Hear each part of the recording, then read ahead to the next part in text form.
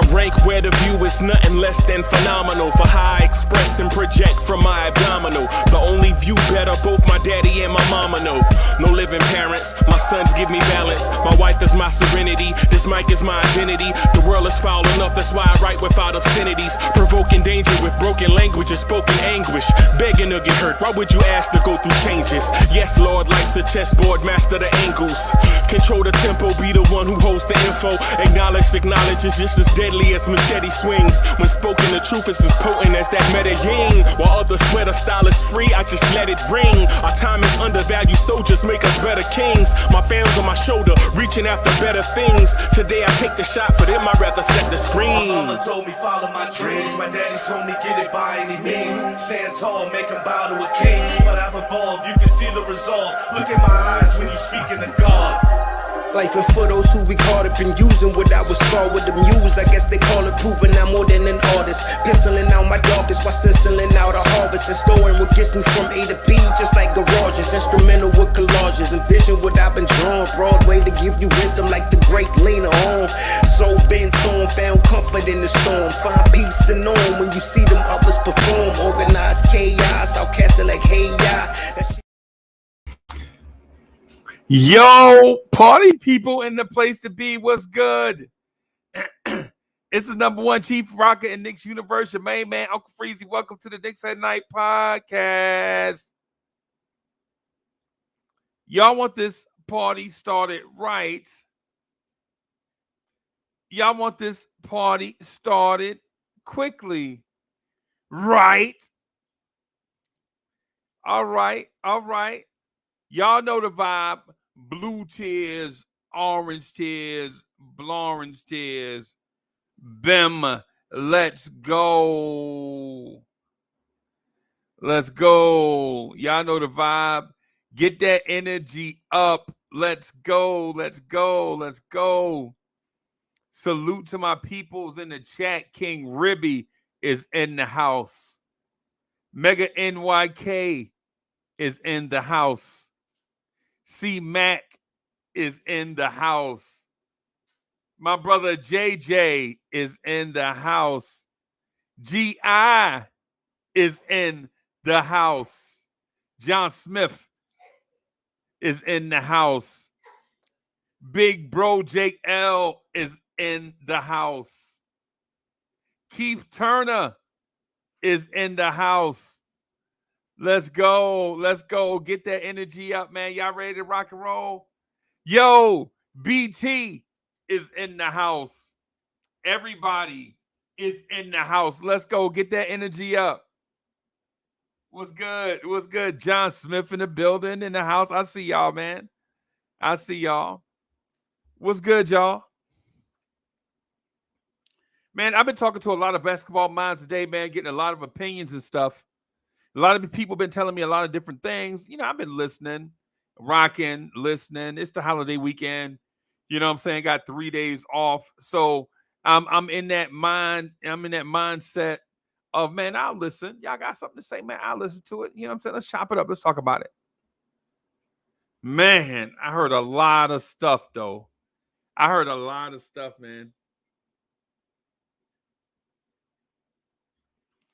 lot of stuff today. I ain't gonna lie. Some of the stuff I heard, I was like, yeah, you know what? I never thought about it like that. But you know what? Maybe I should have. Maybe I should have considered it. You know what I mean? Like, I heard a lot of stuff today. Right? Somebody told me today that I should consider more than the plain options. Right?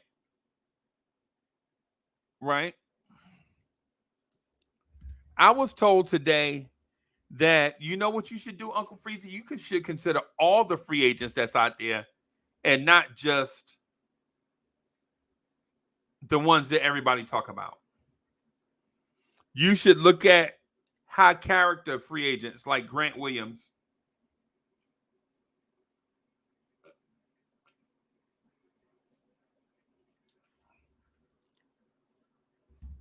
right?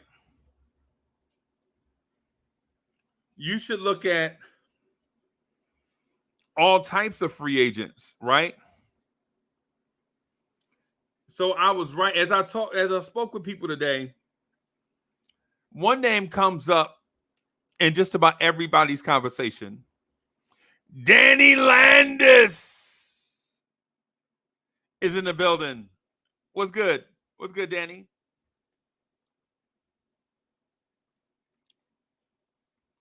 One name comes up in every conversation, and I want to bring that name up with y'all. Y'all tell me what y'all think.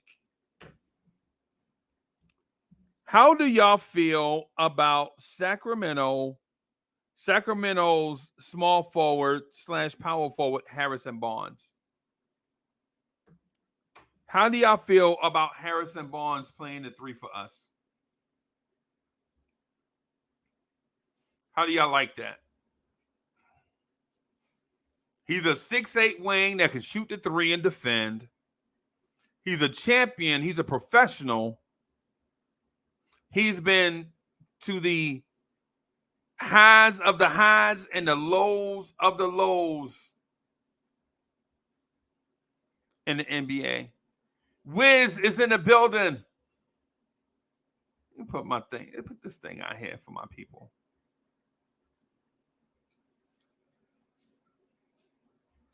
GS400 says, solid, efficient scorer, champion, and good D2. How do y'all feel about him? About Harrison Barnes? Maybe bringing Harrison Barnes on like 3 years, $20 million. Or 3 years, 60 overall, but 20 mil a year. How would y'all feel about that?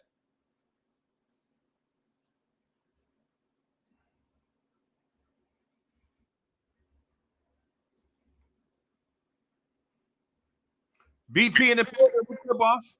Hey, nothing, man. Just doing good. How you doing, Unc? Man, I'm super good. Yo, look who here, my man. What's up, boss? Eddie C is in the building. The basketball zombie is in the building. You know, hey, hey, I have your guy on this list, right? Can you see me? Can you see the screen? Can you see that? Not really. What? So the second name on the list is a guy named Vucevic. Vucevic. Yeah. I wanted to Joe man. remember. I wanted to Top of trade them for guys. him. I wanted to trade for him for a stretch run in the playoffs, Right. since he was going to be a free agent. You know, I was hoping that we could get him on the cheap, but he started playing really well as soon as I I depicted him, and it was never. It was. I don't think they even had it in their plans to do something like that. Well, I want to get to Vucevic. I want to finish on Harrison Barnes, but I definitely want to talk to you about Vucevic. Okay. All right. Can I get a shot? Hey, man. Top of the morning to you. Good evening, everyone. Joe Maiden, Eddie, Brian, and Big Chief Doctor. I just want to apologize to you, man, because I thought you was crazy the other day. I was like, it's about the camaraderie. It's about uh, the family patronage. It's they're not getting rid of Hart. Hart is Brunson's best friend. But what I didn't realize is how shrewd the Hart move is, because you not only clear Hart's salary, but you clear the first and second round picks this year too, because you don't have those. Don't they come with guarantees? If you pick a first round pick, don't you got a guarantee on your? So you cleared all of that salary space. Your players in the market with this team minus Hart is still a really good core.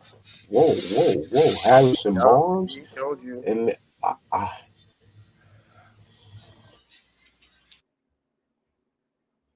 Yeah. Yep. Yeah. I love Hart. I love Hart to death. But like I said, after we had the contract talks on this show, and I saw how he played, I was like, he's not worth. Sorry, we can get 2 good players for that one dude. What? As much as I What love Hart. we can get? Why pay him when we could pay that money to Harrison Barnes? I'm not A big on 6'8" Barnes. wing that can defend and shoot, and he a veteran. But what's his contract looking like though? Talking about well, we'll probably offer him 3 years, 60 million. So it'll be about 20 mil a year. Josh Hart is asking for 18. Mm, Yeah, I don't think he'll get 18 unless like I don't think anybody's going to pay him 18. So I think where's his leverage of getting 18? I think 16 maybe. Because I don't like think I don't think it's Barnes like is the getting Knicks can. 20 at this stage. No, Yeah. he. I don't think because the shooting's a big aspect in that. Like the Knicks can play leverage and be like, well, like in the Miami series, your shooting wasn't there. You were afraid to shoot. but you're Yeah, I don't paying think that Harrison much. Barnes is. I don't think Harrison But Barnes is worth 20 either. Yeah, yeah, he might get 15 or 16. Harrison Barnes might get that, and he can but shoot. but the problem is that you'll have Harrison Barnes start and Hart off the bench getting paid anywhere from 18 to Or 20. you're not So bringing both that guys. for a You're not. bench player, Yeah, that is kind of high. I'm sorry. I no, love you're not Hart. Like bringing. I said, I wouldn't take Barnes because his 20, but I'll still keep looking and I'd still get rid of No. Hart because that cap space, I could get two players. So we said a few different things. First off, Freezy said Barnes at 20 million, 3 years, 60 total. I don't think Right. Barnes can command 20 million on the market yet. I Agreed. don't. Where we Agreed. play, where we playing him? Harrison Barnes at But the three. Barnes is a 4. Yeah, he'd have to play. Well, is he a 4 now? Because he Well, used to be a yeah, 3. yeah, kind of tweener, 3-4. Okay. And I know we've been looking for that, but at the same time, it's like, then what are you doing? You getting all for Obi? You I trading think Obi for I, future picks? I Yeah. think that's a foregone conclusion. Obi not gonna be here. Yeah. Obi. Yeah. yeah, He Obi I gone. agree. The money that he's due as a rookie, like you said, Dre, I agree. I looked it up. You're right. Yeah, yeah, I could see them trading him to Indiana for one of them late picks because Indiana's 3 picks in this draft, right? Right. Right. I think with 2 in the 20s. So for maybe what the 28 or 29 pick, I think they have 27 something and like that. 29. Yeah. I don't see him trading for picks because I mean, didn't Ghetto just say that we don't have picks just because we're gonna have to guarantee money to them. We're gonna have to, That's true. guaranteeing contracts to them. So picks is not something that I'm looking for coming back in any trade that I do.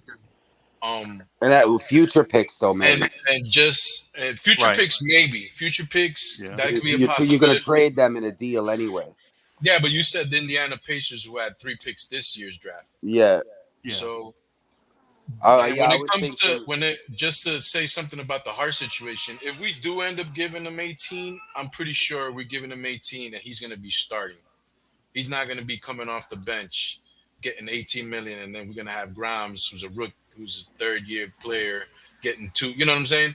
I think Right. he's going to be solidified into the number 2 two guard position. And I give me personally, I love the Hart acquisition, and I'm gonna give him a pass on the Miami Heat series because he was going through some family things. You know what I'm saying? His wife was pregnant. She was getting ready to give twins. Stuff like that could you're thinking about real things. You know what I'm saying? And I think all of us could say that. So But at I, I'd 18 million, I'd say this to that point. Josh Hart is giving you a baseline of who he is for 7 years, so you can nix that part out. Like he's never gonna really be a knockdown shooter. He's Playoff. just gonna be a hustle guy. Like really, that's what he is, a hustle guy. Yeah. Yeah. What he did in the playoffs is what he normally does, though. Yeah. Pass up shots, run from the basketball in half court. Right. But in transition, now he'll take the ball in transition in the open court. He'll handle the ball. But even there, it's Forrest Gump box of chocolates thing, right? You never know what you're gonna get. he's hesitant. That's his problem. If Well, he was tell us more how you feel, aggressive, Fizz. nah, I was just gonna say if he was a bit more aggressive, whether it was the Cavs series, if he had the same energy from the Cavs series into the Heat series, it would actually be no argument. I mean, no conversation about it because you would have shown improvement. He would have shown that he actually can keep up. But the problem with Hart is, for me, as much as I like him, at best, yeah, on the Knicks he may be a starter, but anywhere else, most likely, on average, he could be coming off the bench. And you know what though, BT? If I'm in that 17, 18, $19 million range, I'm just going to see if I can get Vucevic from Chicago. Yeah, see, like that helps out with Robinson. Now you can put Robinson on the block with Obi, and you can get more options. Or you could just put Robinson on the block, period. I'm not gonna lie to you, Freezy. Vucevic is gonna get more than 18, 17. Yeah, he's gonna ask for You think he in the 27, neighborhood of 25. 20? He's in the neighborhood of 25 ish. 25, 27, like I told 25. you. Good Because it's his defense. God. It's his defense and how he presents himself and how he's able to Nah. keep It's up not with his him. defense. Bigs that can shoot And at a high rebound. clip. That too. At a high clip, they make money. That's just This what it guy, is. And for his his age agent, too. Isn't he 29 or 30? I his think he's agent's on the gonna be other half of selling. 30. His agent's gonna be selling him as a poor man Joker. Yeah. This is exactly how his agent's gonna sell him. Like That ain't no. when we talk about contracts, we got to take into account like what the max is right now. The max is The upwards of 60 at million. 50. Nah, it's upwards of 60. Like Jokic, Like towards the end of 50. his deal, he's crossing $60 million a year. So He's it's Dame. Oh, you talking about down a little? I'm talking about first years right now. I'm sorry. Yeah, but like going into next year or when Jason Tatum gets his extension, he's crossing 60 a year. Yeah, So a year and a Brown's half getting On the from back now. end. So yeah, On the back so end. Right. he's gonna start out with 60 on his next deal. Whenever it I don't happens, think a it'll year and a half from now, he's gonna start with 60. I'm But being then dead and that's yeah, just serious. for a off of year his and a half. that's just off Year of and his a half. back MVPs. If he wins another MVP plus he also wins the ring this year, it's like it ain't even gonna be like that. Like I see what you're But saying, Dre. well, when we talk about contracts, we're always projecting the future because we're not talking about Yeah, like the yo, second. So like when we talking these you contracts, should yeah, whatever the like when baseline is. It looked like they've been getting an 8 or 9% increase a year. So I see how in a year and a half I have to agree with that 60 number. I really in a do. year and a half or two, it's going to be guys that maybe play 10 minutes in a playoff game are going to cost 15 to 20 million. Yeah. like Yes, sir. like Guys that aren't Bradley going to Beal do is much. clearing 50 million, bro. Like Oh my God. Wait, I thought Bradley he was Beal at Hey, is clearing 19 right now though. Bradley Beal. no. Yeah. Bradley Beal been clearing that for Bradley Beal ain't been seeing 19 million since 2015. Oh damn, my fault. Yeah, he been getting He he was been getting seeing that bags for a 60. minute. Yeah, he's been getting well over 30 million for a year Yeah. for a while. So But he's I yeah. think he's 19. I was Oh, gonna I was just gonna throw this out there. The reason why I was talking about Vucevic is because I think there is a world where Vucevic can transition into a Brook Lopez type player once he gets to be 34, 35, 36. I And I agree know with that that. sounds ridiculous now, but it also sounded ridiculous when we talked about Brook Lopez doing it.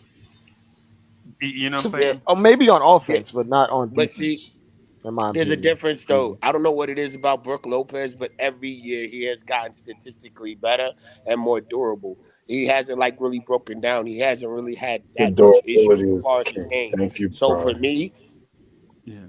And to be fair, Freezy, Brook Lopez is a legit 7'1". Vucevic yeah, is really like like 6'10". 6'9", yeah. So like Lopez But does certain things, but he's also bigger. And to be absolutely honest, I think he's more mobile than Vucevic anyway. But anyway, in that Buck scheme, they have a You think scheme he's that more mobile than Vucevic? Nah, I can't see in that. that Buck scheme, there's a scheme. They scheme him to be in a drop like 98% of the time anyway. Right. So, but he also has the length and the ability. He has verticality that Vucevic doesn't have. Like put it this way: Vucevic went up to block R.J. Barrett's dunk, and R.J. posterized him. Okay. Brook Lopez would have sent that. To be absolutely honest with but I you, think Freddie. but I think what's most important is Vucevic has had some serious injuries over his Has he? career, and you got to wonder. Yeah, I he's missed I had that. some didn't, He injuries. has? I didn't I really know didn't know about that. that like that. I didn't What I know. was I gonna didn't say know. about Vucevic Am I is like, confusing him and the guy? Didn't he come from Portland? nah, No, he's No, on that's no, no, no, Nurkic. Chicago. no, no. That's He's on Nurkic. Chicago. Vucevic is from Orlando. Got traded to Chicago. From Now, Orlando to Chicago. He started Yeah, off with the you Sixers. thinking of Nukovic, not Vukovic. It's a nah, V, you not a thinking of L. Nurkic? Yeah, Nurkic. Nurkic. My fault. Nurkic. That's what it is. Nurkic. Yeah. So I I understand knew. what you're I saying. go ahead. I'm sorry. Yeah, finish reason. Oh, what I'm saying is I understand what you're saying about Brooke Lopez, right? But I still think there is a transition that can be made for, you know what I'm saying, a stout center like that. I know Vucevic won't be a carbon copy. That's not what I'm even looking for him to do. What I'm looking for him to do though is because he was a all offensive center with no defense, and what I'm looking for as he gets older and less mobile, I'm looking for him to at least get better defensively. Not he don't have to be elite, right? But what I'm saying is because you remember Brooke Lopez was all offense when he first came in. The Robin Yeah, twins, yeah, yeah. one was all offense, and the Lopez twins, one was all offense, the other one was all defense. Now, when you look at both of the twins, one is energy and defense, and Brooke Lopez is elite defense with some offense. I'll You, say this, Fruzy, to that point. It depends on your scheme because the Bulls ultimately they had like a top 10 defense for the last few years with Vucevic being in the middle of the paint. It depends on scheme and who you put around him because he'll make it that you won't be seeing straight negatives on defense or being a plus on offense right. in my mind ultimately. But So, am I I don't know allowed? if Vucevic is And gonna go for 17. To be yeah, I was absolutely Am, gonna honest, And hold on, not. hey, Gi, what were you gonna say? am I allowed to put a knock on him that he's been a career loser? I'm looking not only to get better statistically, but I want to win, and we know this now. Watching these games now, let's come on, let's not pay attention. It's the next level that takes the win. Even Jimmy Butler's 3 games in a row now not had what it takes to carry his team Oh, by did you see how himself. they lost tonight? Yeah, So, that Oh was my, oh crazy. my They God, said it was a 2-point foul, then it was a three, and then a tip in. you had to tip in at the buzzer. Come on, man. hey I'm like, man, wow, how y'all not box out? Y'all get that close. The basics of basketball is what y'all Celtics played was giving all that game season. away. They were Yeah, so giving that game Vucevic, away. so he's been a career loser. We're gonna ignore that. He really has. yeah, No, but yeah. what I was gonna say about him, well, too, is his post game as well, like his post up game. We already got Randall, and if Randall's down low, is he gonna be able to roam like a But Lopez? I you just honestly, stepped on my question. Freezy gave me Right. the I'm floor, and you sorry. just stepped on my. No, no, Well, I'm well, sorry. I didn't mean to do that. That was what I was gonna say before Frizzy said let you go, well, because well. that's what I was gonna ask. It's okay. So the two parts to it is the losing part is accurate in my well. I won't say loser. I call him mediocre. I call him a ham sandwich because Orlando used to be stuck in that purgatory Yeah, he was that purgatory king. That's with his Terrence, cap. yeah, with Terrence Ross and Fournier, they were stuck in purgatory, right? And was But it Chicago in purgatory too? right, that's why I said that. That's what Oh, I'm I'm sorry. saying. Like he a ham, like I'm saying he a ham sandwich. Like he, but the thing too though is to what BT was saying is when Randall is in the post, wouldn't you like a Vucevic on the floor with him, a stretch five that can knock down threes? Is that not what you want? How Exactly. are you using Vucevic, Freezy? Are you bringing him off the bench, or is he your starting center? No, he's starting Sorry. definitely. So you're moving Mitch. Yes, Okay, I understand where it comes from. It makes the offense better and it gives more spacing. I get right, that. right. But are you ready for the big drop off defensively then? Because Mitch is our best and basically only defender. They kept their defense basically what it was in the Wow. playoffs. You Right, take Mitch out, our defense is atrocious. right. I, How many championships have you gotten with Mitch? Zero. No, I, 5 I so get I far. get what you're saying. I nah, have no I was problem gonna. Right. losing Mitch, Five. but am I getting But defensive piece that can are this team is the team gonna bring back pieces that's gonna make it comp or good enough defensively? yes, What that's I, what you're ultimately that's what you want to do. Instead of getting all defense at the rim, you're getting your defense spread out and balanced on the wings. Right. So now you have guys helping Vucevic and Brunson. Right now Oh, we're kind of because think about this. Does Mitchell Robinson lead the NBA in block shots? No. I No. was also gonna say Right. rebounding as Yeah, well. yeah. Teams don't necessarily teams don't even go to the rim on us in Tom Thibodeau's scheme. I feel like if you have, I think Vucevic and Hartenstein both can adequately man the five. You know what I'm saying? Probably give you lesser defense, but vastly, wildly, grossly more offense. How'd you get better on the wings? Because you got Harrison Barnes too. How do you get better on the No, wings, no, he's guys? just talking about Yeah, Vukovic. yeah, yeah. I was going to get to that. Hold on. I was going to get to that. Nah, I was just gonna say about Vukovic's rebounding. I think he would be doing a lot better off the rebounding, at least than Mitch Robinson could do. Well, the biggest reason you need Mitch is what I need reason to say. Because I'm willing to get rid of Mitch. If you tell me guys ain't gonna just Ole, because these guys love to Ole that man to Mitch. They really do. And Mitch be there consistently, and those little guards get there like, "Ooh, I got here quick, but I wasn't expecting this," and they start pedaling back, and that gives us a chance to get a second line of defense up, and that shot clock is against teams, and that I, really helps our defense. I agree with that, Gi. And to even pair it off of that, there's a place for Mitch Robinson in the league, and he presents an elite skill, which is offensive rebounding. That should not be ignored. I believe truly that Tom Thibodeau isn't necessarily the right coach to maximize whatever it is in terms of offense while having Mitch Robinson on the court. I think it's kind of hard to say, but even if we were to get Vucevic, I believe our offense would be pretty predictable, even if he's just spacing, because he's not going to be doing anything particularly spectacular. He's not going to let him run the offense through him. We're not going to see any triangle actions. We're going to see you're going to see Vucevic set screens and pick and pop. That's about it. Pick it up with Brunson. And to be honest, our defensive scheme, if we're going to run the same defensive scheme, Vucevic is going to get his head taken off Ooh, on the defensive Yeah. end. We you cannot don't want run nobody like else but Mitch. No scam.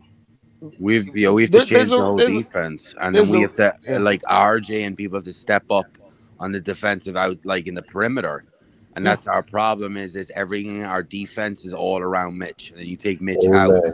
and put that on Vucevic, then you in trouble. yeah. Like our defense is, for better or worse, hide Brunson and funnel everyone into Mitch. Now, if you have Funnel it. Vucevic out there, who are we hiding? How are we hiding? All you got to do is run a 1-5 pick and roll and get whatever you want. You want a mid range 1-5. You want a 3-pointer 1-5. You want a lob 1-5. like, like Hey, the you whole want to run time. flare screens with them 1-5. It's basically the Okay, same so worry we have about Towns and Brunson playing together. Except what he's you're worse saying than is, Towns. Yeah, so, Yeah, so one what you're time. saying is basically Vukovic is only really gonna be the advantage at 3-pointer, basically, as far And as between floor him and spacing for Robinson's sure. game and floor Floor spacing. Yeah. space. But if we have I this, just if we want to have point out. I just my, wanted to point out when I mentioned this before the trade deadline. We had no inkling that Josh Hart was even on the table, right? Because we usually don't know what anything the Knicks are doing. right, And my thought was Isaiah Hartenstein at that point in time wasn't playing like he played at the end of the season, true. right? So what I was trying to do, and Vucevic was playing like crap. So what I wanted Trying to to do, swap them. I wanted to swap Isaiah Fournier's contract and maybe a pick for Vooch for when we get into the playoffs, we'll have a center that can at least be somebody that you have to guard. I agree with that. That's definitely. I agree. I agree with that, yo. Like a better Isaiah Hartenstein. And you But see, I was going like I agree with that 100% because if you watch the Celtics, they have two different types of centers, and they right, alternate them because you need different looks for different situations. But with Neither of them is.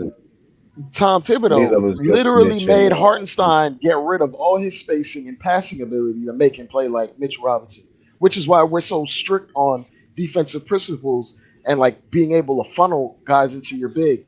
If you get Tom Thibodeau Vucevic, he's gonna try to make him play like Mitch Robinson. yeah, he's gonna try to fill him in. I get what you're saying there. I get what you're saying, but he'll still have a little bit more offensive game. Yeah, absolutely. If he gets to pop out, he'll shoot the three. You know what I'm saying? I thought Isaiah Hartenstein could have shot the three more than he did this year. There Even you Tibbs even go. the way made him stop, There you bro. go. Tibbs even made him even the stop. way that even the way that we were playing him, but it never There you Tibbs go. made him stop. Tibbs made him stop I'm, being a passer I'm because he was being turnover polite. turnover I'm reverse. being polite. I won't step on nobody's takes, but y'all creeping in on mine. Look what My Tibbs bad. did to Hartenstein. Hartenstein. Look at Hartenstein from the preseason to the postseason. These two different players before Tibbs could get his hands on. He made Hartenstein Mitchell Robinson 2.0. He He made absolutely him did. White People Mitch with a floater. goodbye. That's it. I'm going on But mute. Yeah, in he the was a long different run, though, player. in the I thought we long were run, getting the Clippers Isaiah Hartenstein, and that's what we needed. You know what I'm saying? But in that the never long run, that it's never good for materialized. Hartenstein though, development wise, because if he goes somewhere else, or even we get a new coach, or Oh, he even can do a lot here, of things. like is defensively, he got a lot better. Yeah, And like his absolutely. passing Plus the too, like passing straight and the to shooting, so that's yeah, gonna be he'll be still there. nasty somewhere else. Like if you put him on like a Kings team, he'll be like really, really good. But that's the problem. I really think that to be honest with you, a lot of talent is being misused. Like if you really look at how Mitchell Robinson is being used to me, I would use him more pick and roll. I'll have him, like you said, Andre, he's really good at the offensive rebounds. I'd have him more be like a post presence down low, you know, on the opposite side of Randall and try to get him more involved in the offense because he's good. And when Hartenstein comes off the bench, you can have him in a passing mode, try to have him keep going like with the assist and also help you with the rebounding. That would have worked, but Hey, again, Thibodeau is the head coach. And I can't say nothing. but But Brian, it's even deeper than Thibodeau, and this is where you and I'm not suggesting you're wrong, but this is what I say. If you look at our personnel, your takes are a little pie in the sky because Brunson has showed you who he is. When he was, I went back to his games in Dallas when he went off. He keeps that ball in his hands. It's what he does. He's not going to change. He's one of those guys. So whoever's around him is catch and shoot players. They're never going to be this facilitators. Brunson doesn't play off the basketball. He refuses to play off the basketball, and I'm gonna keep saying it until I see it. And if you got him, he could drop you 40 efficiently. Guess what? I'm gonna keep him on the basketball, and I'm gonna get put players around him that can play off of him. Well, But that's I what I I was agree. disagree. talking about with the pick and He roll, though. When I said if you use David Robinson, you can use him on a pick and roll. It'll help Brunson get off the ball, go into the basket, and he can come off of the screen. If Brunson misses, he can grab the rebounds and put backs. That's what I'm talking about. Allow Brunson to play his game without any interruption. But again, like I said, the schemes that we've been playing hasn't really been like that. To be honest with you, the best schemes I've seen us play with these two guys is with Cleveland. And it's sad because Cleveland was a smaller team. But that scheme that we were playing, if we were playing at all playoffs, we would still be playing right now. That's just what I'm saying. So it's pretty much it's more than just coaching. But to me, if you got Robinson coming off, you got Robinson starting, pick and roll, going offensive rebounds, putbacks, all of that, that dude's gonna be nasty. Because then now when Brunson goes, they're gonna look at what's gonna happen. Then you got Hartenstein coming off the bench, whether we keep Good, Hart or not. Brian. And Okay, his you got to wrap it. passing, You got other guys. You got other guys, bro. We all be quiet. You got to let other I, guys in cook too. I'll say this to that point, Gian. Brunson is the best catch and shoot guy on this team. If we had more playmaking, we would be able to like utilize that ability that he does shoot 41% on catch and shoots, You but we better be never right. really get to use that because we never really have other playmakers on the You court. better be We right. never Yeah, we ne- because You better. it's Randall. We need somebody better than that. So yeah, like to keep it call a spade a spade. Brunson has shown the ability in multiple levels to be off ball, and he's been efficient You off better ball. be right. You better be right. No. I am No, I right. know he is. No. What I mean is, when we get that other player, that's going to be the Oh key. When we well, when get we that get to other another player, Tibbs can't be the coach. player ain't hey, good. Greg, so you saying the only way we can surpass our actual where we're at now is we got to get rid of Tibbs, Yeah, even though he got us where we're at? yeah. There's no shame in that. So then who do we need to replace him with then? Someone that's a little bit more I would give it to Johnny Bryan for a year and see what happens. yeah. He's a I'm young coach, and players ain't respect him. Like with the problem with Tibbs is none of these star players don't want to play for him. So you need to bring in like Johnny Bryan has good cachet around the league, and that's what he was brought here for. Like he wouldn't have come here if he wasn't going to be trying to get a head coaching job after Tibbs. I'm. It's you need someone that's more willing to adjust to personnel and the strengths of said personnel instead of trying to put that personnel in a box.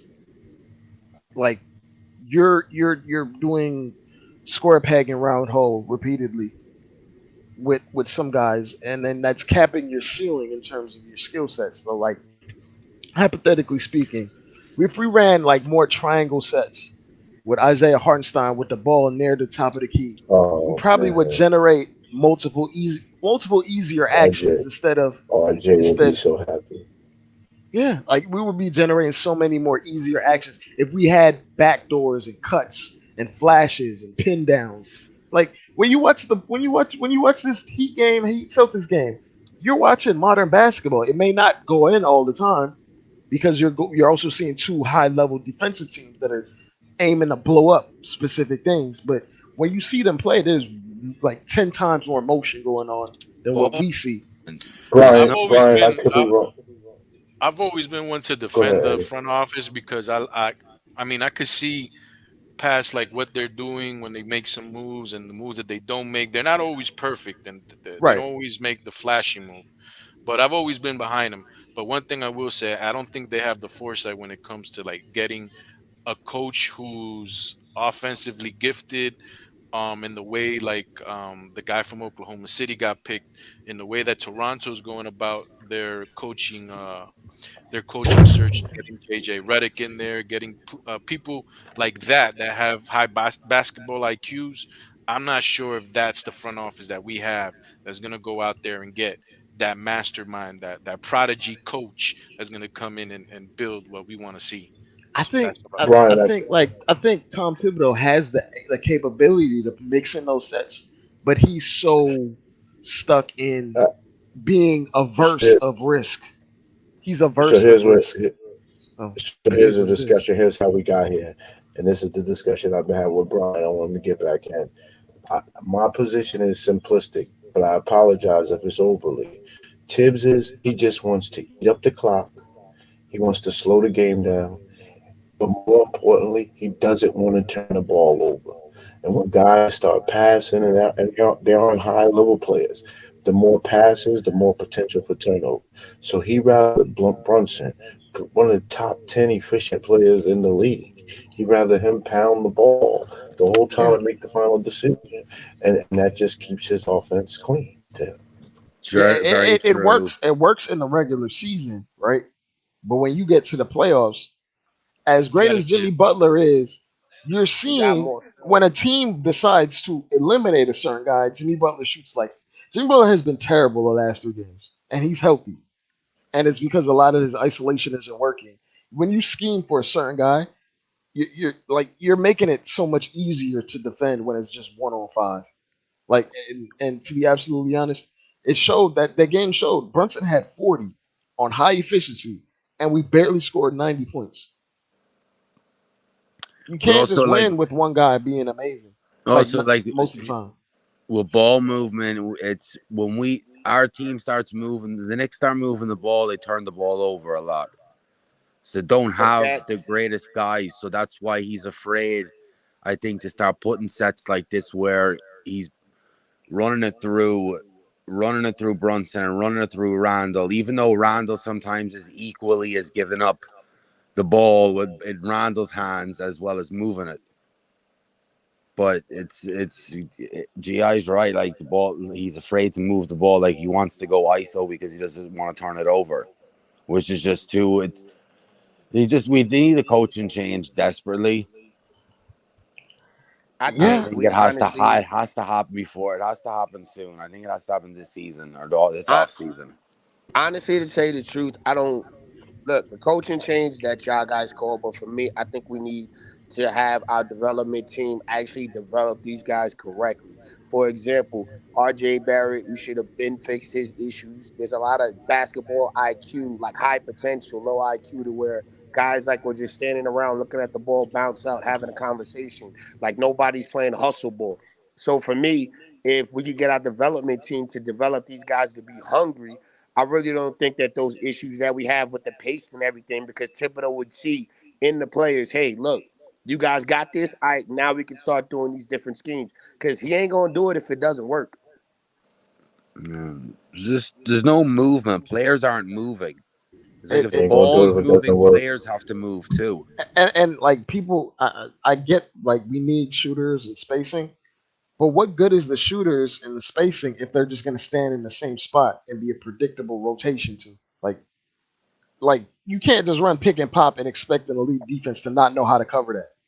Like, look at Miami. That's why they're bad with rebounding, because they basically do exactly what you say. And if they make it 9 times out of Trick 9, they guys for don't. And then all rebound, of a sudden, the rebounding.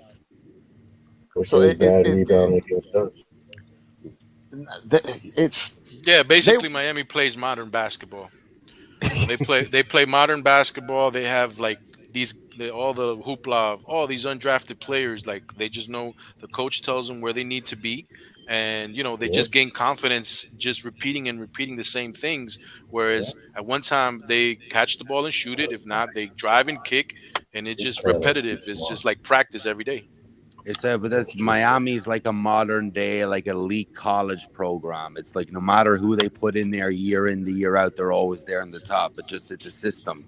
it's a Yeah, plug and play Okay, thing. It's like yeah. you I'm see you really see envious. I'm really envious of you them, to you be you honest, man. see you see how we we got fine. all those. You see how they got all those free agent guys. I mean, undrafted free agents. I would not take a chance signing any of them. You know why? Because Can they like Bill Belichick players. Exactly. Like let's say can right now can Max I ask a Struess is a free devil? agent, right? And people say that he's won money. They paid Duncan Robinson when he did the same thing Max Struess did this year. I don't know if they'll do that same thing again because they can get Caleb Martin to do what Max Struess does. You know Can what I'm I saying? can I ask the And Yeah. devils? his Can I actually, ask? Can Go I ahead, ask a Don. devil? You know, Can I ask a devil's advocate question that y'all can kick around amongst y'all on behalf of Tibbs? It's one that you would ask your boss if he called you in and told you he was firing you. I know this is different. I know we watched it happen. It's not unprecedented at all. But Tibbs is taking this team, this organization that had no culture and gave it one. In basically 3 years. In yeah, a year, True. and Very four true. y'all went out. I'm thankful. Are you- Like my bad, Gi. I'm gonna let you finish. My bad. this is it. Is that are we getting too cute? An organization that's been bad for 25 years is ready to change, get rid of the man that changed the culture in three? That's my question. I'm shutting up. I'm Thanks. gonna say this to that point. I'm thankful for the foundation and the groundwork that he's put in. But if you have aspirations to go further than where we are, Hmm. you need to have higher standards and you need to expect more. It's not like we're not talking about Tom Thibodeau like he's 45 years old. The man is 66. And I also want to say that we've already seen this book play out, and everybody, as Knick fans has already said it. Tom Thibodeau is the one to build the structure, to build the foundation, to build what he's doing right now, and then you got that next coach to take you further, i.e., the same way Mark Jackson did with Golden State, and then Steve Kerr just took him to the next level. We've seen this play out, so we already know the playbook on this, and I don't know if it's this year, I don't know if it's the next year, but it has to happen so that we can get to that next level. It, it, but then how do we not know that we actually, instead of it being in that scenario, how do we not know we have like a Mike Brown scenario where we have a coach who, in a long time we haven't made the playoffs, we understand, and now we have a big open-ended question. That's why I said I don't know about the coaching, because if you're gonna change the coaching, you got to change the whole system. which is why you bring Johnny Bryant up because he's already entrenched in the system and then he has more say in terms of what we orchestrate That's on a offense. legitimate response. It's a And real there should be legitimate. no problem with a little bit of a system change either. No, no. I feel like our defense, like a lot of the things that we do on defense, and some of the things that we do on offense are actually very good things that you need in a modern offense. But you can't be rigid. I You need an I open mind. You can't be just I stuck can't to principles all the time. I can't explain why Mark Jackson did what he did, but I don't think it's fair. Steve Kerr has done an amazing job, but we will never know what Mark Jackson could not do. He did not get terminated because he was not efficient on the basketball court as a coach. He got terminated because I'll he t- could not control the locker room. He was doing things he shouldn't probably brought into the corporate world. But I gotta be careful I, because he has to make it meet his Gia, maker. But it's I, fair. I'll give you multiple reasons why he did get fired ultimately, and that's not one of it. To be absolutely honest, because Steve Kerr gets on a pulpit and talks about gun violence, which makes people very uncomfortable. He talks about like things that have happened in terms of social justice that makes people very uncomfortable. So when you produce, you get leeway with that. The reason why Mark Jackson got fired is because he went to the second round against the Spurs, gave them a run for their money. Then the next year they regressed and lost in the first round in 7 games in a series they were supposed to win against the Clippers. And and to be absolutely honest, their offense was antiquated. It was a ton of I'm gonna give Steph Curry the ball and run high pick and roll against a loaded up defense. And Steph work your magic, do stuff, and just And they make me look allowed good. Which is and they allowed almost identical to what seeing Brunson do.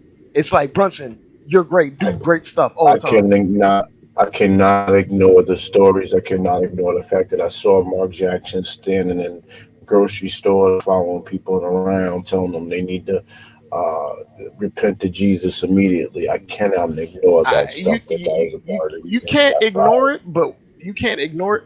But as much as you know as great as I know, if you produce, you ain't going nowhere. Just like John Moran ain't going nowhere. Greg If Well, you Popovich. when you cross the produce, line of if you religion, when you produce at cross a the certain, line of religion, but like you can't. Like I can't. And we if we keep it calling a spade, he's done stuff worse I than think that. Like Joe because he got extorted by a stripper, if you actually recall, which is worse which than made all him of that stuff. which made him turn all this stuff. But that's another story. But go ahead. Yeah, yeah. So that's even worse. But that's just questionable decision making, in my opinion. But I think I don't believe they would have taken that next step because their offense and the fact that they started playing Draymond Green it made them night and day different. Like he Also, what I was was gonna stuck to playing David Lee. He wanted to play David Lee no matter what. Their offense was predictable. It was just Steph do great things all the time, and I'm not gonna make your life easier. Just you're just so great that you're just gonna do these great things. And and he to used that point, I don't think they were gonna ever level up to that dynasty under him. Nah, I don't know. I can't say that. Nah. I was But gonna go say ahead, the way he Brian. Now, I was just gonna say that the way he also used Klay Thompson as a defensive option, as opposed to what Kerr used him now as far as a secondary option for Kerr. I mean, not Kerr, for Steph Curry. So for me, it's like his defensive scheme was really, really good as well as like you said with his offensive scheme. He was misusing certain people at certain times. That's all. He laid the groundwork, and there's nothing wrong with like a guy laying the groundwork and then establishing a culture. Now, what you got to do is build off of that. Do you believe you can get to the next level with Tom Thibodeau? Do you believe? Me, I gotta give him a chance because the opportunities that he's provided for us since he's been here, it has improved. So for me, personally, like I said, I just think we need a better development team because if Thibodeau sees that we have these guys that can do this stuff, and like basically like here's an example. We're running practice and Thibodeau is like being sarcastic and he sees that we're doing certain plays that's not on his norm, and the players start showing him, hey, yo, we're hungry. This is what's gonna make us work. At some point, he's gonna be like, you know what? Let me see what you guys talking about. But That's what he's I'm saying. never been that type of coach under any circumstance at any stop he's ever made. So to expect a 66-year-old coach that's a True. basketball lifer to change who he is in his core is just not realistic. Like I'm a an Knicks example fan, of man. this. An example of this. We saw this Josh Hart, RJ Barrett lineup not work the entire series. And you know what he did in a game 6? While we were trying to get back in the game, he went right back to it and it didn't work. He I relapses into what he's a creature of habit. He's like a comfort. And once he gets under the most stress that he can be put under, he'll just relapse into what he thinks is gonna work, even though it didn't work at any point during the I series. am I'm under the impression the one position you need to win in today's NBA is Mhm. considered the wing. And I until agree. we I get agree with get that. some wings, not some 6'5" tweeners, 6'7" slower foot guys, 6'6" rookies. Till we get him a solid 6'9" guy that can do it all, then I'll judge who Tibbs is. I just want to give him a chance to have all the tools, and they haven't But gotten them Tibbs yet. don't. But Tibbs don't want them guys because if he did, they would be on his roster. He has say so in that regard. He didn't care about Cam Reddish. He didn't care about Yep. that G League 6'9" guy.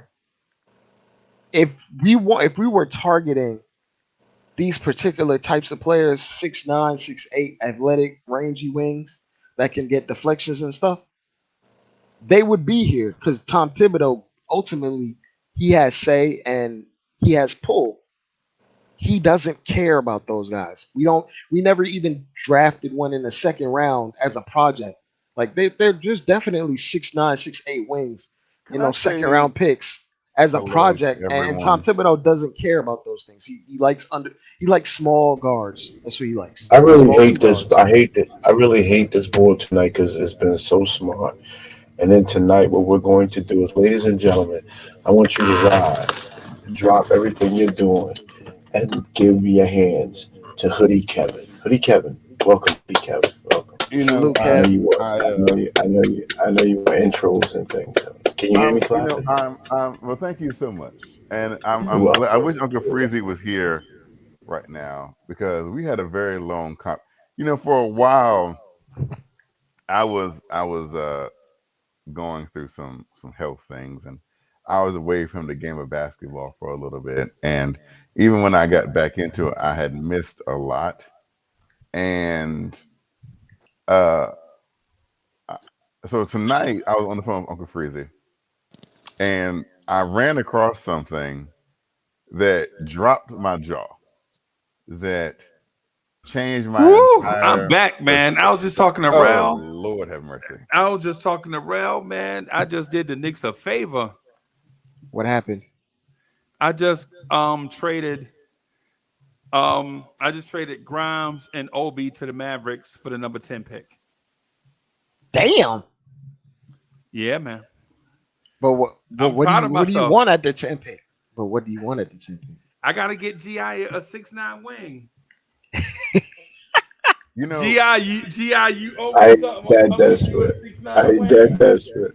I ain't that Uncle desperate. Freezy, I was just telling them about what I had Hey, found hey, out. hold on. Let me That, do the thing real quick. Danny Thomas, thank you for Jen's contribution. Would you trade Julius Randle and Siakam straight up? I wouldn't sign hard at 18 million. Would sign Jackson Hayes probably. Bim. Thank you, man. Thank you for that.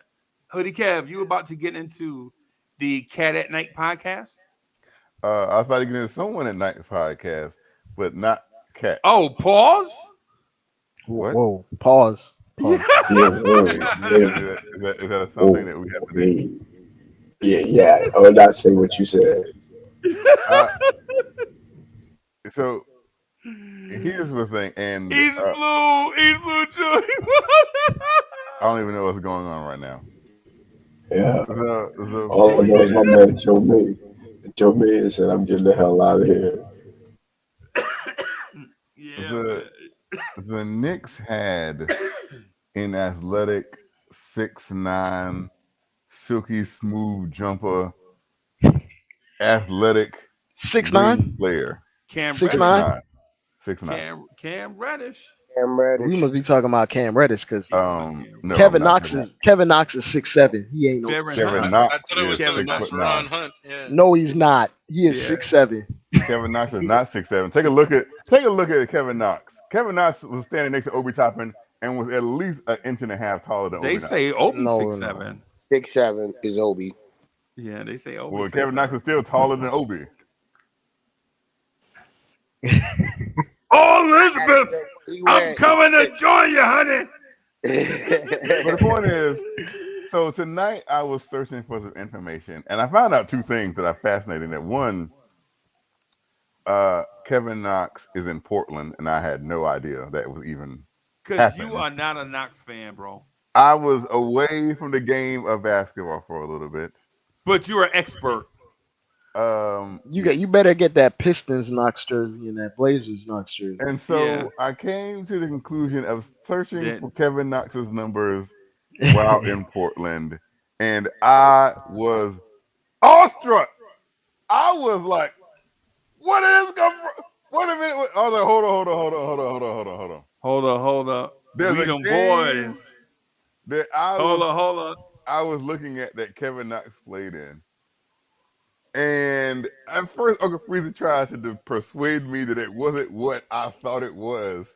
And Really? upon further a review Really? at first, because you said that Really? Kawhi Leonard wasn't being played. And after further No, review, I upon didn't. looking at it, I'm the one that told you that Kevin Knox was balling, and you was like, hold on, let me look at the numbers. and I He's looked at not the about to go numbers on a Kevin Knox of rant. Kevin Hoodie He's not Knox. Cab, about to. Hoodie Cab, did that not happen? Did I tell you? Did I not tell you Kevin Knox was balling? And you was like, hold on, let me I look at the don't numbers. Is I that don't not what remember you saying did? doing all that, Is but that not what you I did? did was like, hey, let me go take a look at this. No, you did. You said,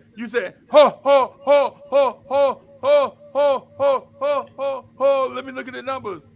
And I I was don't like, remember all that. okay, Santa. But the point is, in Portland, with adequate He playing just bust time, out there. Kevin Knox averaged 15 and 5. I was like, what are we doing? What happened? All this took place. And I kept telling Knicks fans, if you wait, So Dre. if you wait, he will blossom. I saw the highlights Are and you Kevin giving Knox. us the Field of Dreams speech? I If you Wait, build it, hold saw they on. will the come. So highlight. Yeah, No, yeah. the no. highlight made you believe in I that? saw the video of Kevin Knox going up against Kawhi Leonard, and Kevin Oh Knox got God. 30 and 11 on Kawhi Leonard. And I was like, oh my God, this happened. How did I not know about this till right now? Gee, how you an expert and you don't even look at And data? two, How and you? two, Yeah, I called him Rip Van Winkle the other day. He was in like, "Yo, why you call me 29 Rip minutes Van a Winkle?" game in I was like, "Yo, Portland, he averaged 15 and 5. how you come on and argue with me about Carl Anthony Towns and Kevin Knox and don't even know the information? What are we doing? I You just just talking just to talk. We could have Just had a talking, yeah. 6-9, and I saw him go coast to coast and dunk on Rudy Gobert. I was like, oh Okay, God, let me ask what? you something. Why is Yeah, it? that height Why? off of a I was about to highlight have a heart reel of attack a when I player. saw it. Uncle Freezer About to have a first heart attack quote. now. I was I, Uncle Freezer. I don't believe that Kevin Knox got a rebound, went coast to coast, and dunked on Rudy Gobert. are you trying to get him Uh, back or something? Is that what you're promoting right now? Like we should try to We get should him back on definitely the do team? that. But I am okay, all for reuniting Kevin Knox with the Knicks. with Tom Thibodeau. Tom Thibodeau needed to go anyways. So here's the thing: Hold the up. Knicks are gonna find themselves at a crossroads, right? Because they can say we can do the same old things. Because this thing, either you with your homeboy or you with your job. Because it can't be both. See, Leon Rose and Tom Thibodeau are homeboys, right? So you gonna stick with your homeboy, or you gonna stick with your job? Because your job is I got to make the Knicks a title contender, and you hang with your boy is that's not going to happen. Tom but wait, Thibodeau is hold a on. What if your fantastic. boy? But Tom what if your Thibodeau is a fantastic coach. I do not believe that Tom Thibodeau is the type of coach that's going to lead your organization to a championship. I said that when we first hired Tom Thibodeau, we got the tape to prove it. what I was The gonna say is receipts. your boy built something that actually got the team to be productive, and then you come in and take over after him. That's not that's not cool. What you Do you mean know You who that's saying not Doug he should cool? Collins pick his is? job? You saying he should pick his job Brian over? Townsend. Do you know who Doug Collins is? Man, who cares? Okay, what's the point? What are we talking about? I'm asking you, does he know who Doug Collins is? Right. Do you know who Paul Westhead is? I know exactly who Paul was. That's who I was going to next. Okay. Paul Westhead, Doug Okay. Collins. Yeah, you should have started with Paul Westhead. I mean, he did win the championship though. Yeah, not with the Bulls. No, but Paul Westhead won a championship with the Not exact with team the he was Bulls. fired from and then replaced. Not with the Bulls. Not with the Bulls, no. So what's your point? The point Why is, are you trying to put BT on the griddle? Just go ahead and say what you got to say. the point is, there's been plenty of examples in the past where a team has had a coach. I mean, we were just talking about Mark Jackson. A team has had the coach where he built the foundation, and somebody else came and But finished the that's a house. totally that's not his boy though. That's what you said. You said, "Hey, you either gonna worry about your boy or your job." That's some griminess right there. Curry's a different story because he was on the outside. He wasn't even a head coach. Excuse me. So again, that's two totally different scenarios. Why did Tom Thibodeau get this job in the first place? It doesn't matter. He got it. Look, I No, don't no, it really. does matter. It does because if you that means you know the answer. He got the job because his boy is Leon Rose. So let's not pretend he only got the job in the first place because he's homeboys with Leon Rose. He wasn't get a job anywhere else. Nobody was knocking down the door for Tom Thibodeau. So let's not pretend we don't know what's going on here. Like I said, I don't speculate. I just based off of what I see is what I analyze and go off of. I don't. I read the newspaper, and if I see something, I don't pay too much attention to it because it takes away from the actual game. So again, for me, you can't really do Again, that. what's Hoodie Cav's point? The point is, if you're going to bring in the type of players necessary to win championships, those players don't fit into what Tom Thibodeau uses, what he likes. Because you say you need an athletic wing, that's what wins championships. So Tom Thibodeau does not Kevin play. Knox is a championship level player. This is about the position itself. Wait, no. There are two principals involved: Tom Thibodeau and Kevin Knox. And you want to get rid of one for the other, I don't want to get rid of one for the other. or get rid of one for the other. That's what we at, right? One That's has not to where go. we're at. And you're not going to, One Uncle had to Freezy go, and the is next dude not that going to Kevin Knox twist had to my go. words because that's not what I said. I have Right, been you're preaching. not saying anything. You're like, hold on. But we hadn't heard anything. That's because What we every time want you I to talk, do? Uncle Freezy wants to cut me off. No, because you're questioning people like somebody is on the witness stand. If you got a point, get to it. Aren't you questioning me? No, I'm saying if you have a point, get to it. Uncle Freezy, you literally just asked me a question. If you have a point, get to it. Can I without being interrupted? And then I can finish my point Wait, I and just said if you have articulate. a point, get to it. Clearly, you don't have a point. Okay, so my point is one, this is not about Kevin Knox and Tom Thibodeau because I believe that Tom Thibodeau should go anyways because he's reached his ceiling with this team. It's not about Tom Thibodeau, but the first name you said out of your mouth is Tom Thibodeau. No, it's not about Tom Thibodeau versus Kevin Knox. This is, I mean, if we want to talk about Tom Thibodeau, my stance, regardless whether we talk about Kevin Knox or not, is Tom Thibodeau has reached his ceiling with this team. That's what I'm saying. Okay. I can agree with that. All right. You can't agree with that. If you say that, can your next point not include Kevin Knox? Yeah, we can talk about bringing Carl Anthony Townsend. I can talk about that. Wow. Yo, I got a real question. Why And do that's you how he replace pivots. productivity with someone that's productive with talent? I never understood that. I'm sorry, what was that again? I said, why are you replacing productivity for talent? Who's Because productivity? like you gotta like Brian, we're talking about Tibbs. No. I wasn't talking about Tibbs because if he said that he wanted Carl Anthony Towns, most likely we would have to get rid of Randall. Okay. Yes. Absolutely, 100%. That's why I said, why would you get rid of productivity that's going to give you 70 plus games and play and be the most minutes and your Iron Man, two-time All-Star for potential? It's not potential when he's put up numbers himself. Like I can see if Carl Anthony Towns had not put up numbers himself and was only going off like some kind of hype, but he's actually put up numbers better and or similar to Julius Randle.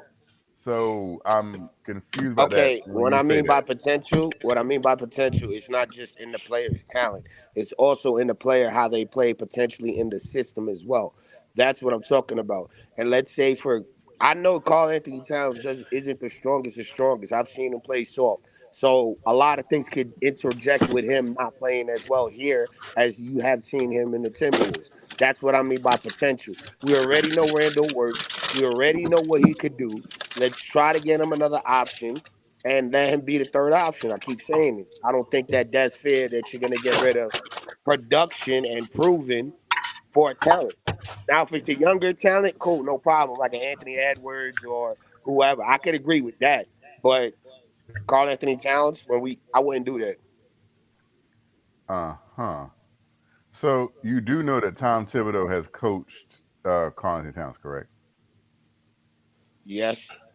And do And you do know you? that? And hold on. And so you know that No, his we're not first doing. No, season, we're not doing the his witness stand. If you first got a season. point, get to it. I'm Don't let making my him, don't point. let him bully tonight. Stop that because I'm making my point. Your point is You corny. asked. Yeah, you asked No, the that man point is question. no, because he said we've seen him under the system, and I said, well, Carl Anthony Towns has played under the exact same system that we have right He now, kept and has that averaged night. 25 and 13 Oh my under Tom God. Thibodeau. So what You are we still. Hoodie talking cab about? that night. I already told you what I'm talking Hoodie about. cab We're that gonna night. pick Have a you not talented seen? player Have you not over seen the season with productivity. Carl Anthony That's my Towns point. That's being all I'm coached, saying. by Tom Thibodeau, put up the exact same numbers that Julius Randle is putting up right now? Because if you How don't many games stack does he the play? How stats, many games does he average a season, my man, as compared to Randall? under Tom Thibodeau, he averaged 82. He played 82 games and averaged 37 minutes a game. And how many years ago was that? Oh, so now it's how many years ago? So how come every time I bring up something, it's I'm always going off something of else? I'm Why going is I it was always only going gonna to be ask you something about else? I was only gonna ask you about last year because you brought up the whole Tom Thibodeau stuff because like I said, right now you have a guy in Randall who's gonna give you 70 plus games as opposed to a player who you most likely won't get that. That's what I'm trying to say. I'd So rather he's have going the to average 70 plus games. productivity And than the talent. how many games are we going to, out of those 70 plus games, going to be on Knicks tonight? We're like, man, Randall really frustrated me tonight. Randall really dropped the ball tonight. Randall did this tonight. Complaining about Randall. How many times out of the 70 plus games are we going to do that? How many times? How many times did it just happen this season? I'll wait.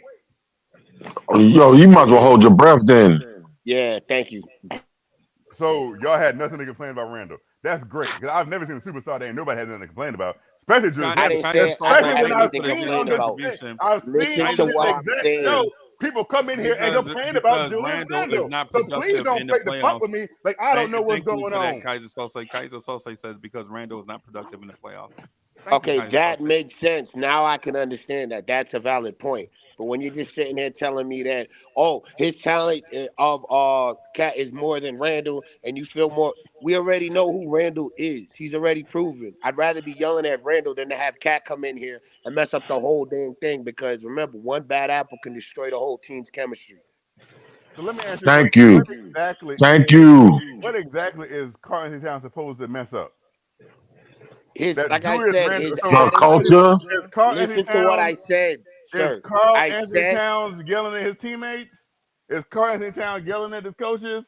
I have Is he seen Carl walking Anthony away having Towns. temper tantrums? Is he Yes, he getting does ejected on the from court. games? He does on the Is court. is And if he doesn't, is Carl Anthony Towns doing those things? yes, I've seen him do it on the court. I've seen him throw his Seen do hands up, and what? I've seen him What take. have you Oh, here we seen? go. Please tell me, Okay, what have you you asked seen? me a question, then you cut me off. You gonna let me answer? Go ahead and answer. Like I said, I've seen him on the court throw hissy fits and pouts and take himself out of games by not playing. That's what I'm saying. At least with Randall, if he's gonna do something, I could go there and I could see Randall going down, throwing a little extra elbow, like, yo, I'm here. Like he's a little bit of a fighter the way he's gonna make you earn your spot. So again, I'm gonna take productivity over a guy's talent. That's what I keep saying. And the talent that Cat has, if he's not producing, I'd rather have Randall because at the end of the day, he may not be able to handle New York. He may be good in the system, but he may not be an actual good player for us to actually get to where we've been through.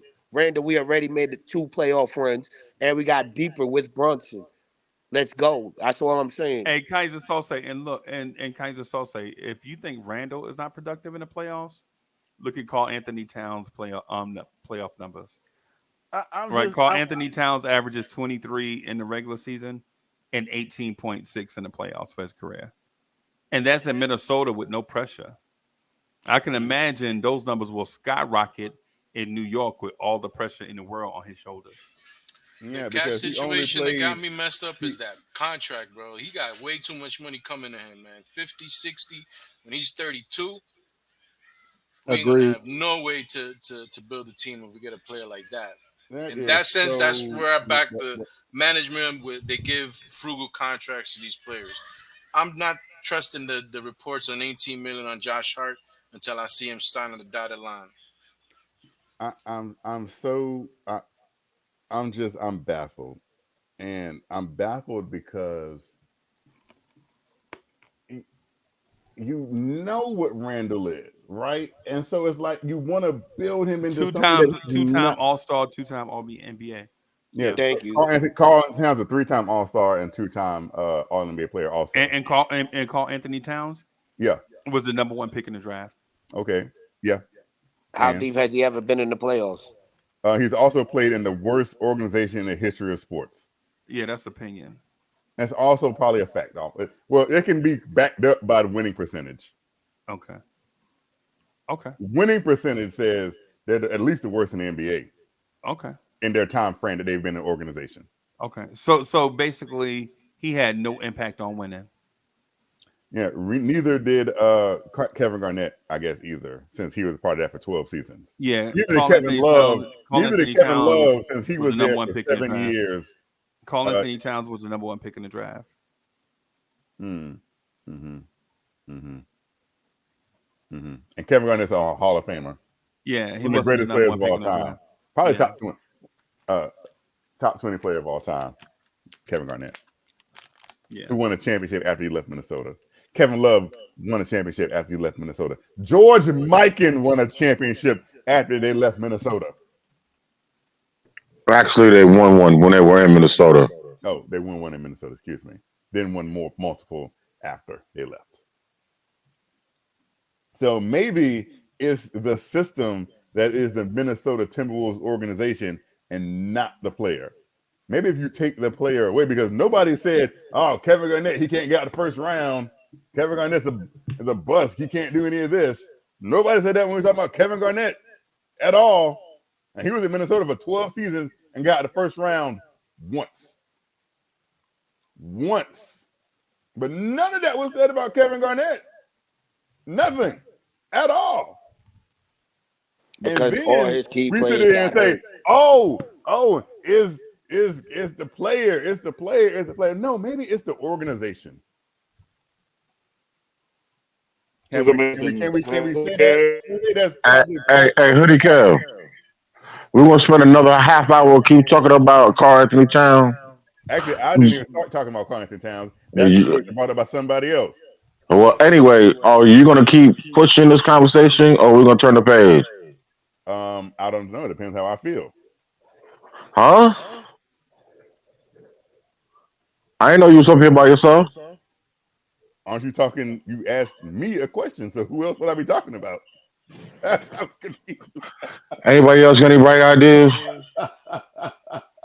You asked me a question and said, "Am I talking about myself?" Like I don't. Who am I supposed to be talking about here? Let's be realistic though, guys. Although Hood Cam I think has a valid point because not just become All Star, time All NBA, NBA for the year, 3-point contest winner, stretching the floor, coming stronger. But injury prone, so yes, there's a negative. Fact is that I don't think either of you guys, Cat or Randall, are the piece that's going to make us to the next level. Unfortunately, and Cat is going to cost us more money, so I would not be looking at credit at all. Plus, of course, Cat's going to cost us pieces and picks. So I'm going to go for all the directions. I'm going to go towards trying to pry away KP or Grant or Kuzma, someone like that, or go to the draft and just get me at 3 and D, late first round for maybe next year's picks or something. Keep a squad together, just fill in the areas. Mostly because if Tibbs is the coach, you really can't expect him to change to really fit a different offensive scheme that we need to win. I'm sorry, I also believe for the Kev that Tibbs is not the man. Tibbs is not the man to take us to the slam. So that's my take about it initially right now. I just think there's certain Knicks fans who just like walking around in circles. I guess that's my opinion. They just like walking around in circles. Let's keep doing the same thing over and over and over and over and over and over. And maybe one day, I don't know. I don't know. We'll just keep walking in circles after that. That's what they want to do. It wasn't an army and follow orders and they're walking fast, whatever. Yeah. That's what I think we have certain Knicks fans who are so afraid to go back to losing that they will enjoy staying in mediocrity. That's what it is. They are so afraid to go back to losing that they would rather stay in mediocrity. Can I respond? That's what makes them happy. Yeah, get him, He won't, G.I. Go ahead. Yeah, come on, G.I. I'm definitely afraid to go back to losing. And I've seen the Knicks move the pieces around and we lose. But to suggest that this is mediocrity is come on, man. It's hyperbole. It really is. We are definitely better than mediocre. If the height of your success is second round of the playoffs, then we're basically the Atlanta Hawks. You just got yeah. We're the Joe Johnson, Al Horford, Atlanta Hawks. I mean, if we doing like some weird Whitney Houston narrative, bro?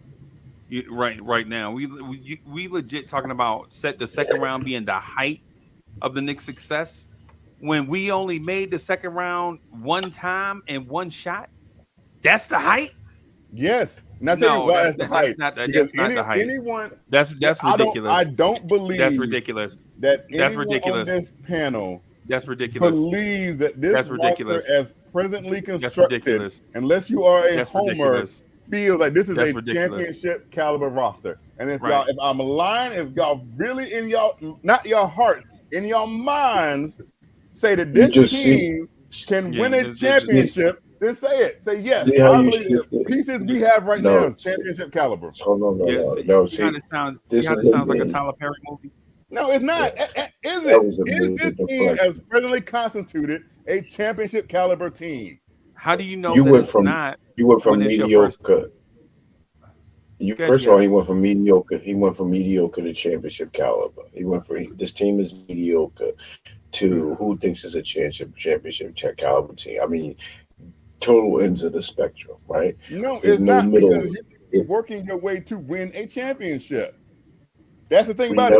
Everything you do should be working towards winning a championship. Is that correct? Is that how it works? I thought that's how it works. Like you put the pieces together to win a championship.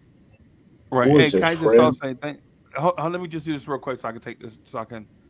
Kaiser Salsa, thank you for the generous contribution. Kaiser Salsa says Julius Randle has the worst field goal percentage of all time. 34 of players that took at least 15 shots. Okay. Of at least 34 players that took at least 34 shots, or 34 players that took at least 15 shots. So when I say Randle is bad in the playoffs, it's all time bad. Right. I get it. Karl Anthony Towns is bad too, though. And so do you keep Randle for free, or do you trade everything for Karl Anthony Towns and have him come here and do the same thing? No, stop. He is not as first. Let's be clear, because worse. Let's paint. He's not worse. He's definitely not worse. Let you tell it. He's going to be the greatest thing since sliced bread to ever come to New York. I didn't say that either. But I don't think he'll be worse than what Julius Randle. 34%. He said 34% out of players that took at least 15 shots. Okay. No. He's saying that his percentage is 34%. Okay. But then after that, it's out of players that actually shot 15 shots. Okay. So like his field goal percentage is 34%. That's what he's saying. Okay. Appreciate that, man. But this is I guess like the Tom Thibodeau thing is pretty polarizing, but I'm gonna keep it real with you, Freezy. I just watched a 32-year-old assistant make adjustments over the course of a series. He was down 3-0 in terms of how he approached guarding Jimmy Butler, and I just watched us decide to double team Jimmy Butler as if he prime Michael Jordan Right. for It's an a entire simple- series, Right. and that shows to me like I'm comparing a 32-year-old assistant to a 66-year-old lifer, NBA Right. lifer. Well, And he's if a that, head, and but he's a head coach now, though. yeah, he's a head coach now, Freezy, but he Yeah. just got to this position. He's only Right. been an assistant for 3 years. Right. So, and I'm Right. watching him do these things in highly pressurized moments while down 3-0 with everything going wrong. Right. And I'm watching Tom Thibodeau refuse to change his coverage, Right. refuse to change whatever he thinks will work in his mind, even if it shows on tape that it doesn't Right. work. It shows statistically that it doesn't work. It shows in any type of metrics that it doesn't work. He will revert and show And he will stick it to it. over anyway. Right. His Brad- concept is to do the same thing over but harder, not Right. different, but Brad- harder. Brad- This is why Brad I don't Stevens. think he's the guy that even if you gave him the talent, my bad, Gia. Even if you gave him the talent, this is why I don't think he is necessarily the coach that can get you over the mountaintop. In my mind, Okay. Brad Stevens and his dad ain't too far, right? Eh, I don't think this But- kid's but- got to do this by himself. I think he got some help, but I hear you. I I mean, do hear you. of course he got some help, but I feel like they give him autonomy to run his own. But every team. organization has help. That's why you have a staff. That's why you have the coaching staff and the analytics department and things of that sort in order for you to make these adjustments. Tom Thibodeau doesn't appear to use those resources that's provided to him. When whoever made that point, that's a great point though. Like Brad Stevens was a good coach in his tenure, and he's there to help facilitate this young boy in the same way that Pat Riley helped facilitate Eric Spoelstra. Yeah. So you Yes. kind of need That shouldn't be ignored. You need that needs to be. I don't know if the Knicks have that. I don't think. But the Knicks do that. 66-year-old Tom Thibodeau is supposed to be on the same level as those minds, right? Actually, Double. He's supposed to be. Actually, He's, he's yeah, He's supposed to be Pat Riley. I don't know about that. Well, then that speaks to the example. If you're letting a guy that like 6'4" shooting guards and 6 foot flat, like 5'11" point guards run your organization and shape his roster in what he thinks is going to win in the NBA when he's never won anything in the NBA, while he's had generational talents before or high level all stars before. Where do you get off Tell thinking him that this if we that just speaks give to the him- organization. That speaks to leadership. this panel that too speaks to small. leadership because This panel he's too getting small. too much autonomy and say and what goes on in terms of what we bring along. So what does that This panel say in too terms of him? Like there's a finite ceiling with Tom Thibodeau in my mind. The only way you win a title with him is if you got 2 All NBA performers playing like all them at the same 4 time. all NBA performers. So basically, what Dre is saying, the only way Tibbs is going to win a championship is if the talent is so great that they overwhelm the rest of the league. Period. And That's basically the point. Facts. This front office is not a championship winning front office, so they may not be able to get that done. We may be in a little bit of trouble. And that's what I'm hearing based upon this panel. And what I'm hearing is highly intelligent. I'm not hearing no goofy takes. Except Appreciate Cuddy that, boss. Kev and Carl Anthony Towns. Very goofy. Facts. And Hoodie Kev is my man, 50 grand. He usually sharp on some stuff. But sometimes when he get attached to certain things, he just won't let it go. It's not letting it go. When it happens, It's like a when it Fabulous song. happens- Anybody in here ever heard of Fabulous? It's like listening to a Fabulous album when Hoodie Kev started talking about Kevin Knox and Carl Anthony Towns. It So you sounds don't like like punchlines? what I'm saying No, is I'm talking about the R&B singing. That's the part I'm talking about. this is what I mean when I say I want con. It's not the fact that I want. Wait a minute, Yeah, I did you do. not? But did you not explain it already? No, I didn't. I mean, Oh, No, I didn't. And so let me That's explain often for a enough. second. wait a minute. What? The Really Knicks, have. the Knicks Wow. front office know now. Like with every Hoodie Kev, offseason, they don't- wait a minute. Let me stop you right there. Just let me put a cork in the bottle right there, because that's not going to convince anybody. But you know what I can do to help, though, move the conversation along and maybe help make the point better? Is Tom Thibodeau stifles talent. Fact.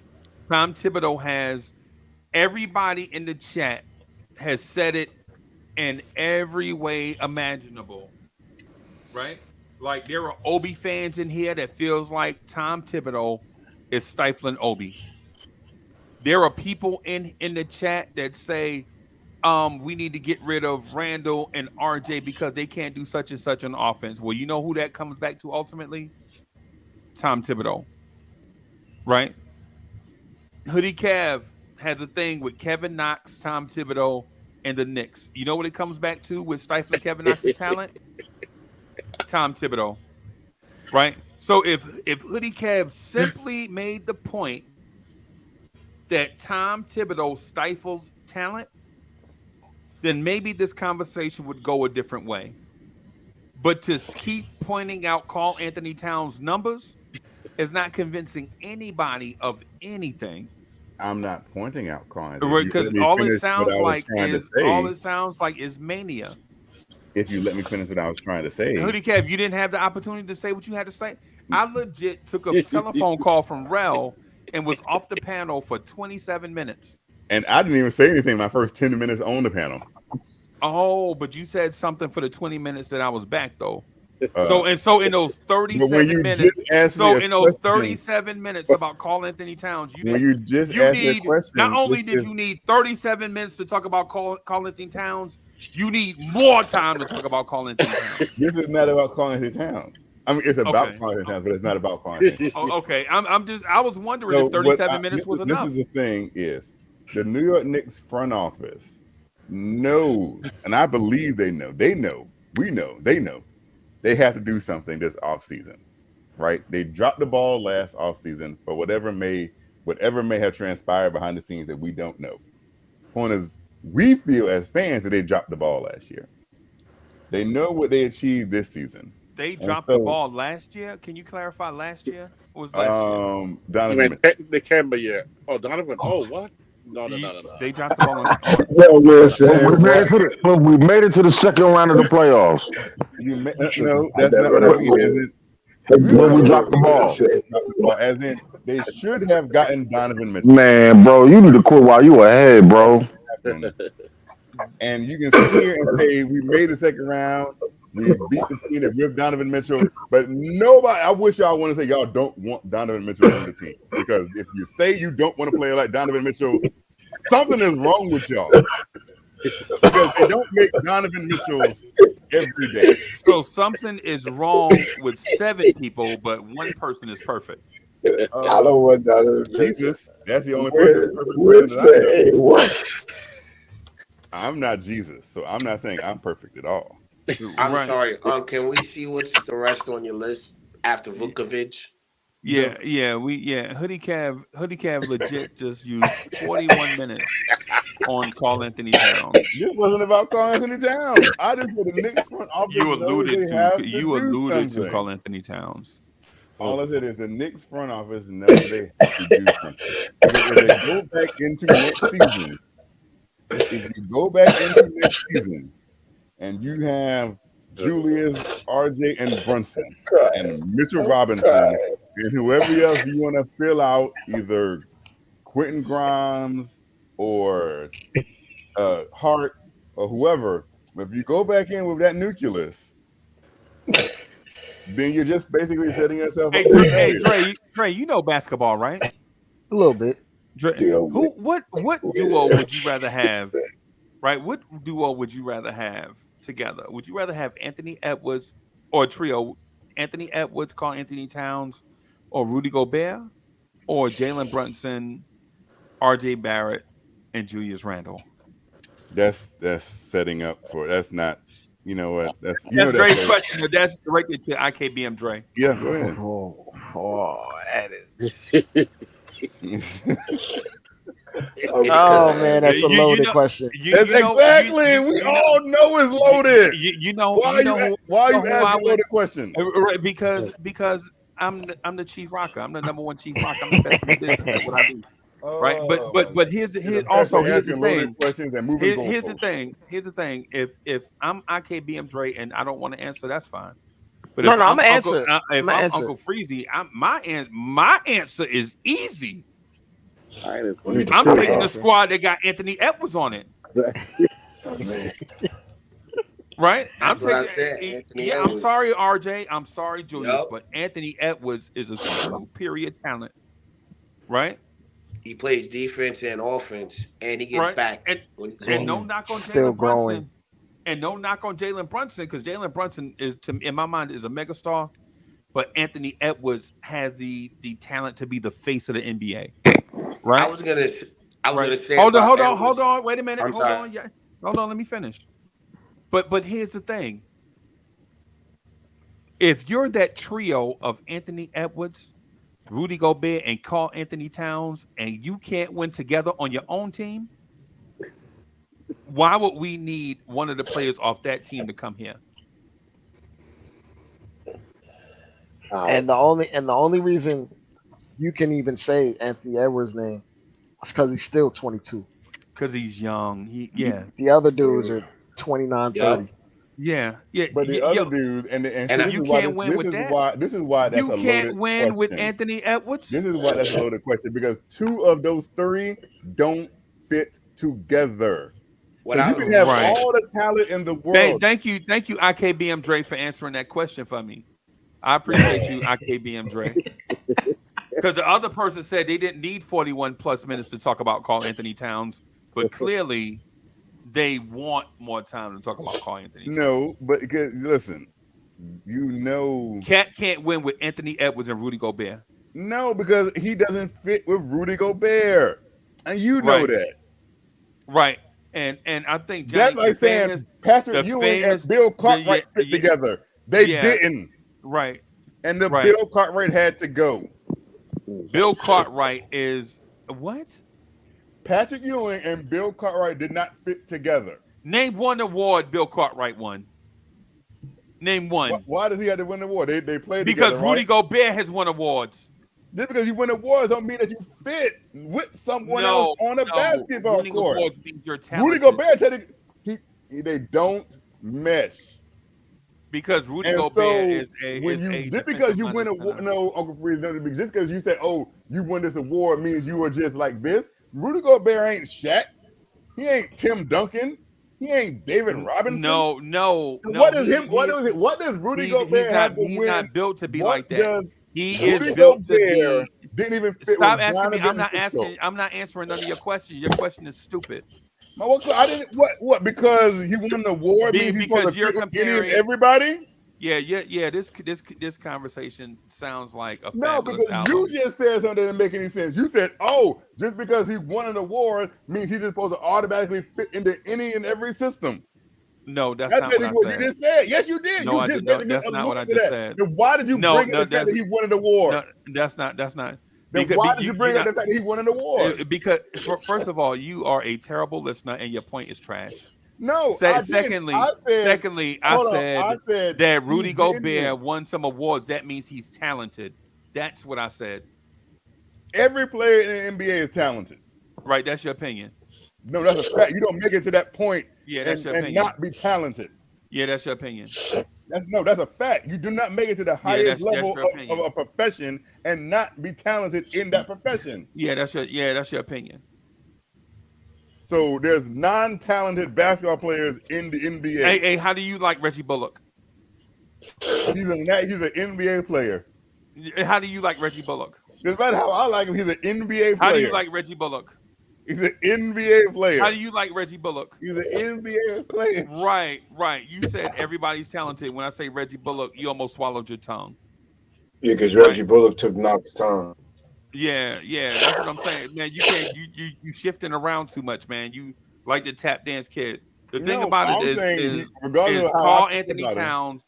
Karl Anthony Towns couldn't win with Andrew Wiggins, who was the number one pick. He couldn't win with Anthony Edwards, who's the number one pick. He can't win with Rudy Gobert. Something is wrong with every ounce of talent that Karl Anthony Towns gets. Every bit of talent he gets is something wrong with it. Instead of you thinking that maybe something is wrong with Cat. Maybe something's wrong with the Minnesota Timberwolves organization.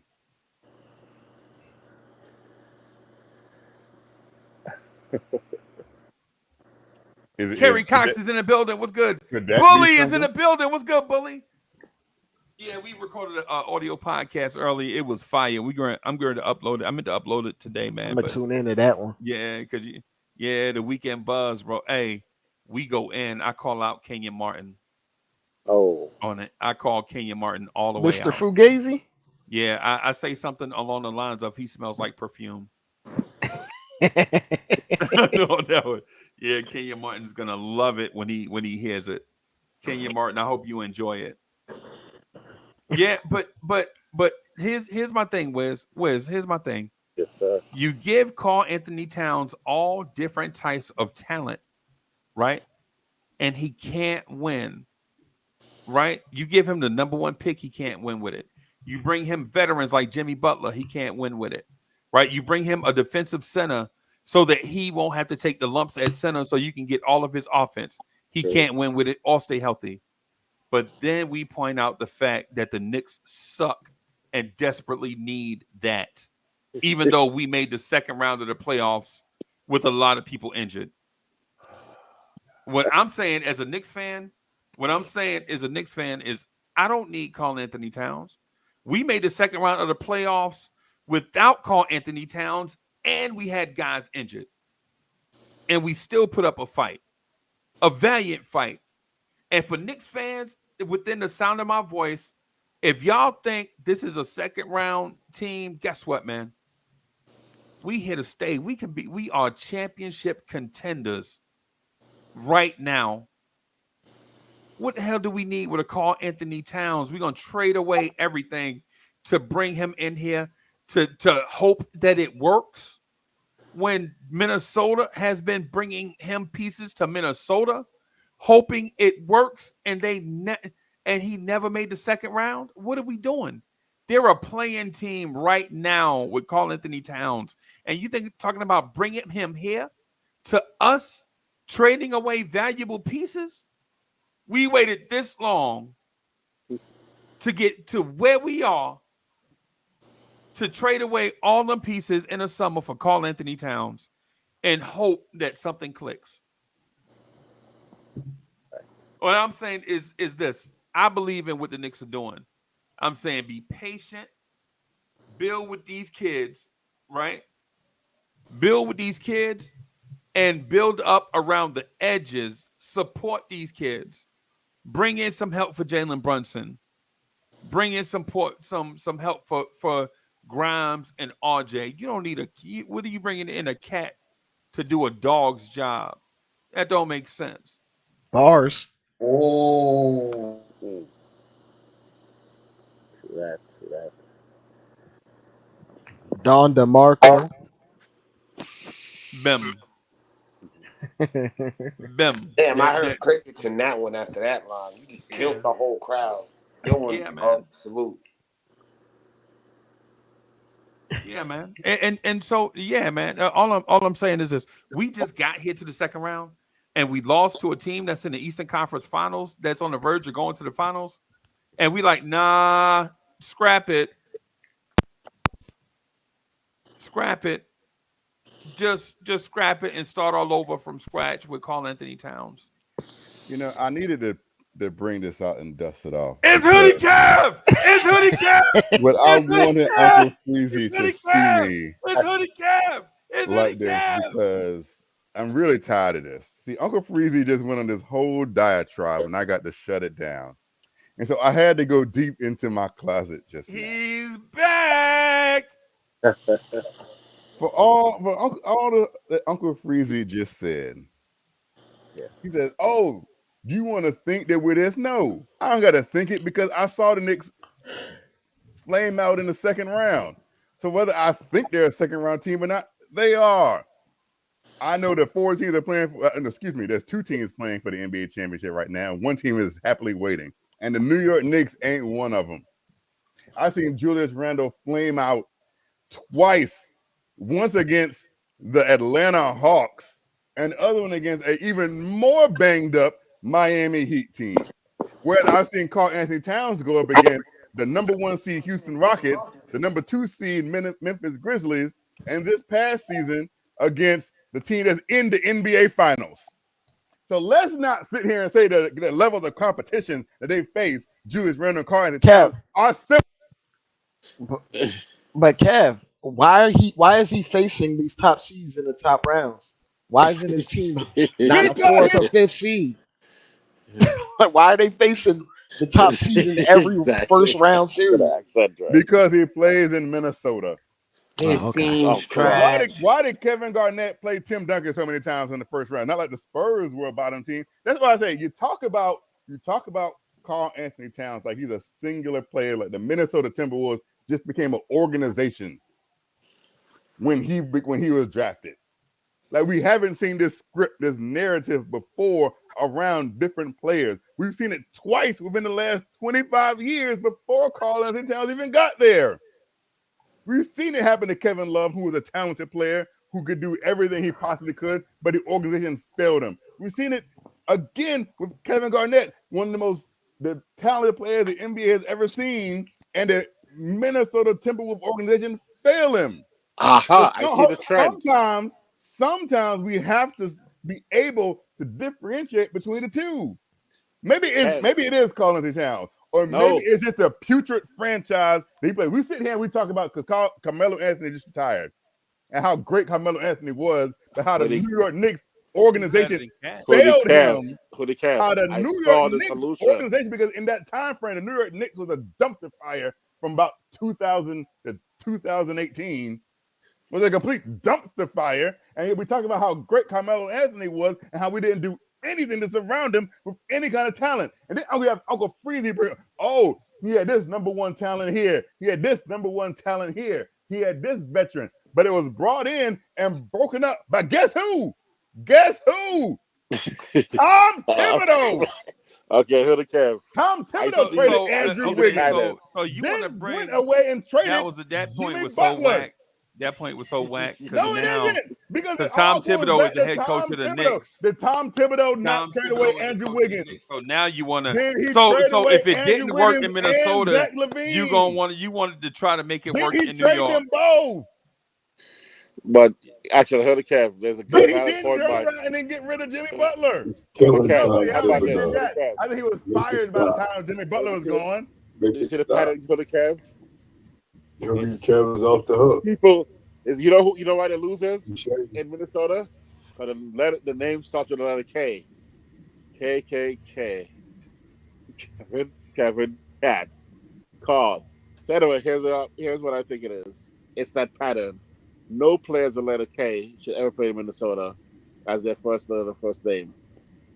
And that's probably why I should let Karl Anthony Towns go, because you with another Kevin, another Kev with Tibbs is a losing formula.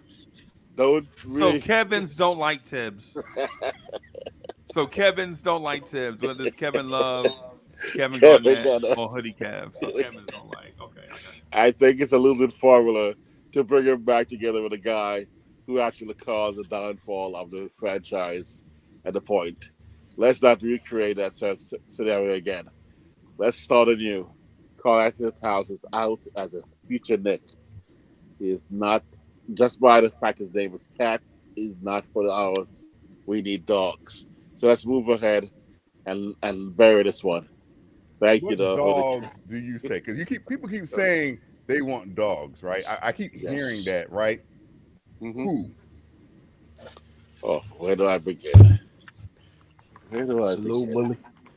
No, because I'm bringing something to the table. I'm bringing something to the table. So who? I know.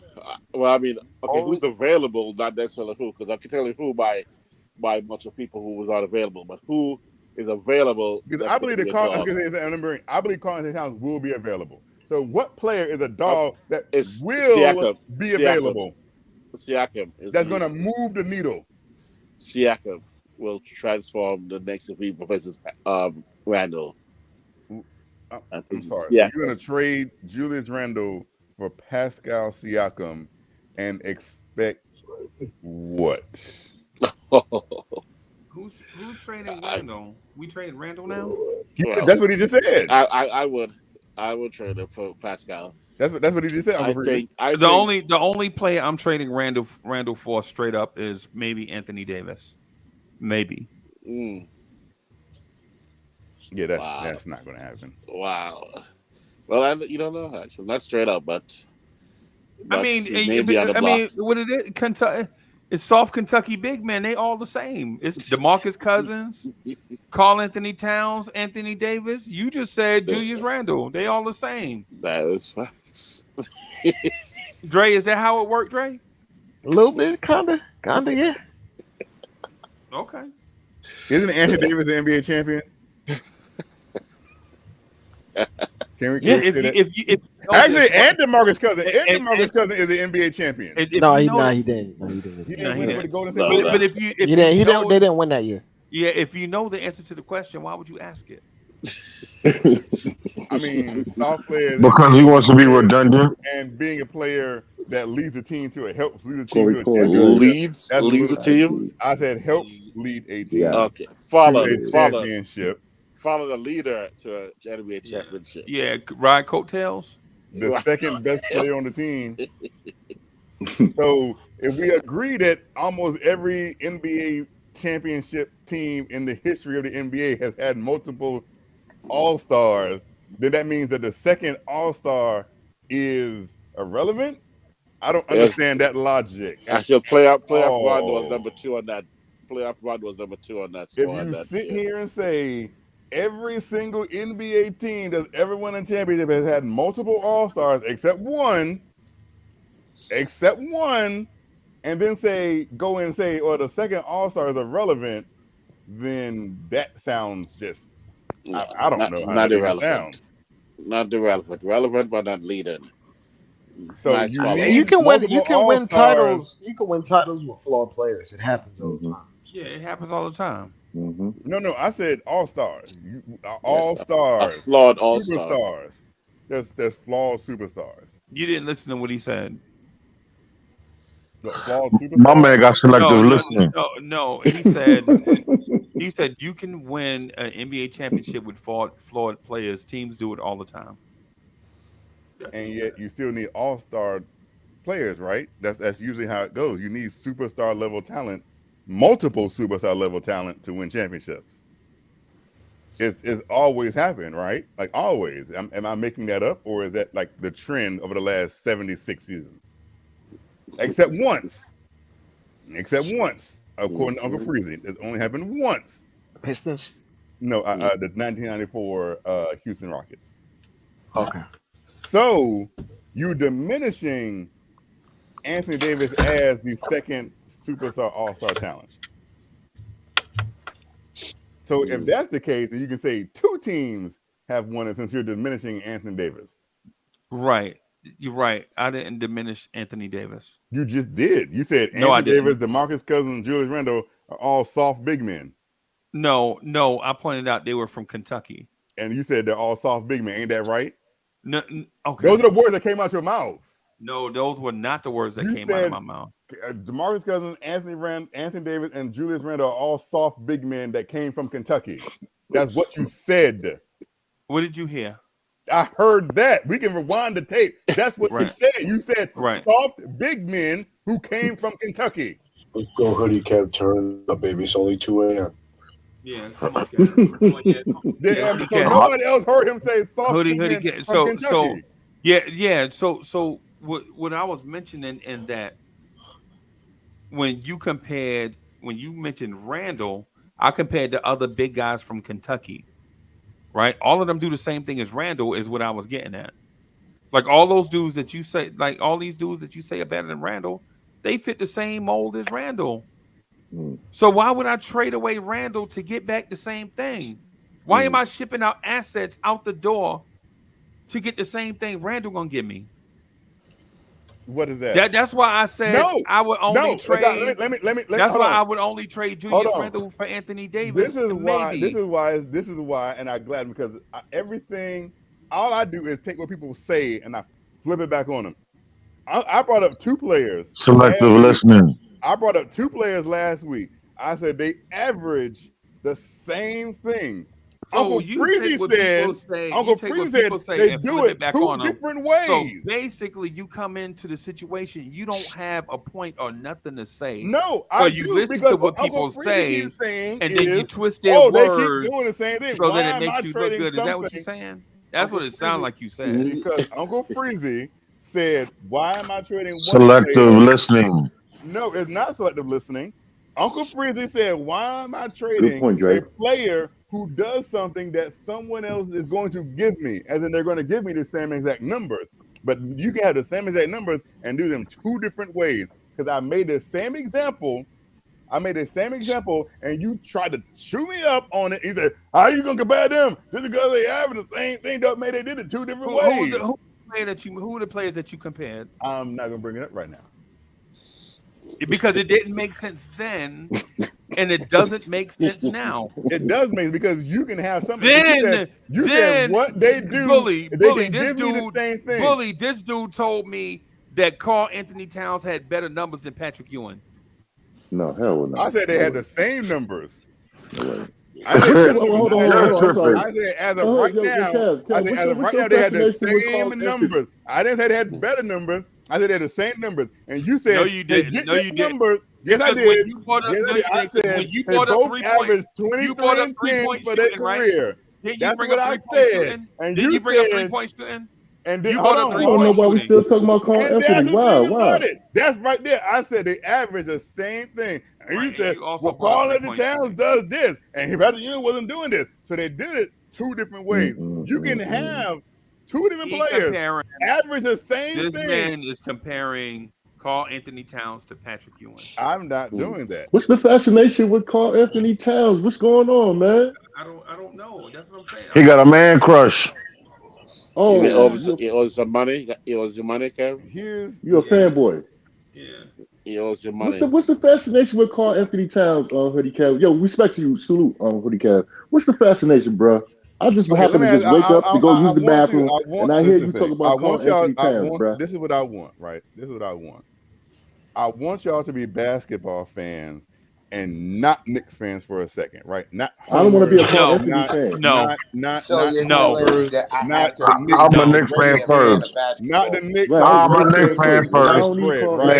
Mute yourself. Mute yourself, please, bro. Mute yourself. I want y'all to be basketball fans and basketball and not think that the Knicks have the greatest players since Space Jam, right? No, look at it. There's Julius Randle because they average the same thing because he's like, oh, they give me the same thing. I want to know what's the fascination with Karl Anthony Towns, man. I'm asking. They don't play similar. They might put up similar numbers, but their games are completely different, right? So if you substitute Julius Randle and Karl Anthony Towns, even though they might give you the same numbers, what they do will affect what Karl Anthony Towns and Julius Randle do will affect everyone around them differently, right? Because the two-man game between Julius Randle and Jalen Brunson wouldn't be as effective as it would be if you took Julius Randle and substituted him with Karl Anthony Towns, right? Karl Anthony Towns can play a better two-man game with Jalen Brunson than Julius Randle ever could. Because Julius Randle is limited. We know what he's going to do. We know he's left-hand dominant, right? Like I'm not making that up. We know that we've seen it for 4 years. And we know Cat will bring us to the play-in. Barely. See that? Oh, the last game of the season. We got last game of the season. We probably gonna have to beat the Celtics to make the play-in. I believe go Wiz wholeheartedly if Karl Anthony Towns is on this team next year, this is a 50+ win team. You lying to yourself, man. You better stop, man. Because of his impact and presence on the floor. Why just him, Kev? Why just him? Why just him? On the floor. Okay, let me ask you a question. If Karl Anthony Towns has the ball at the top of the three, is a center who's guarding him going to play 10, 15 feet off of him? Okay, I'll give you that. So no, that means that the lane is unclogged because you're pulling the center position out because you have to respect the greatest three-point shooting center. Right. That means when the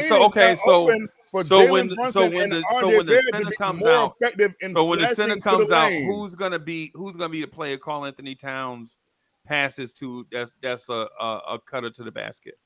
You have RJ Barrett and He'll Jalen be in the trade. Who? RJ Barrett. RJ Barrett. Yep. RJ Barrett wouldn't be in the trade. I don't right. believe he would. I'm just name a player. Who? I just said RJ Barrett. Who would be Why the would slasher? I don't think Minnesota Grimes, is he'll be in the trade. Who? Grimes, he'll be in the trade. Quickly, he'll be in the trade. Obi, they might get Deuce too. He'll be in the trade. You wouldn't trade Obi our and draft picks. They'll be in the trade. So you're thinking that if the New York Knicks and Minnesota Timberwolves trade, you would trade Julius, Obi, RJ, Quickly, Grimes, and that's what you're saying. To get Karl-Anthony Towns. And that's what you and draft picks.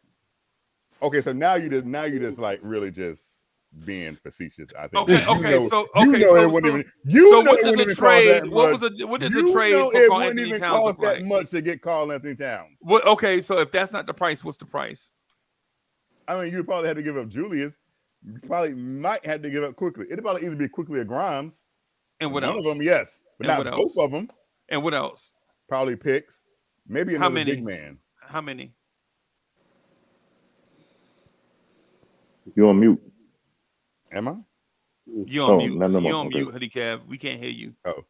Because we asked you a question and you got quiet. It's the first time you've been quiet all night. Maybe 2. Out of the 7 that we have over the next 5 years, maybe 2. No, Hoodie Cav, come on, bro. No, that's probably what it's going to be. And then it's not like we wouldn't get something back from Minnesota along with Karl-Anthony Towns either. So it's not going to be 6 players for 1. Plus they don't have nothing to give. Of course we're gonna get something else. Of course we're gonna get something else if they do that trade. They're gonna give us the long kiss goodnight because they know they screwed us. Probably not. I don't want to take that. Hoodie Cap. See, you have that mindset of the old regime. They used to run this team. It's just to be making trades and making moves because you feel like you have to make something happen, and when you actually don't, you know what I'm saying? That's that Nick trauma that you've been going through for the last 20 years. No. Relax. Did you not just hear how I heard you? Pause yourself for a second. Pause yourself for a second, bro. Pause yourself for a second. Because the reason why I'm saying this is because you're thinking the same old, excuse me for a lack of a better term, but the dumbass way that we used to think and make moves. No, I just said, and it's my belief that Karl-Anthony Towns, if you put him next to RJ and Jalen Brunson, his presence on the basketball, not his contract, not anything else, his presence on the basketball court next to RJ and Jalen makes the entire team better than what Julius Randle does because he fits better than Julius Randle. It's about fit, not his contract, not anything else. His play on the basketball court, what he does fits better with Jalen Brunson and RJ Barrett than Julius Randle. This is not about pass regimes. This is not about his contract. This is not about anything. It's about his fit on the basketball court and what it does to the other 4 players on the court with him. I don't know who said it. I don't know who said it earlier. Hold on. I don't know who said it earlier. I think I heard somebody say, "Are we scared? Are we scared of losing again?" Hell yeah, because man, we ain't got that much doggone time. It whatnot, and I feel like homeboy, you keep talking about this cat. It whatnot. I hear what you're saying. There, you probably making some good valid points, man. But I don't see him rocking in New York, dude. I'm scared of losing. I don't think we're gonna get this good. We're gonna fall on our face. You do know he's from New Jersey. I know he's from New Jersey. Yeah, he's from New Jerusalem. So it's not like I've heard it 100 times. It's not like he's. Yes. Okay, I got you. That's what I'm trying to figure out. Like he's not from like Mississippi somewhere. Like he's afraid of the big lights. He's going. Okay, what does that mean? What does that mean? What does that mean? Because he's from New Jersey, man.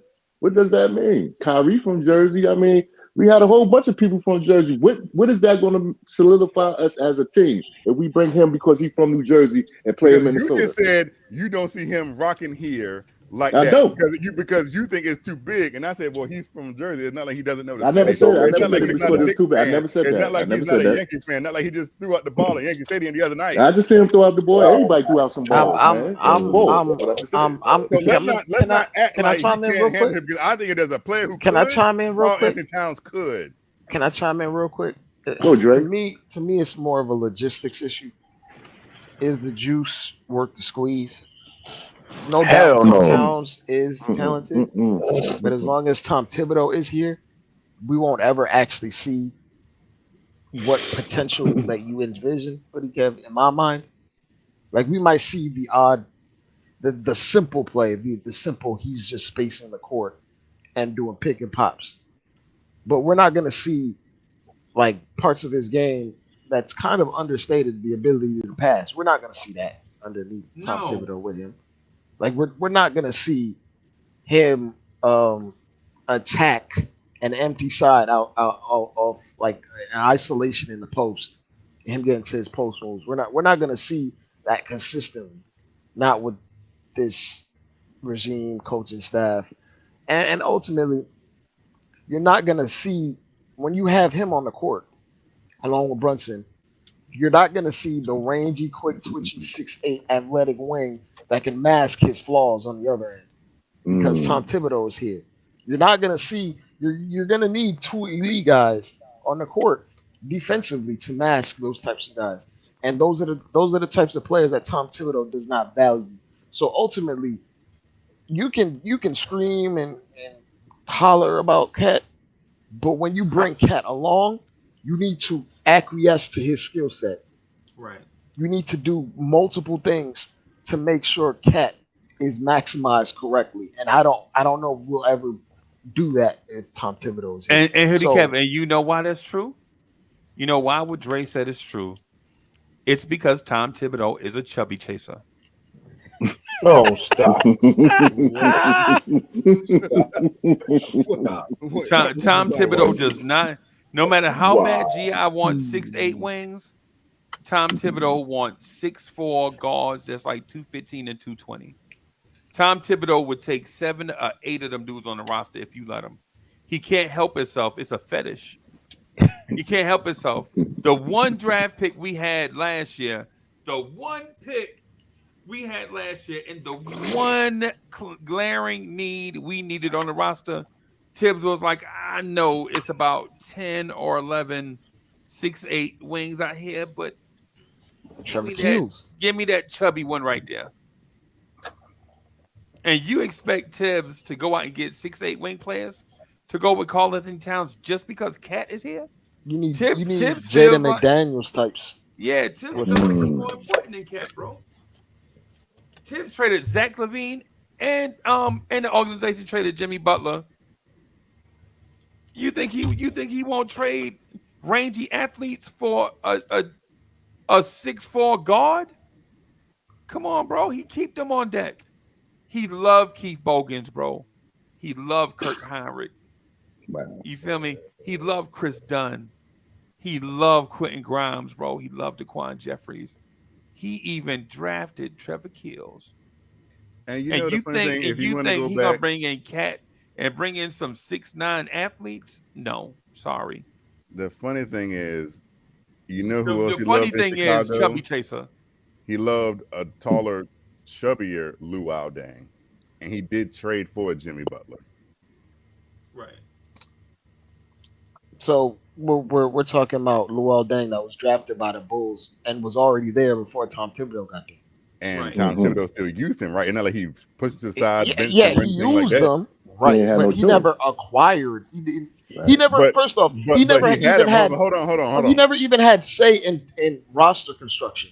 Right. Until he got to the Wolves, and then when he got to the Wolves, you saw what he really wanted. It was on. Yep. And so again, so is Tom Thibodeau running the Knicks though? Is he making all He the definitely has input in terms He of has our input. roster.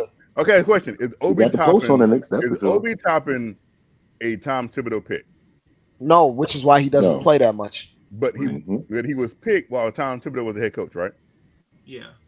That was an Given to odd year, him- though. That was an odd year, though. That was the COVID year. That was the Leon Rose thing, bro. Like, And Leon Rose is the president of basketball operations. Yeah, but look at all the other moves you Dre, did. hold on, Dre. Hoodie Cap, if you know this, why you ask the question? Because, what if I said no? It's because Snoopy? I think some people might forget. He was his And Leon Rose is the team we ain't president. forget it. Leon No, we Rose ain't is forget All the right, team so president, and Leon from Rose here on does out, make the moves, every time you regardless ask of a whether Tom rhetorical Thibodeau question, likes it or I'm not. saying no, it's Snoopy. Because I guarantee you, Tom Thibodeau was like, Leon Rose like, hey, I'm about to draft Obi Toppin, and Tom Thibodeau said, oh, wait a minute, I don't like him, and Leon Rose He's your said, blue. guess Good what? point. I'm the president of the basketball operations, and this is who I want. And then he throws him a bone and then gets him a bunch of 6'4" guards to appease him afterwards. But So he still did so something he basically wanted, what you're right? saying is He so still basically did what something you're he saying wanted, is right? Kev, He still did Kev, something he wanted, but this right? is what you're hold on, Kev. So are you trying to say it's impossible? Because what y'all are saying is it's No, I'm impossible not for saying it's Leon Rose impossible. to I'm get saying guys who he wants to get. Kev, but I'm not saying that. I'm saying of the Then COVID. what are we saying? Right outside then? of Let that me COVID finish. year, outside of that COVID year, what is Tom Thibodeau asked the front office for? Cam Reddish. He never asked for that, which is why No, he didn't play. asked for that. He ain't asked for that. Oh, but he got Cam Reddish though, right? And then we traded him for a 6'4" guard. But That's he still got 6'4" him. power forward masquerading as a guard. That Uncle Freezy called Michael Cage. But this is the thing, Kev. This is the thing. He might do the Karl Towns move, but he's gonna throw Tibbs a bone and let Tibbs get all the tertiary players, the other guys that are gonna be 6'4", 6'5", and not the guys that you need around the Karl Towns to maximize Karl Towns. And then when it don't work and we up here clowning you, you're gonna be mad that Karl Anthony Towns don't have the help that he He'll needs. move on to the next thing. He ain't got no humility. Yes, he's gonna move. No, There you go. because you know Facts. what's going to happen then. You know what's going to happen then. Facts. Tom Thibodeau will get fired. Well, that's gonna probably happen any doggone way. But Exactly. So my thing is this. But Tom Thibodeau's gonna get fired. But what's happen and Tom Thibodeau Hold on, fired. but we blew up the whole team. We blew up the whole team for Karl Anthony Towns, though. A second round team. Why do y'all feel like y'all had to blow everything up? Cause you talking out your ass, bro. No, because you are the one who feels like everybody is No. going to be traded. Hold on.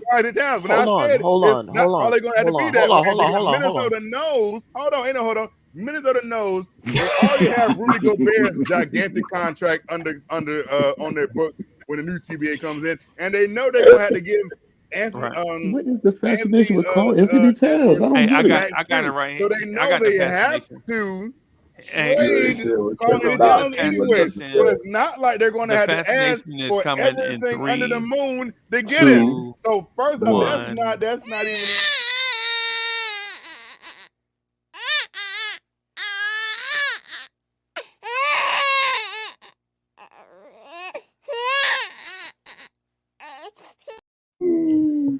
But I'm not disagreeing to that point. It's not about you, Dre. This is about Corey Lee, who obviously does not even understand how the business of basketball works. Oh my God! You bump your head, man. I've been watching basketball since somebody wiped me your butt, man. What are you talking about? Man, you crazy. You crazy as hell, bro. I don't get it, man. Timberwolves is in any position to ask for the sun and the moon for Karl Anthony Towns when they're not. I'm gonna get you a New really York not. Knicks Because if you look jersey at with the Karl CBA, Anthony name you on it know that they have to just do for you to be something happy, like man. You know that has to happen. Jesus. So let's not pretend like you have to give up everything under the sun. See, you know what happens. You let Uncle Freezy come. I'm over here arguing with a Jets fan. What is wrong with me? I should know better. I'm trying to figure out what's wrong with you too. Know better. So we gonna bail out the Timberwolves got 2 terrible contracts, so we gonna bail them out. Well, hold on. It's Uncle Freezy, that was on you time. You can say fire Tom Thibodeau, but that's not going to change the fact that we're going to have Josh Hart on the books for 4 more years with $18 million because that's a Tom Thibodeau type of player, and we ain't probably not going to be able to move it that easily. So just saying fire Tom Thibodeau is not going to change the roster construction if we're already locked into specific players and we already made trades to get specific guys on this roster. So, have you seen in the history of, I don't know how long you've been watching basketball, have you seen untradeable contracts be traded? Yeah. Oh, okay. Thank you. But there's a cost. We had to give up something. there's a cost to that. I didn't say we. I said, have you seen it happen in general? As in, anyone can be traded at any given time. But there's a cost to it. And we had to give up something for it. There's a cost to everything. Nerlens Noel. We had to give up something for him. You bring up Nerlens Noel. We talking about soft Kentucky big man, so why not? Word. So you do agree? You said soft Kentucky big man. Okay, thank you. Right. Thank you. I want to point out that you said soft Kentucky big man. Right. Okay. I'm gonna buy this man a jersey with Cat name on it and just give it to him. But now, okay. No, not in that context. You were saying it. I was comparing. No, you said it. You said it out the of first Kentucky. time when I called you out. I'm not saying. I'm not just picking random NBA big men. I'm saying that the Kentucky big men all have a singular trait, and so if you say Julius Randle has that trait, I'm saying all the Kentucky big men have that trait.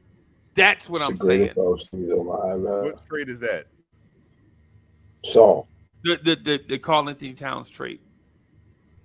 Rookie of the year. Because if you say Randall is flawed, I'm saying all the Kentucky big men are flawed.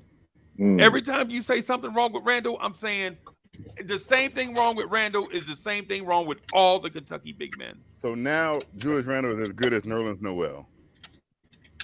Better. No, because he just said they're the same thing. They just had the same player, right? That's what Uncle Freezy just said. So Julius Randle is as good as Nerlens Noel. I don't think that's not what we're saying, because that would be like saying what Uncle Freezy just said. See, that's how he twisted it the first narrative. Go from the words that come out of somebody's mouth. Uncle Freezy just said, "I'm going to." Now you see what I'm saying? Why are we arguing with a Jets fan? Yeah, somebody hear baby crying somewhere. Hold on. Lead the Jets side of that, man. Come on. Well, that's what he said. Come on, I'm a Jets fan. Don't do me like that. Great, man. What I'm saying is, you better stick to that blue. The criticism that you put on Randall. I'm saying the criticism you put on Randall, I'm putting on all the Kentucky big men. G.I. back there laughing at you, boy. That's what I'm saying. I don't know what's the situation with Karl Anthony Towns. I don't get it. What's so bad?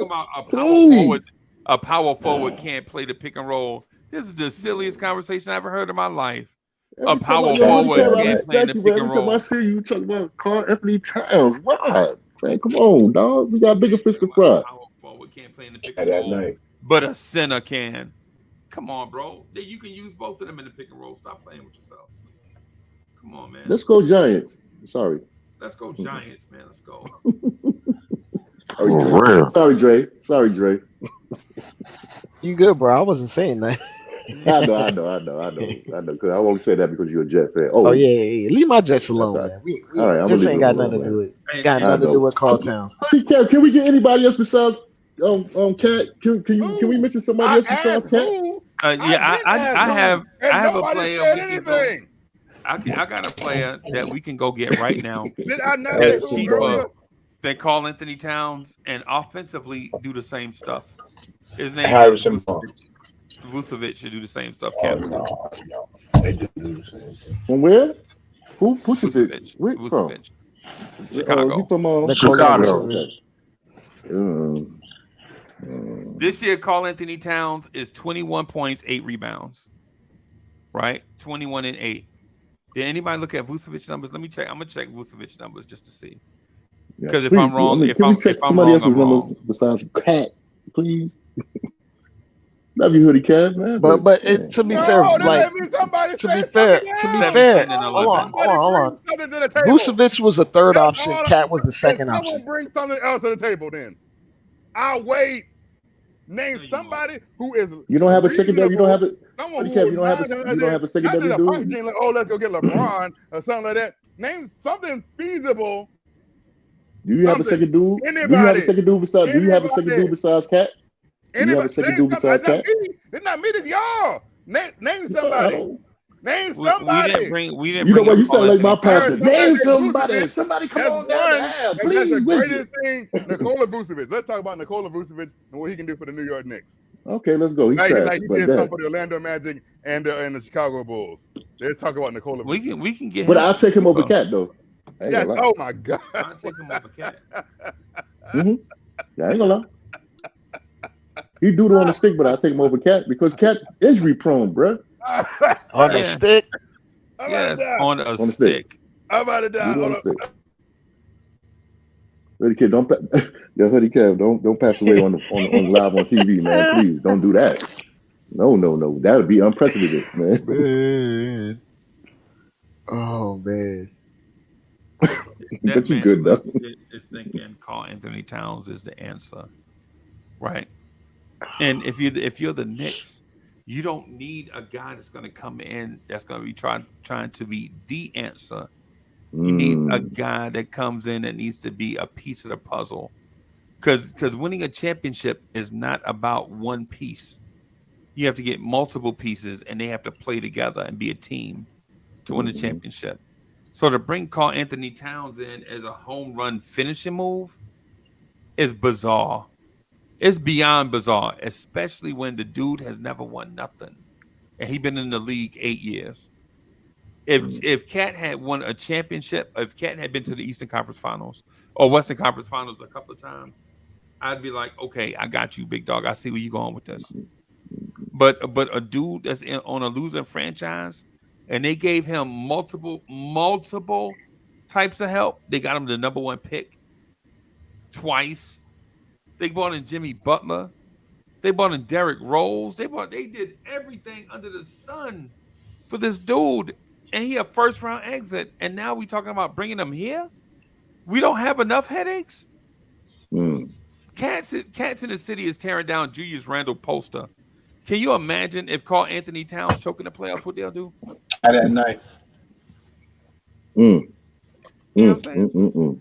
They have to call in the National Guard. Right. That's what I'm saying. That's what I'm saying. You're going to have to move and then you're gonna wish you had Randall back. And the Guardian Angels. Right. And then we paying all this stuff. We talking about giving up all this stuff for a dude that's gonna put up Julius Randle numbers. Supposedly. Yeah, if we lucky. What are we even talking about? It's not like he's a difference maker on defense. You mad? You crazy? But I like it. You're better than this, Hoodie Cap. What? I'm yes, sorry. you are. Yes, you are. Yeah, you definitely better than that. What happened? What did I miss? You letting the cat consume you, man. That man scratching your back like a cat. Like you jumping on that man like he gonna be the savior of the I literally walked away, and y'all are still talking about Carl Anthony Towns. I got okay. I'm done with it. I ain't gonna mention that man. No, we're talking about you. We're talking about you. We ain't talking about Carl. Help, man. This is an intervention. Wow. I don't even know what was just said. I had to walk away. Hoodie Cab need to go smoke a cigarette or something. Hoodie Cab, you ain't got no Newports. You got some cools, man. Yeah, I'll send him some virtually. Yeah, cigarettes high, bro. You better go down to the bodega. You know what I'm saying? I'm sorry. I'll cash up you a couple of dollars and you get your pack. Facts. I get it. Send me your cash app, man. I'm gonna send you something, dog. But you can't have my lighter. I'm sorry. So here's the thing. It's not just one move that I feel is going to happen, but it's another move also that's going to open stuff up. And it's my unwavering, and I use the word unwavering, belief in Obi Toppin. Yes, I said my belief in Obi Toppin. That's going to make the Carl Town scenario make more sense, because y'all are under thinking it's just Carl Town. Like, it's not other dominoes that are going to fall once this happens. It'll be the weakest front line in the history of the NBA. But wait, hold on real quick. What we're giving up could have been those pieces that you're replacing now again. So you're basically subtracting to add more, as opposed to just adding. So you're going 2 steps back to go 1 step forward. How is that productive? Hold on. Backwards. I'm gonna ask this question. So you must think Grimes is Mr. Fantastic and he could just stretch his limbs and guard like everybody. Yeah. At the same time or something, because an Obi Toppin, Carl Towns, RJ Barrett, Jalen Brunson lineup I'm gonna keep it a buck. If you give me like a center, I could probably like get a couple buckets in the pick and roll, bro. Right. With that lineup out there. TJ McConnell gonna be dunking all over us, bro. TJ McConnell. No. Like you do know he is a Nick killer. I don't know how, but he is. Yeah, when he hit that fadeaway in front of Melo, I think, or something like that. The game on went the on Melo. Yeah. Yeah. But it's like when you say these things, when you acquire a Karl Towns, you know his weaknesses. You have to apply players that mitigate things that he's not great at, because he's not this player that has zero flaws. He's not Anthony Davis, and Anthony Davis has flaws. Every player has flaws. So why would you? Every player has flaws. So absolutely. What are you saying? Absolutely, but his flaws are something that needs to be mitigated from a roster composition standpoint. You can't scheme him out. You can't scheme his flaws out if you have Brunson on the court. You can't do that with Brunson and Obi on the court. It's one of those things where if you're gonna have those issues, you're gonna have to get an elite 3-and-D. Two of them. You need two of them. You need two of them ultimately in the lineup. Maybe Grimes turns into an elite 3-and-D guy, and that mitigates one of the problems. But you're gonna need one at the 3 or the hybrid 3/4. Like, you're going to need these guys because Karl Towns' flaws, he cannot guard anyone on the perimeter. His pick and roll defense is very flawed. He's slowly depreciating on the defensive end, but I won't say it completely yet because he hasn't played as much center as he has because Gobert's there. But every year over the last 5 or 6 years, he's getting one less block per game. So it's showing to me that he's getting lower leg injuries. It's something that you do have to monitor. You don't want to put this guy on the island repeatedly. You need multiple elite wing defenders to mask his weaknesses. Now on the other end, his ability to space the floor can make it easier on guys like Josh Hart who can't shoot worth a damn, right? But it's a balance, bro. It's like Josh Hart can't hide Karl Towns. He's just not that caliber of defender. So I'm not poo-pooing on Karl Towns. I think Karl Towns is a talented player, but you need to make multiple moves to. Yes, again, that's who exactly says poo-pooing. I'm saying. Here's my rebuttal to that. Very masculine. We've seen. Do you know who the lineup was when Tom Thibodeau coached with Karl Towns? Do you know who he had? He had Jimmy Butler. He had Wiggins. Wiggins. He traded Wiggins. Okay, initially he had Wiggins, Gorgie Jang, Zach LaVine, and then they had a point guard. They traded, but I'm talking about the original lineups that he had, because Zach LaVine played just as many minutes as Karl Towns and Wiggins did. They played a ton of minutes, both of them. They both averaged 38 minutes a game for 3 straight years. So, and then they had Gorgie Jang playing the 4 hybrid 5, it was interchangeable. Then they tried to make Zach LaVine a point guard. Then Tibbs realized he's not really a point guard, so then they put in point guards alongside him, Ricky Rubio. Yeah, so Tyus Jones, Chris Dunn, like those point guards, right? Yeah. Oh, none of them 6'4". Who's 6'4"? You just naming all the point guards you naming? Tyus Jones is 6 feet tall. I'm saying 6'4" and shorter, which is what Tibbs likes. He don't like big wings. He don't like big guards. Are defensive stoppers at all, right? They were a mediocre defensive team during that time. They not bad, mediocre, middle of the pack. And that was when Karl Towns was his most athletic. He is not the same athlete he was 8 years ago. Has Karl Towns had any kind of structural injury whatsoever? He had a calf injury that took him out for 4 straight months. That took him out. So I'm gonna keep it real with you. Bad calves coincide with Achilles, which is why the main reason he was even out for 4 months. If it was just a normal calf strain, he he would have probably missed a month, 2 months. But it was like a grade 3 calf strain, which led into his Achilles, which is why he missed 4 months. Did he officially have an Achilles injury? It was listed as a calf, but when the injury happened, I was watching the game live when the injury happened, it looked damn near like an Achilles. Dre MD now. You can detect injuries from thousands of miles away. Okay, I'll say this: when Kevin Durant, when Kevin Durant missed those playoff games and he came back, it was a calf, and what did it turn into? An Achilles, right? Achilles, exactly. Facts, Dre. Get him. When you play with a bad calf, you're risking your Achilles. That is a fact. It's not even Achilles injury. What? Did Carl Anthony Towns have an Achilles injury?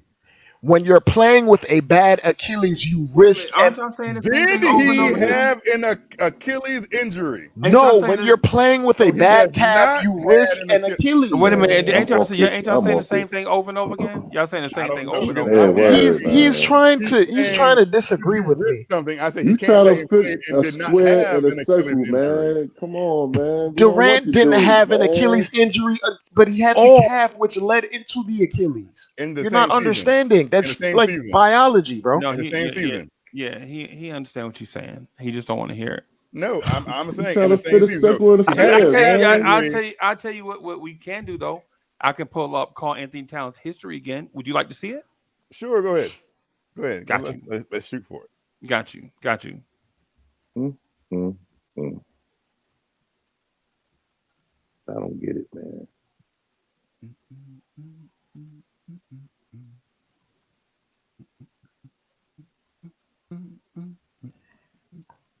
Kaiser, I was being facetious. It was a joke. I was not being literal. Jesus Christ. I was just saying, against actual NBA competition, they would cook them, though. You running a 1-5 pick and roll against Karl Towns, Obi Toppin, Jalen Brunson, and RJ Barrett. You don't think teams are not going to score in that? In this NBA? In this spaced out NBA? Are you out of your mind? Stop it. I think teams are going to score in today's NBA anyways. I sort of know why we keep talking about Carl Anthony Towns. Exactly. Right. What exactly is defense in 2020? And there's a whole bunch of other players out there besides this cat. Oh, wow. Look at this. Carl Anthony Towns has had 23 injuries since January 11, 2019. Look at this, man. Don DeMarcos, like you said, Dre. Right. Come on, man. Get that dude up out of here, man. Come on. What did we even to 19 injuries since January 11th, 2019? You can't be serious, man. Right. Man, come on. All right. Come on. Yeah. What are you talking about? So that's 4 seasons, correct? That's 4 seasons, right? No, 4 seasons is a restaurant. Yeah. And some seasoning. So in 4 seasons, he's had 23 injuries. So in 1 season, he missed a bunch of games, which is this season. And wait. So wait. Hold on, slow down. So the thing is, man said that Carl Anthony Towns had injuries. You said calf injury. He missed the majority of his time. Yeah, this season. Right. And we just pulled up a list that shows 23 separate injuries Besides in 4.5 years. And now you're talking about, well, how many games did he miss on such and such? Yeah, the case closed on injuries. Carl Anthony Towns does get injuries. Case closed. We ain't gonna go down that road. I think every player gets injuries. Right. Oh, come on, man. Right. So I knew you were gonna say that. Oh, okay. So I looked at the cat that you wanted to trade him for. I want to trade who for? Right, and he had 4 injuries in the same time span. Right. Okay. So 23 is greater than 4, by the way. Yes, it is. So in one of those seasons, he missed 53 games, which is we're not getting ready to do this. I'm gonna have to put you backstage. So you can make a point and then say something that's blatant and then not even have any context to it. You can put something out and not have any context to it. No, that's exactly what I'm saying. Okay, so I didn't know we were doing that now. So you have no context. Yeah, we are anything. absolutely going to do that right now. That's like saying it's dark outside and you're wondering why it is. Right. We are absolutely going to do that right now. The fact remains is the dude was missed games due to injury, and you want to break down the injuries.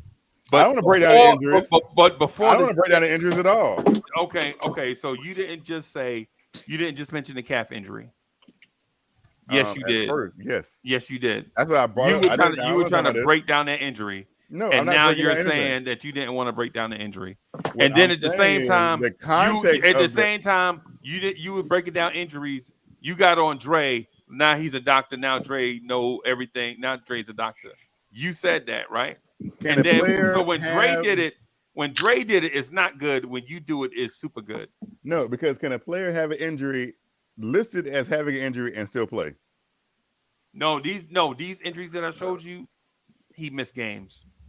He missed games. Yes. Okay. These are injuries. You correct.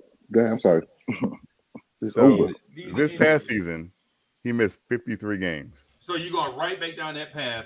No, because I'm saying he missed 53 games this past season. Dr. Hoodie Cat. No, I'm not saying. But when Dre was trying to point it out, what I said is he missed 53 games this season, right? That's what I'm saying. When Dre was trying to point that out, you made sure to point out that Dre didn't know what he was talking about with injuries.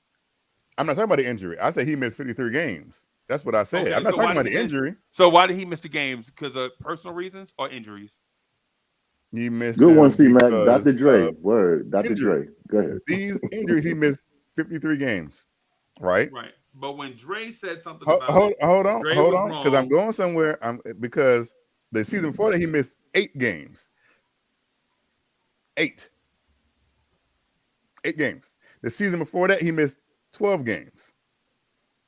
Hoodie Kev, we not going down this road of the calendar. I'm telling you, I'm not doing what I'm this. saying is, I don't care what you're saying. I don't care what you're saying is. I don't know. I don't care what you're saying is. What we're saying is call Anthony Towns missed games during the injury, and we don't need an itemized list to know that call Anthony Towns missed games due to injury. You're not talking to dummies. We're not slow. Mm-hmm. Right? You're talking to smart people. And this is from the same person who just literally made an argument about trying to get Paul George. So now I'm a dummy. You made a comment about trying to get Paul George. Right. So now I'm dumb because you want Cat. I don't know. Are you dumb because you want Paul George, who's missed more games? Thank you. You cannot more serious injuries. You cannot be more condescending than you are right now. You are so. I saw him break a bone on national TV. You are so condescending right now that people are leaving this chat. I'm watching the numbers shrink and shrink and shrink. I don't even believe that because nobody wants every time. Nobody wants to hear the same thing over and over. Nobody leave. I'm in the chat. If you had bro, all you had to do. I got 90 people watching right now, and it's been at that number steadily for a while before I even started anything. So I'm waiting for the numbers to drop because I'm watching it right now on the live screen. Right on what live screen you watching? On YouTube. I'm seeing the numbers right here. I see 92 people watching. Right. That number was at 106. When? Hoodie Cab, I know what I'm doing. I'm the number. This is my channel. 93, so it's up one. I know what I'm doing. One of us came back. Right. I know exactly what I'm doing. But you, however, are making a whack argument and you sound condescending doing it. You would rather insult me and others on this panel so that you can sound right, even though we disagree with you. It can't be reasonable minds can disagree. No. You gotta be condescending and insulting and talk over people and not let others on. Wiz ain't had a chance to get a word in since we was at 1 and I brought back when you brought up because you said let me put up a list. And you still talking and Wiz can't even get a word in. Right? Bully can't even get a word in. BT can't even get a word in. Right? Because you want to talk about call Anthony Towns over and over and over again. No, I said I literally. You would rather call me saying, "Can someone bring somebody else up?" Did y'all not bring this up? Did y'all not hear me say this on multiple occasions? I said, well, "Bring somebody Corey Lee, how many times you said Corey Lee? How many times you want to change the subject, Corey Lee? Boy, you don't even want to go there. Corey Lee, how many times you want to bring something else up? How many times I got to say it? Hey, real quick, Hoodie Cav. Hoodie Cav If is you ridiculous. listen to what happened, I had asked Uncle Frizzy to continue his list after Vukovic, and that was about an hour ago. So again, you wasted time. Where did the list go? Right. We was talking about Vucevic, and then somebody else brought back up So then Carl mute Towns. yourself, Then bro. what did Mute we need? yourself. And then we Mute went back yourself. into it. This is sad. I would bro. like to point out that my daddy's name is James. I want to make that point very clear right quick. And I don't think he's on this panel right now. And I'm just going to make that as clear, crystal clear as possible. Yeah. This set might not be for you then. Cause anytime you got to do stuff like that, bro, it make me Anytime somebody say that I need to do something, then yeah, I take a problem that like I'm not a grown man. And Right. you're not gonna tell me something like that. Oh, so it works for you, but it doesn't work when you do that to everybody else. Oh, I've never told anyone to do anything. Yeah, That's my thing. You talked over people. Don't say, I have You never. are talking over me right now. Instruction to anybody else. That ain't my place. I ain't nobody's daddy. The only reason why I even let this go as long as it is because it's Hoodie Cav. If you had been anybody else, I would have been kicked your ass out this chat. I just want you to know that. If it had been anybody else, bro, the ass would have been gone. You know what? How about this? I can make it easier. And how about you be respectful and I can at leave. least listen to others? I can leave. I know that. Or you could be shown the door. Either way. Really good night.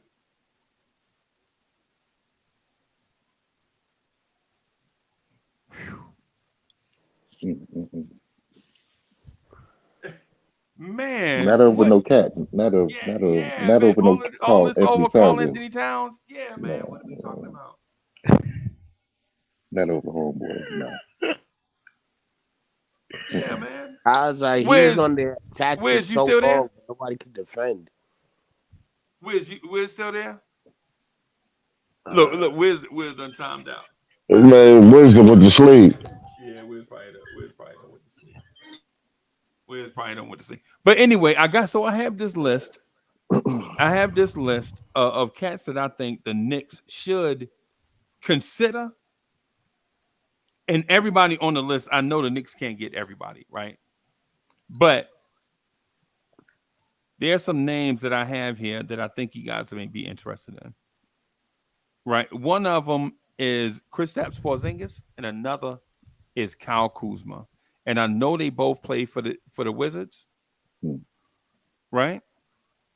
Or let me ask y'all this. Do you have a specific player in mind that you feel like the Knicks should bring in to either fit, or you want to trade pieces for a guy? I like KP over Freezy. I ain't gonna front. I do. I would like for him to come back. I ain't gonna lie. Trade for who? I don't want to say, man. That's deep. I don't want to say Julius, but it might have to be him along with a couple of other pieces. I'm sorry, but I like KP, man. I think the return to the Mecca would be nice. Yo, King Embert, yeah, word. I think return to the Mecca would be nice for him, and I think he might come out with a different theory. Like, all right, this is my second stint. I got something to prove, man. And he's good for the team, attitude wise. He not fighting with his players, with his teammates, and I don't want to keep throwing things off on Julius like that. And it's hard to replace what Julius numbers bring to the table, but a camaraderie would be there if KP came. So I like KP. I'm gonna leave it at that.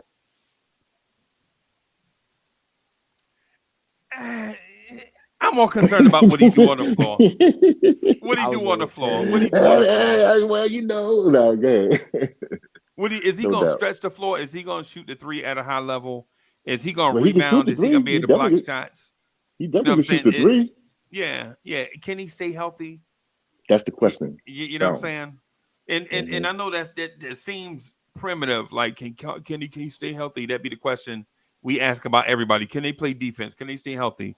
What I would say is Kristaps Porzingis is a very talented player, and he give you a lot of options. He can pick and pop. He can pick and roll. Right? He can do both, man. He really good, right? What are we talking about? Total giving up for him? I'm not giving up Randall and stuff for him. Okay, I right? knew that was going Right. to So Washington has to give me Porzingis and other come. stuff And for Randall. Kuzma. I don't. I think I That's don't know. that's a little that's steep. That's too much, right? Yeah, That's too much, Dre. That's too much, yeah, Dre. yeah. Washington. Okay. Yeah, that's you talking about like the second and third best player on a roster, right? But what I would do though is I'm not open to any Randall trade, but you know what? I would still consider it. But like I'm not shopping Randall, but if they made me an offer I can't refuse, then I gotta at least look at it. Right. Facts. What would you you know what? Let me say this. How does a KP and a Kuzma look on this squad, you think? Since you mentioned them.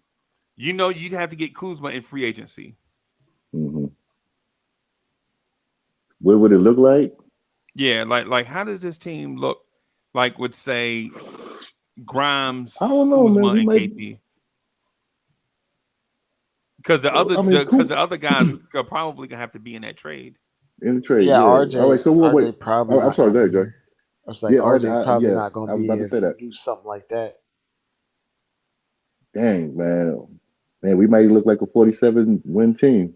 I mean, when you're acquiring like two guys that are going to be free agents and they're going to ask for a lot of money, it's probably going to be in a sign and trade. And you're moving a lot of salary out. Like if the idea of a KP and Kuzma being on the Knicks, that would probably mean RJ and Randall got moved or flipped in that process. And would you be cool with KP and Mitch starting together? When it's looking like, as long as it's been going, KP's a full-time 5 now. Yeah. So you move from like Mitch his to the best 4? position is 5 in terms of the advantages he gives his team. No, you'd have to trade Mitch for something. Yeah, man. It would be like a roster overhaul for two of those guys. Now, just one, then it wouldn't be a roster overhaul. It would just be like one guy or two guys out. Yeah, go ahead, Brian. Yeah. Now I was gonna say, how about a TJ Warren? You can have him off the scraps. Like he's TJ straight Warren. up free agent. From Indiana? Indiana? Well, he was in with Indiana Indiana. in the bubble when he went crazy, but he's in Phoenix right now. Okay. But he's a free agent. So. And how old is he? Is he 30 yet? I think so. Give me a check. Or he's in. He's in 29. range. He's about to hit 30. He's about to hit 30 this year. This upcoming That's homeboy that was about to get with him and Jimmy Butler was about to get at it. Oh yeah, they were getting after it. Yeah. Okay. But he's someone that you don't actually have to pay a ton of money. Well, how much would you pay him?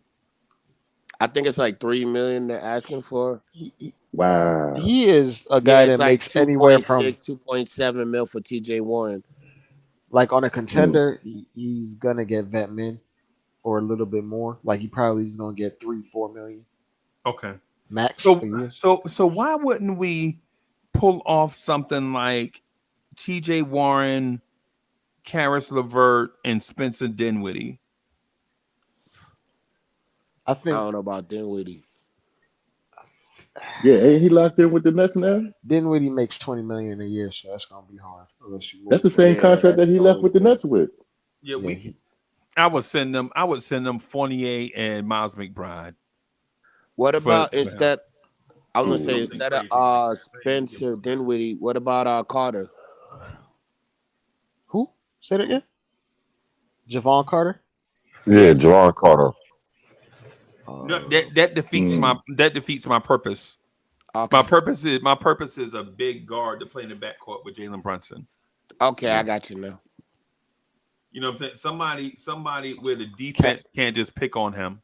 Karis LeVert would be very ideal, but it's looking like the Cavs want to re-sign him from all the things that I'm reading. So Ideally, if I can't get Dinwiddie, I would prefer Jordan Clarkson. DeRozan. Oh, I wanted to say DeRozan. Okay, I like Jordan Clarkson. Jordan Clarkson gives us those, like But all those. he's a bucket. Yes, He ain't and gonna play make too much for you, but he gonna be a bucket. right. But you know what I want Jordan Clarkson to do though? Be a bucket. That's it. Because if I had to choose between Jordan Clarkson and D'Angelo Russell, I don't want to pay D'Angelo Russell. That's some Facts. You know what I'm saying? I'd rather. How much he making? Oh, he's a free agent. It's like 22 mil. I think okay. he's gonna be asking for. Yeah, I think it's 20 now. Okay. Yeah, and he's looking for security, bro. This might be his last big contract. Yeah. You're right. So I don't want to give him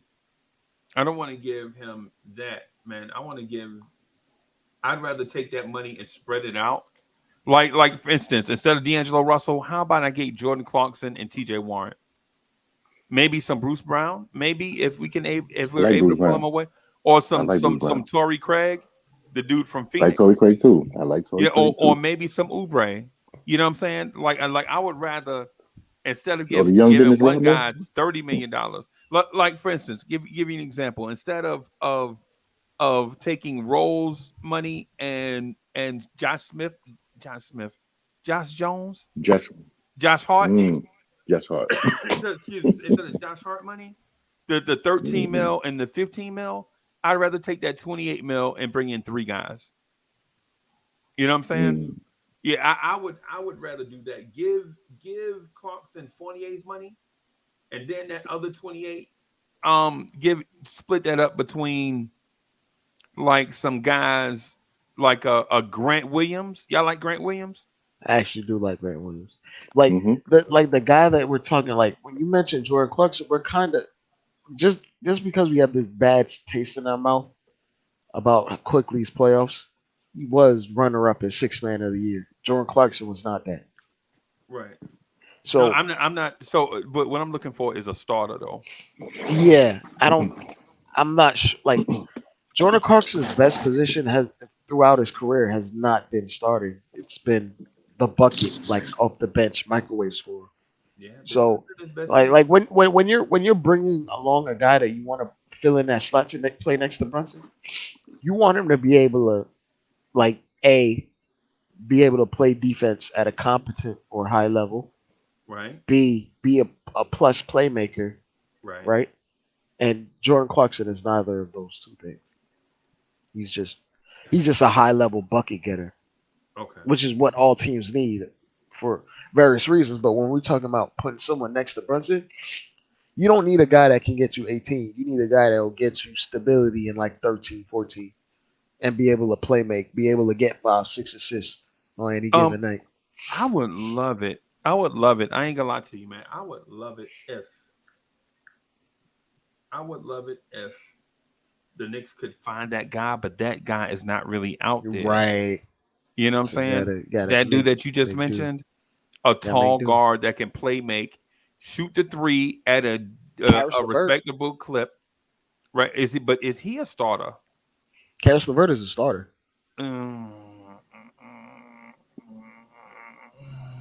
Over I Grimes? honestly think that he's a support off the bench. Yeah. I don't know. Yeah, BT. Well, I mean, I guess it depends on your team composition. Because he could be like the first. Yeah, he could be like one of the first guys you come off the bench and then you have him play. I would like for him to be. Brunson. I would like for if you talk about LeVert, I would like for him to be a leader of the second unit. I ain't gonna front. I would love for him to do that if he's willing to do it. I mean, yeah, exactly. You know what I mean? You could definitely run the show on it. You could be the second starter. Hey, coach, we gonna do that anyway. Josh Hart gave $20 million. And 20 mil for a role player? No, I don't want to do. Coach, I definitely don't want to do that. I don't want to pay 20 million for a role player. Not unless that role player is a starter and he is in a high level role. Right? Like if he is in a high level dependable role, like if he is a lockdown defender, high level 3-point shooter and playmaker, yes, I'm paying that, and I'd be willing to pay more than that. Right? If he's the the third option for us, then yes, I'm definitely yes. I'm Without definitely blinking. willing to pay that. Mm-hmm. Because think about this. Even Mitchell Robinson right now is a role player for us. He does a certain thing for us at a high level, but he don't do everything else, right? Like he's not going to shoot threes. He don't have a midi. You know what I'm saying? He don't have handles. His role with us is just protect the rim and offensive rebound. That's it. And I don't mean to diminish what he does, but it is a role that he has carved out a niche. You know what I'm saying? So, I mean, I think we struggle with RJ's role. Like, can somebody tell me what RJ Barrett's role is on this team? Throw shots at the rim so Mitch can rebound. Yeah, volleyball. Yeah. Alley-oops. Basically, yeah.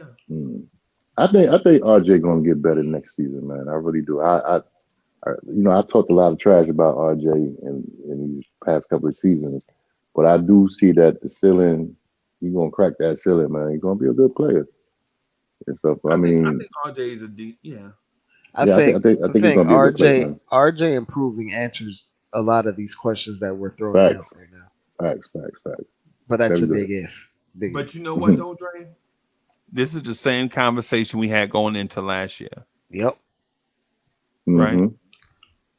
And even RJ said, even RJ knows that getting better is incremental. Yep. Right. So do we want a guy that's gonna just come in and be better instantly? I think so. Man, child, you crazy. I'm looking at the comment. I'm sorry. Nah, because if you're gonna wait for a guy, you might as well just wait with a heart then. Yeah. Man. Come Heart. I'll put that message up. That was me. Okay, got you. I think he's gonna be a good player, man. Child, come on, man. I'm gonna give him a chance because I hated on him for a minute. I ain't gonna front, but he showed me something in them playoffs, man. These last couple of weeks or whatnot when we was going against Miami and Cleveland. He showed me something, man. I'm very proud of him, man. You know what I'm saying? He showed me more things than what Julius Half did, and I'm my backing, and I'll go to bat for RJ right now. I'm not gonna lie. I'll go to bat more for him than I go for Julius. I ain't gonna lie, straight up. Okay. No less. I'm serious. Okay. I'm gonna go to bat for Randall. I talked to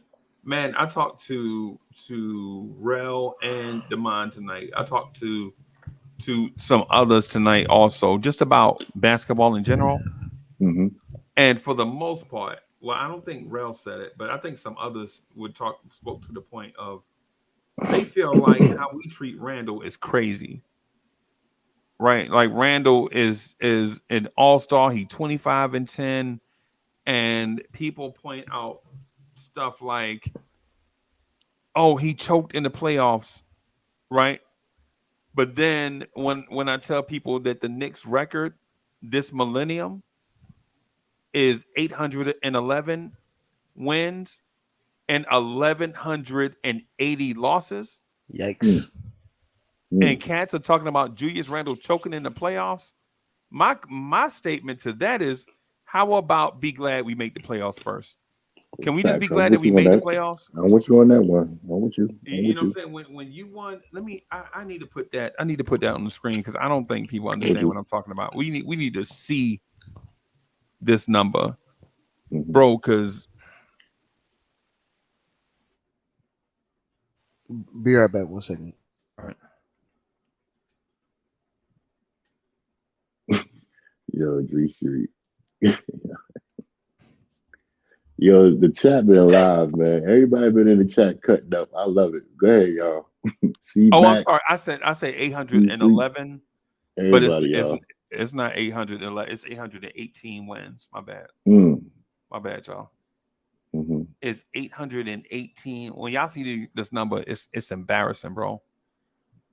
It's 818 wins and 1,108 losses. and we are legit down on Julius Randle for not performing in the playoffs. And if you are, Again, if you are, that's fine. Well, But man, that's when we need him at. I mean, I don't want to, not to cut you off or nothing like that. I hear you. Sorry, BT. I don't want to be a regular season champion. I want to be a champion, man. All right, if we're gonna go to the second round, I want to go to the ECF too, and I want to be a champion. It's no knock against Randall. Like I said, I was telling Corey Lee the other day that I kind of was in a fog about a couple of things because things was happening. But yeah, how can we replace Randall? But I'm looking at the chemistry and the camaraderie, how he treat his teammates and whatnot, which elevates the team. And whatnot. When you elevate your teammates, man, we all going out to get buckets. You see how Josh Hart is falling on the floor, everybody falling on the floor and stuff like that. I need Randall to do the same thing and be a leader. All right. I mean, all right, keep your personal problems over there. Let's play ball and let's win. It just seems like sometimes his attitude is a cancer towards the team and stuff like that. And I'm not denying his numbers and what he do for the team on the floor, but also you have to be a great teammate and you have to be a great leader if you want to be a leader. And I think his leader role is diminishing, and I think he know that because we got we got Brunson, and you got Josh, energy dude, and you got the 9 guard stepping up. So he might be in a position where, like, man, they don't need me like this. I don't know, but step up, bro. That's all. That's all I'm saying. Step up, man. I don't want to lose him, but I want him to grow. What about this? How about some people pick him up? How about others step their game up? I think people probably been trying to pick him up. I think people have been trying to pick him up, Uncle Freeze. I think people have been like, "Yo, man, you good?" You see, he throwing. He want to argue with. He want to argue with quick.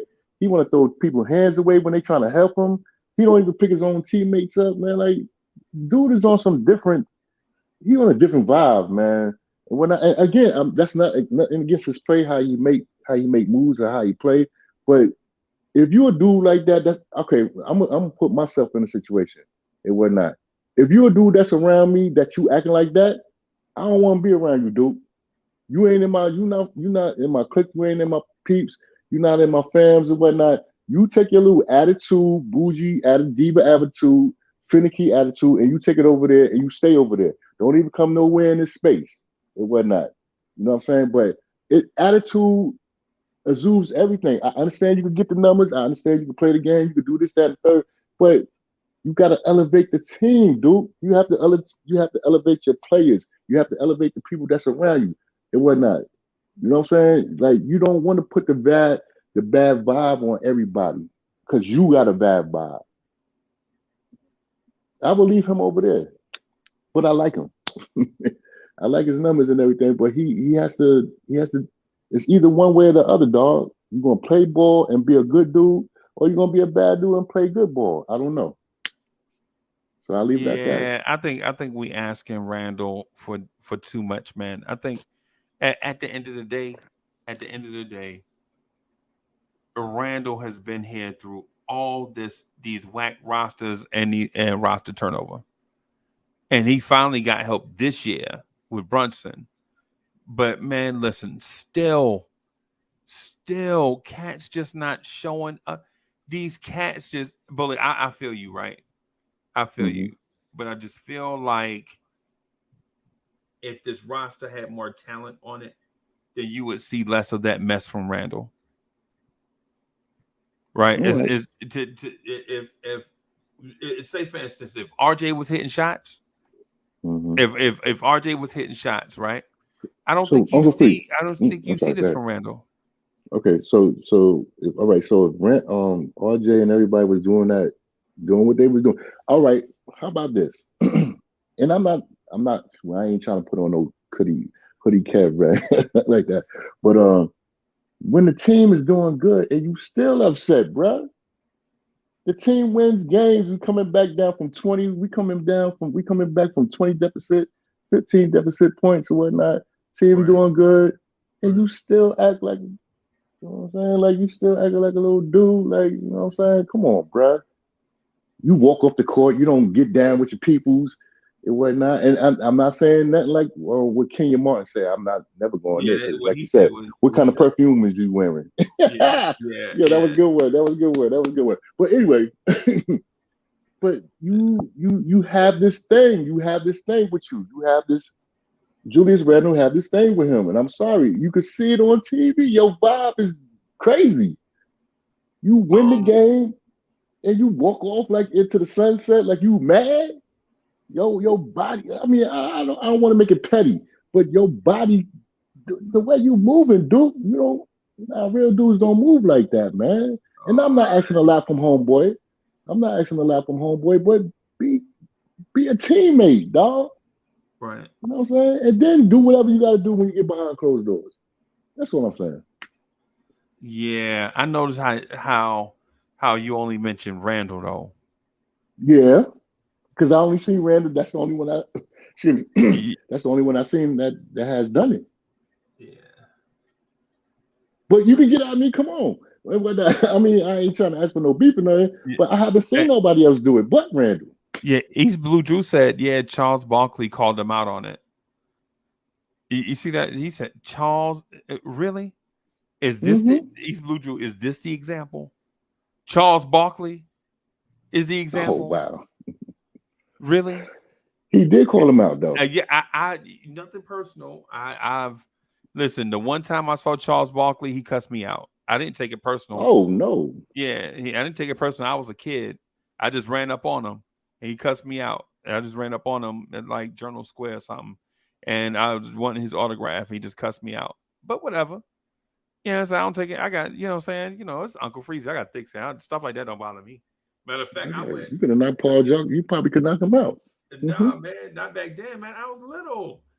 But Oh, but okay. no, but the thing is back then is I ran back around the way and I was like, yo, guess what just happened? Charles Barkley just cussed me out.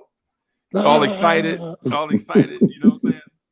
But my point though is if listen, man, if Steph Curry said Julius Randle need to tighten up, then I've been okay. But Draymond Green, Charles Barkley, Charles Oakley telling Randall to calm down. No, I need somebody else. You know what I'm saying? I hear you. Yeah, it's just it's not the message, it's the messenger. In that case, that's all I'm saying. All right. You know what I'm saying? I just want him to change a little bit, man. Just change. I just want his roster to be better. I want the roster to be better. A little bit. You know what I'm saying? I want the roster to be better, bro. Don't put us in these situations, man. Right. Everybody step up, man. We just can't have it be just one or two guys, and we blaming the entire offseason on one or two guys, man. I just wish the roster would step quickly. Grimes, Obi, Mitch, everybody. You know what I'm saying? Everybody rowing in the same direction. Kevin Cash, I see your comment, man. I got you. I hear you. I see you. I'm willing to give homeboy. I want to give him a chance. I want him to. If you're gonna be the leader, man, be the leader. Don't be the diva. That's what I'm saying. I'm gonna leave it at that. Right. And I'm gonna just say, if these dudes gonna be NBA players, don't just collect checks. Right. These dudes, man, it's got to be a team effort, man. It's 15 plus 2 on the squad, bro. We just can't just point to one, man. And I know he was bad. I'm not saying that he wasn't bad. Because he was terrible. He was terrible, right? But I just need him to step up, man, and be better in the playoffs. But at the same time, man, just blaming one guy for everything, man. Just it just seems like we just need a whipping boy, a fall guy, something like that. I don't want to whip that boy. I don't want to whip nothing. I think we would all love Randall to be better, but the way he's used isn't optimal. Right. And is it a third option? On coaching, but people think that Tom Thibodeau isn't an issue. I mean, he does a lot of great things, but if you're just looking at his shot diet and the things that he doesn't get any easy looks, like any sane coach would see Bam Adebayo on Julius Randle and try to force a switch repeatedly. And all we did was settle for isolations 26 feet away from the rim. And that Contested. and that is part of it is on the player's IQ, and part of it is the system. And the system does Julius no favors. It works in the regular season, but this ain't the regular season. Right. And if you're just gonna let a guy die out there without making any adjustments, then what can you That's do? on Tibbs. Great point, Kevin. I'm gonna tell you something that I hadn't seen all season, right? I hadn't seen any high-low pin downs from this team all year. At Y'all know all. y'all know what I'm talking about high-low pin downs? I know. Say Isaiah Hartenstein at the top of the key and say RJ drag from the corner to the front of the rim and pin his man under the rim and Hartenstein just hit him right there. Bim. None of that. But you see the Miami Heat do it at least like 10 times a game. 10 times. They've been doing it all game. Yeah, it just high-low pin downs. That's simple. Me and Bully can do that at the rec right now. I get the ball at the top of the key. Hold on, I got scratched, man. Yeah. But we both, bro. We ain't trying to pull no hammies. I ain't trying to be at work with. I ain't trying to be at work with an ace band on. You know what I'm saying? But anyway, but Bully come from the corner and stay at the top of the rim, and I just force it in there to him. I just throw the ball right in his chest. All you gotta do is catch it and put up a little hook right there. He ain't gotta do no moves, no nothing.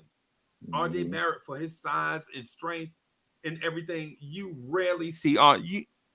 Why don't we do high-low pin downs? And Kaiser Sosa, you see, Kaiser Sosa understand what I might be saying. You know what I'm saying?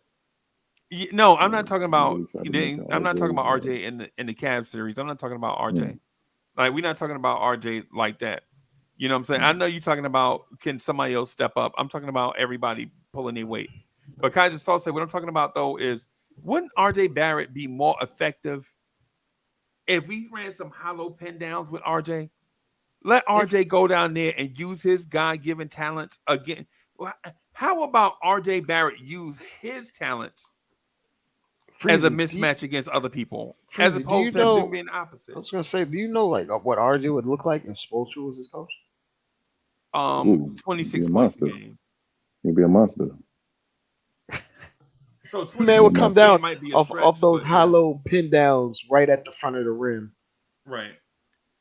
Able to muscle and get a foul call or get a layup or something. All the time. Randall himself would eat so much over that. Yes, but you know what though? Mitchell Robinson can't pass. But even if we have the guy out there that can pass, we never utilize it. So this makes me realize, like, even if we have the talent, we're not going to use that talent optimally, regardless. Did y'all see what Kerry Cox just said? Did y'all see what Kerry Cox just said? It just went up on the chat. We're not trying to make no narrative or nothing like that to fit the description and stuff. We just looking at it from our eyes and stuff. But I mean, I see you on there every day, Kerry Cox, man. Yeah, there you go, right there. You know what I'm saying? Right. Come on, man. Like we talking it from the narrative. If you, I know you're a legend and everything. If you feel like you want to say that, jump on board, bro, and say what you gotta say. I mean, I know you're going through it to the chat and stuff like that, but come on, let me hear your voice and give us your opinion. I mean, your opinion, dog. Besides typing it, get on board and say what it is. But if you're gonna talk Karl Anthony Towns for 2 hours, no, thank you. Right.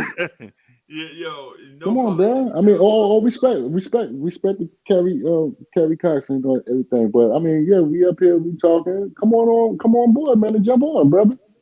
I mean, yeah, but my thing is too is Tibbs don't do us no favors. Like what Dre was saying about the offense. These one of the things I be trying to get to. Like we criticize like the players all the time. I just saw Dre. What's his name? The coach from Boston.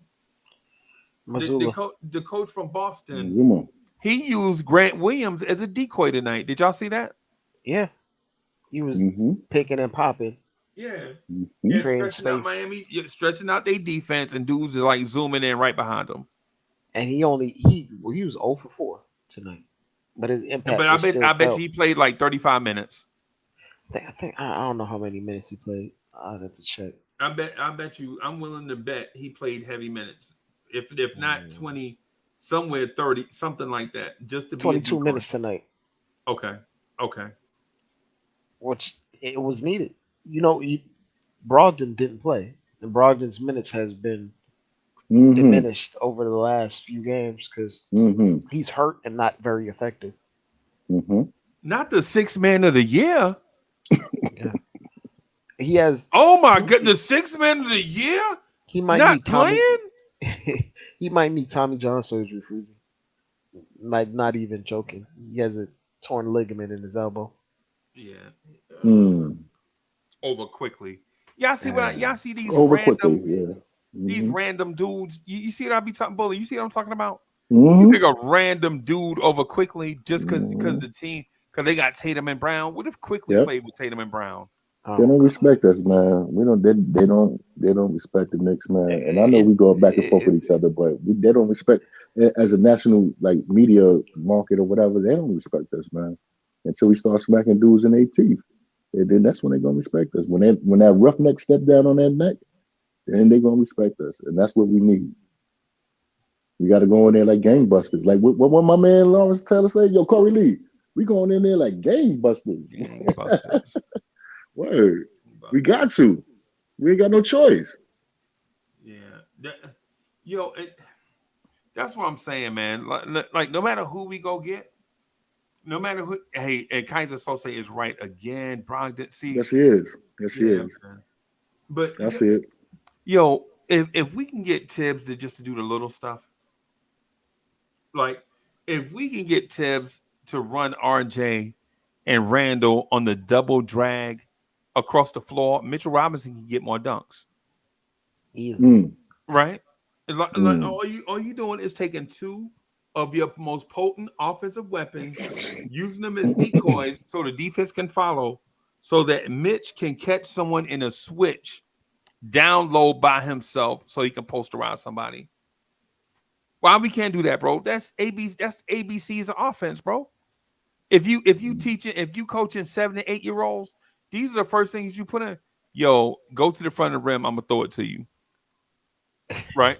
You two. Am I right, Dre? Am I right? You line up two of your best players. Hey, y'all sit on this side of the floor, but when he get in the middle of the floor, y'all run as fast as y'all can to the other side of the floor. Freely, I'm not about to lie to you. I believe we probably run like the same 4 set plays all year. Yep. That we weave. Yep. RJ pistol action. And like calling isolation and dragging a pick and roll, depending on who it is, to get a mismatch to attack and ISO. Right. Not to dump down to the big. Like everything is based off of after that, everything is based off of attacking closeouts like Grimes or something like that. Right. But our offense is just too simplistic, like, and predictable. Predictable word. Right, but you know who carries the weight for that, right? Randall and RJ. Yeah. Randall and RJ gonna get the blame because the offense is whack. You know what I'm saying? All the time, man. They know where they're going. It's like how Daniel Jones and Saquon Barkley got the blame for Joe Judge offense. Ooh. You know what I'm saying? Daniel Jones is trash. Yeah. Daniel Jones is trash. But then you change the coach. You bring in somebody who actually know what they're talking about. Know what they're doing, right? Know what they're doing. They look different. Yep. That's and I hate to equate it to football, especially since there's Jets fans in here and they don't know nothing about offense. But if for the Giants fans, y'all don't understand what I'm talking about. Shots fired. Y'all gonna know about offense this year, Freezy. I'm just keeping it real. Y'all quarterback hurt already. I had a little week. It's nothing, bro. Can I ask you a question, Dre? You know what this is what it looked like to me. It looked like Brett Favre again. Brett Favre 2.0. 2.0, 5,000. But It he's not wasn't that. hurt. He's not actually hurt though. And Brett What Favre, can the he do for reason y'all though? the reason we went 8-3 under Brett Favre, then he had the elbow injury. That's why. And they was bringing out them old Titan, New York Titan jerseys and whatnot. Ew. Anyway, but go ahead, bro. That's the reason why the Jets season went off the rails Because they, with Brett. Because Brett got hurt. yeah, I know he did get hurt. I ain't gonna front. He did get funky for a minute. Yeah, y'all started losing because y'all stopped throwing to Quincy Enunwa and Yeah. Quincy Enunwa was not on that team at that point. What's the other guy name? I'm sorry, C-Mac. I'm sorry, probably C-Mac. like Dustin Keller or something. No, not Dustin Keller. What's the other? It's Jericho Country. That's him. Yeah, Quattry. Yeah, Quattry. Because at that point in the year before Brett got hurt, we went to the Titans, and the Titans were like 8-0 or something like that. Yeah. And we went into their house and beat them. And then literally the next week, Brett Favre tore a ligament in his elbow. In the elbow, yeah. And then he just wasn't the same. Nah, he was done. I mean, that's always a possibility. Injuries can't plan for it. All right, so what I'm asking you, Dre, not to change the topic. What can Aaron Rodgers do for y'all? Like, what can he really do for y'all? You think y'all gonna win a doggone chip? Y'all think you're gonna win that chip? I think we put ourselves in a position to be where, there's only really 6 teams that really consider themselves and talented enough to win a title on a year in and year out. Sometimes there's a surprise team that pops in. We are the surprise team, bro. Who, the Bears? The Bears are the surprise. Oh my God! No, Uncle Freezy. Didn't I ask you this question last night or something? Why are you born in New Jersey? Why do you? I know you said the sweetness. You said what, the Peyton, and yeah, Dre. I mean, why the Jets? Why not the Giants? I started watching sports in general around 97, 98. And if you know what happened in 98, you still got ice melt up under your chin, boy. Jets went to the AFC title in 98. So I thought we were going to be back. No. Evidently not. What was that boy's name? Sanchez? That's around? No, Testaverde. No, it was Vinny Testaverde. Testaverde. Yeah, Testaverde. Oh, no. My homeboy used to call him Vinny Interception. Facts. Y'all got no love for the Miami University? Yeah, I mean, UAM is cool. University of Miami is cool, but I don't know if I like anything Miami. At all? Oh, I like Callis Avenue. I like the weather. I like the beaches. I like the water. Yeah, man. I don't know. I live like 30 minutes. The food is great. Yeah, I live like 30 minutes away from that, bro. I can get that like anytime. Yeah, anytime. And it's 72 degrees. Lauderdale is cool too, man. Freezy out there getting a tan. Yeah, exactly. Yeah, man, we get that. Exactly. We get that Calabash anytime, man. So, but just real quick on the tips thing, I didn't want to let it slide, bro. I think this offseason we got to get us an offense. We got to get us a veteran on the bench, bro. We're gonna go get us a coordinator. Yeah, we need. That's what I'm saying. That the other day when we was online, pardon me, y'all. The other day when we was talking on the chat, that's what I was saying. Like my man from Phoenix that just got fired. Monty Williams. Yeah. Why not put him on the bench? You know what I'm saying? And let him be an assistant coach. Because I'm quite sure he's gonna get another job. Wasn't Mike Woodson our official? And I miss Mike offensive Woodson. coordinator before Freezy. Because I could be wrong, but before he left, our offense felt a little bit more diverse in terms of our play. It was popping.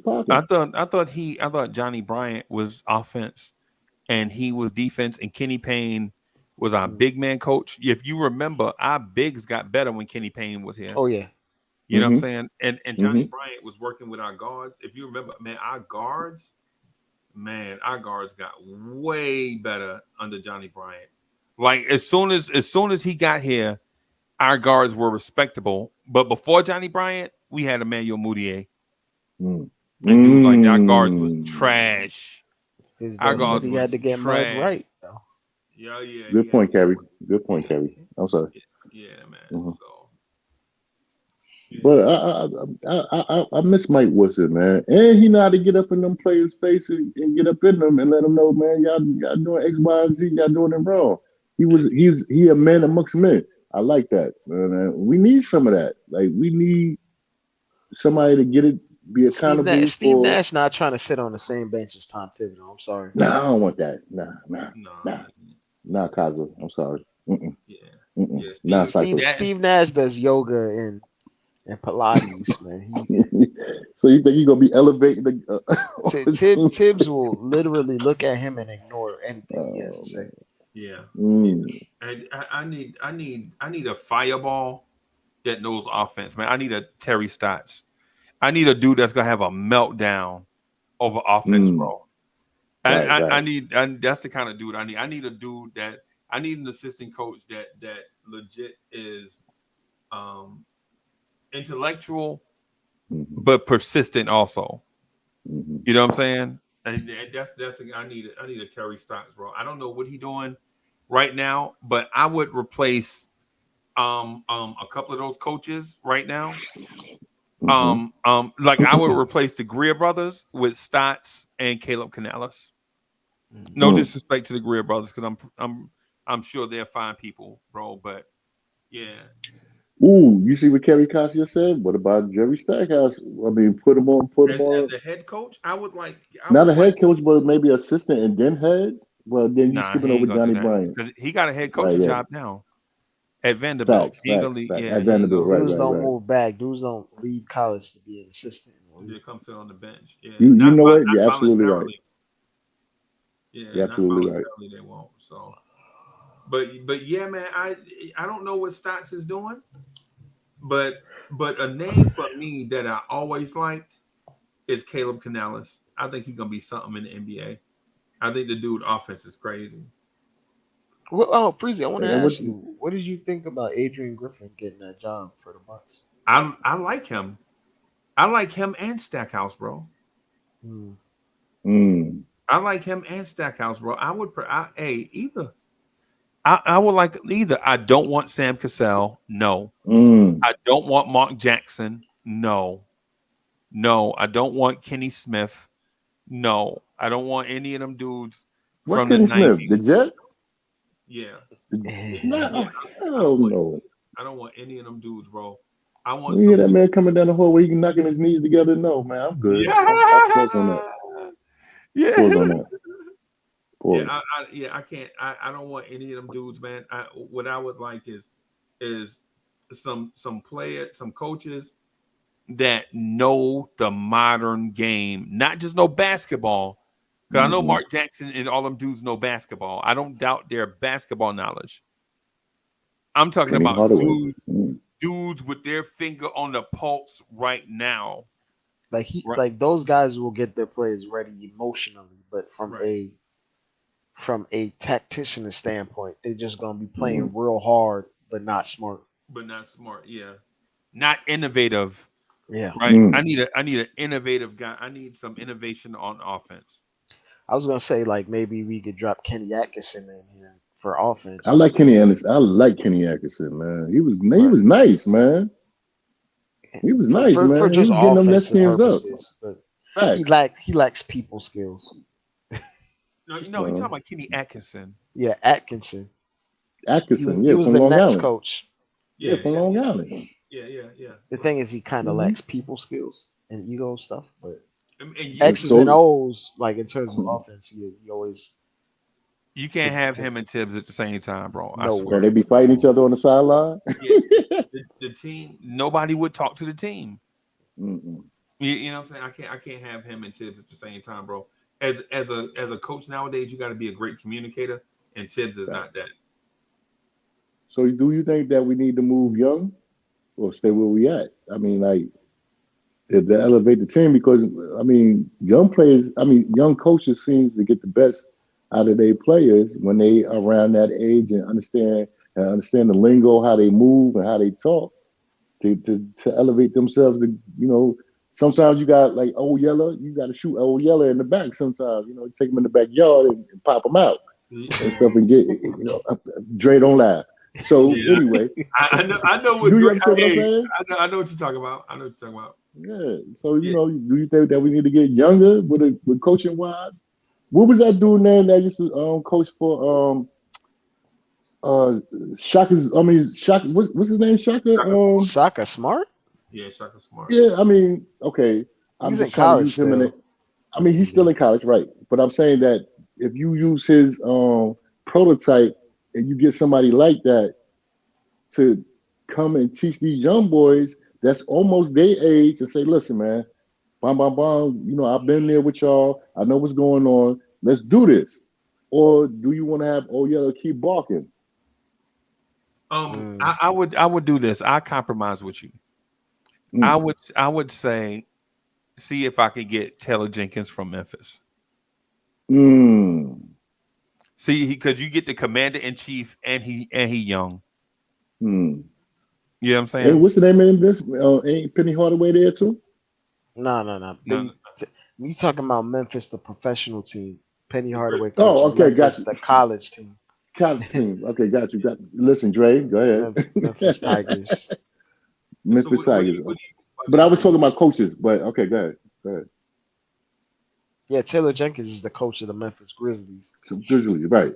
Yeah, well, I like him too. I actually like him too. I know what you're talking about. I like him too. It's funny, Freezy, because the Grizzlies' whole strategy to win is something that Tibbs bit and stole, kind of. Right. Like the whole winning the possession battle and destroying the offensive glass thing. Yeah. They did that blueprint a year or a few years before we did. Yeah.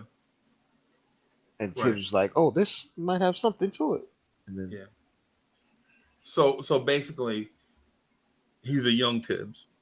Yeah, but he's an innovator in that way. Like he was the first guy to consider it winning that way consistently, and that was partially due to roster construction and lack of shooters.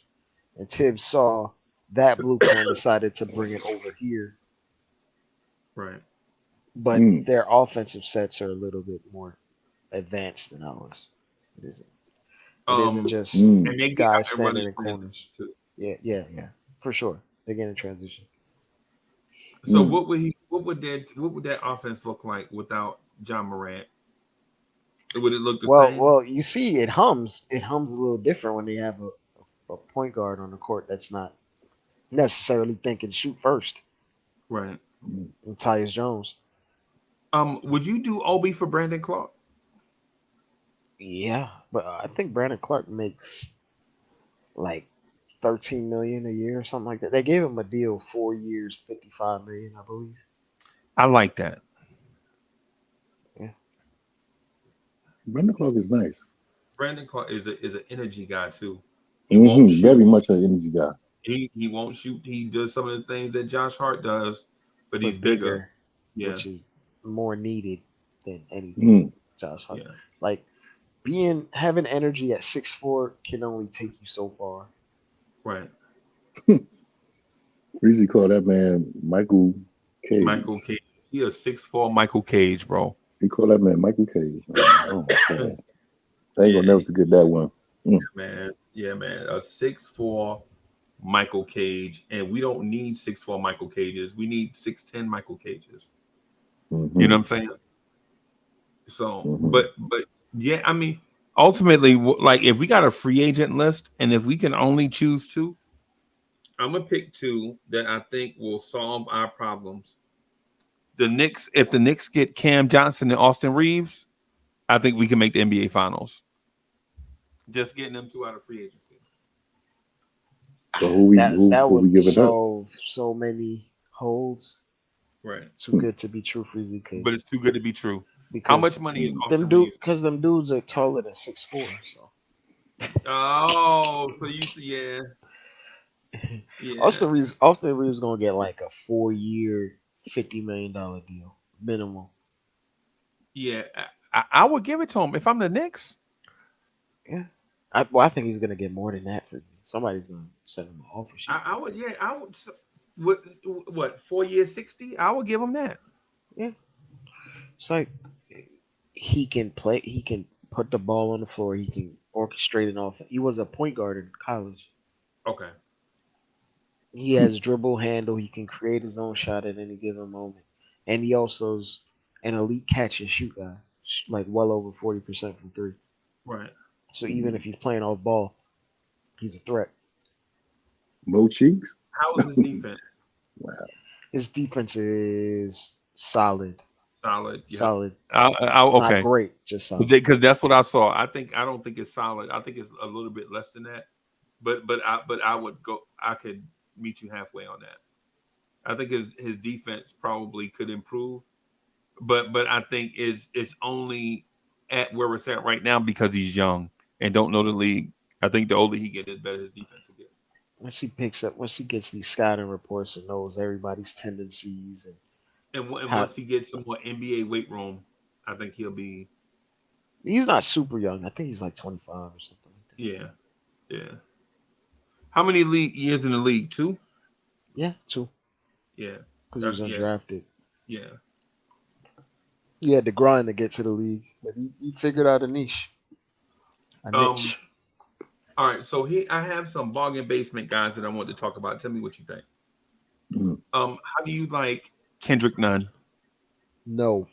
No more small guards. You gotta have them, bro. I gotta have them, bro. Well, Tibbs gotta have them. Tibbs has gotta have them. Yeah, Kendrick Nunn, bro. I'm throwing the bag at him, bro. You throwing the bag at him, Freeze? A garbage bag? No, a Louis. A loot.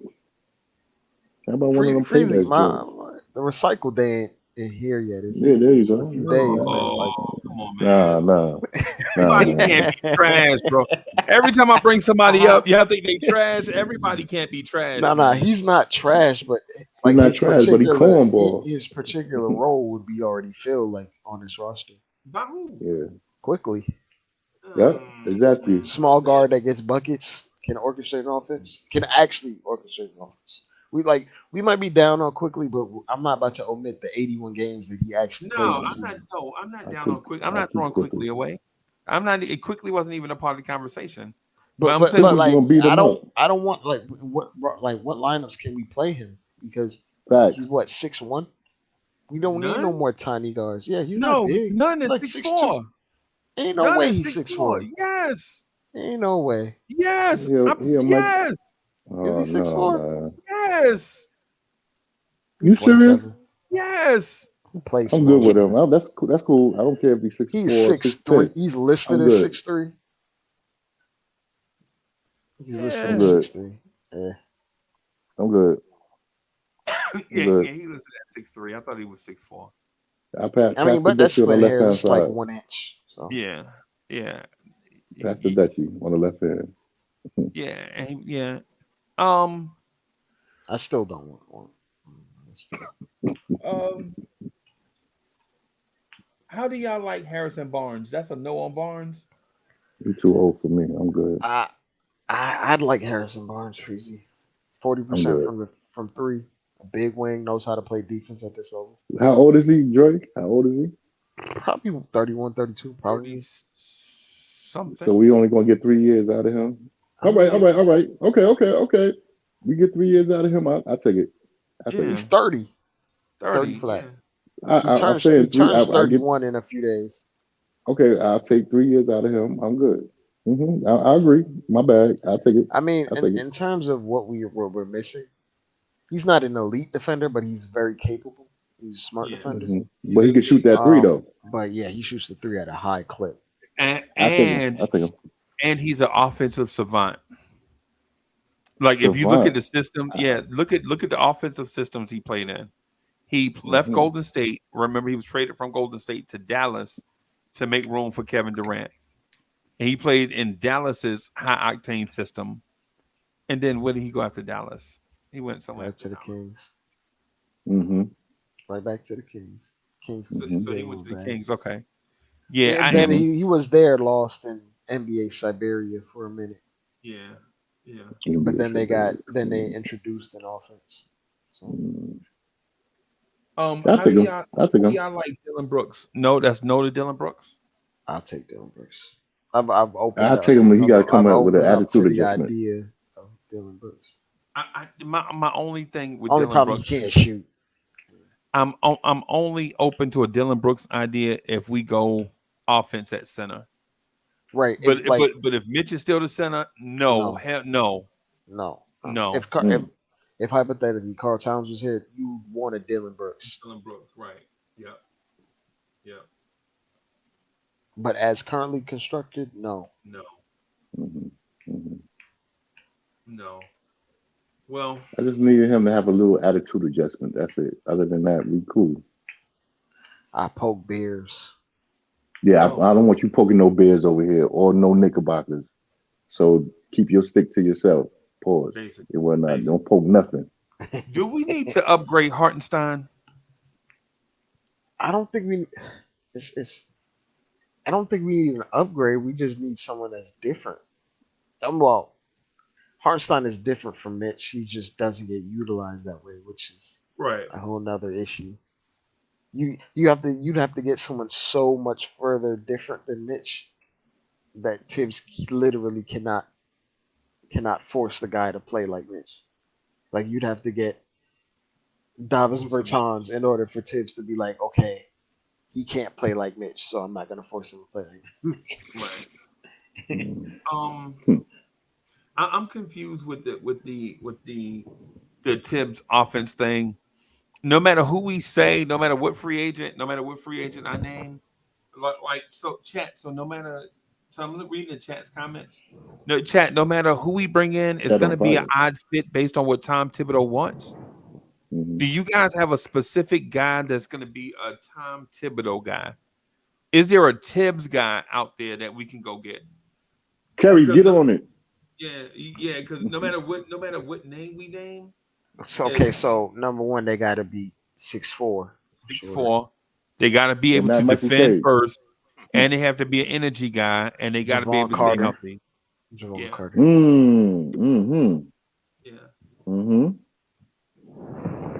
That's unfortunate.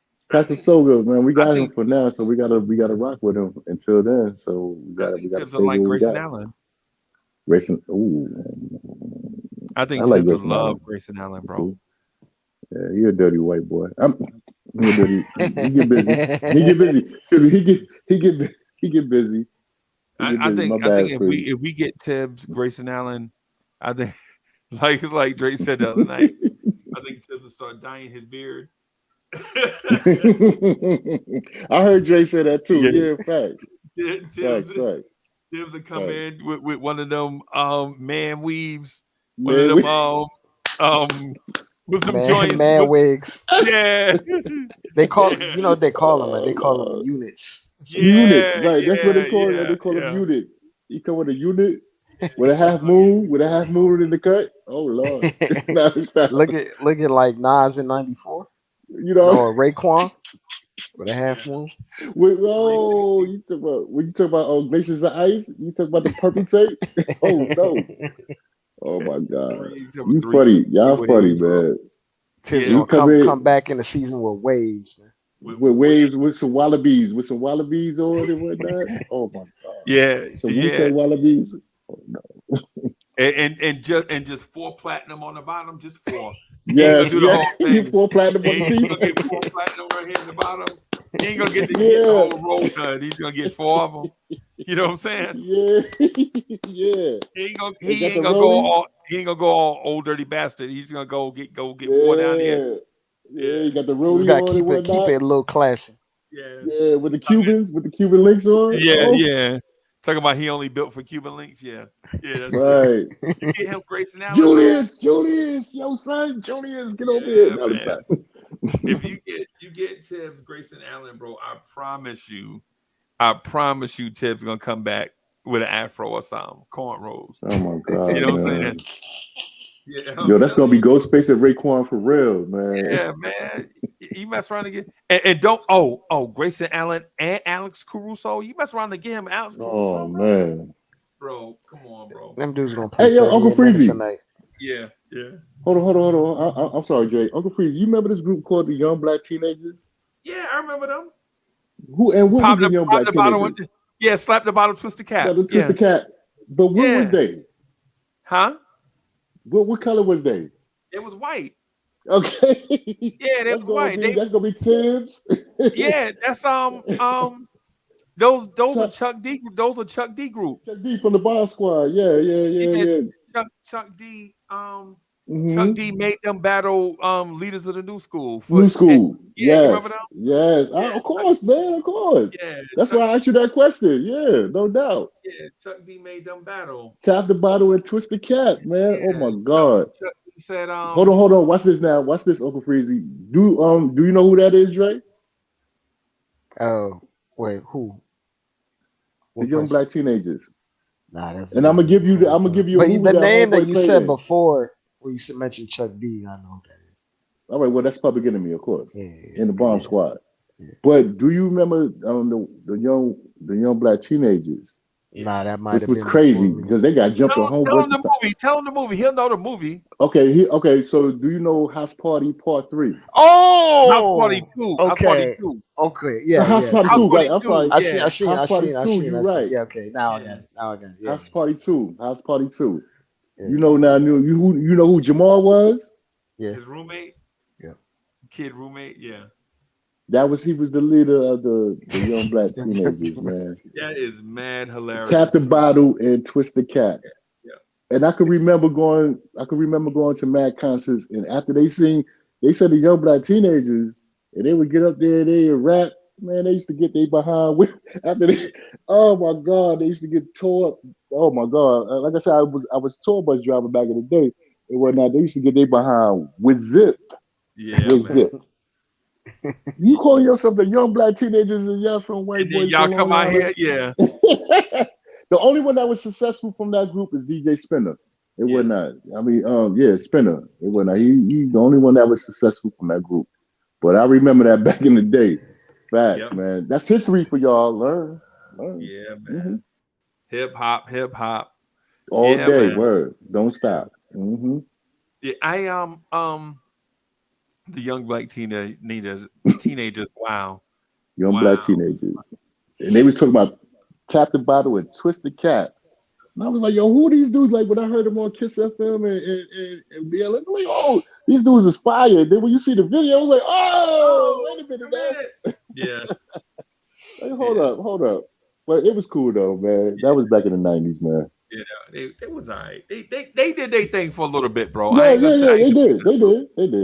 They had a couple of, nice little joints and stuff. Respect to them, man. Hope all y'all doing good. Yeah, man.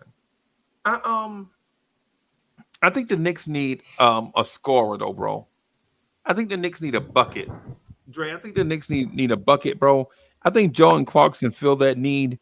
Does Jordan Clarkson come off the bench for us behind Grimes, though? Even for the money? Probably. In my mind, because ultimately Tibbs needs a starting lineup. He needs at least one player in a starting lineup from the perimeter that's a plus defender. Yeah. So he would bring him off the bench, but what about Alec Burks? No. No. You don't take somebody in recovery to a party, bro. You know what I'm saying? You know what I'm saying? I hate to put it like that, but yeah. Saying Tibbs is an addict? Yes. Tibbs is a chubby chaser, bro.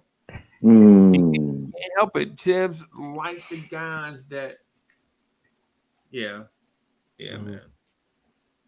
Yeah, if you get like for instance, if Josh Richardson, I would be okay with the Swiss Army knife guy. I do like Josh Richardson. Athletic, can play the 1, 2, 3. You know what I'm saying? Can do multiple things. Knows he's a role player, right? But what about Terrence Ross? You like Terrence Ross? I like Terrence bucket, Ross. Not much else, just a bucket. Unfortunately, that's what we need, right? A bucket. Right. In the regular season, we didn't really need any more buckets. We just needed consistency. We needed health. Yes. Yeah, we needed guys to stay healthy during the regular season. Yeah. You know what I'm saying? Like, But the added depth wouldn't hurt in terms of our offensive firepower especially if for we the were to money that get you're an talking about injury. spending. If you just talking about spending a little bit of money, just a little, you know what I'm saying? Just because the Knicks giving Josh Hart $20 million is just going to make me want to vomit. 20 million a year, not just 20 million A, total. a year. Is that what he deserves? When Bruce Brown is probably going to get half that. Oh my god. I just can't. I do like the Josh Richardson idea. The more I think I about want to it. get. I want to get 3 of them dudes, bro. I want to somehow. And listen, I know everybody is not going to be able to get the minutes that they want to get, but at the same time, in a time it's proven with a Tom Thibodeau team, somebody's going to get hurt at some point, and you're going to need that depth. Yeah, you feel me? You know, I would do either 2 of them, like Josh Richardson, Terrence Ross, and then maybe Grant Williams. That would be my summer. That would be my summer. And no, I'm not bringing Josh Hart back. I like Grant Williams too. That would be my Josh Richardson, Grant Williams, and somebody that can either start at the 2 or 3 or come off the bench. You know what I'm saying? I mean, Josh Richardson could be that guy. Start at the 2 or the 3 or come off the bench or whatever. They can shoot respectable from 3. Right. Mm-hmm. Yeah, Kerry Cox. Yeah, Jordan Clarkson. I mentioned him. My only deal is I think him starting in Utah may give him starter vibes. How do y'all like about Colin Sexton? Colin Sexton is the starter of the future over there. He just was hurt a lot this year. Hamstrings, stuff like that. Yeah, I like him. I beg to differ. He's not a free agent, dude. Who? Colin Sexton. I think he's a poor man. He has a deal. Colin Sexton has a deal. Like they re-signed him as soon as he got traded over there. Oh yeah. You're right. 4 years, 70 million or something like that. Yeah, you're right.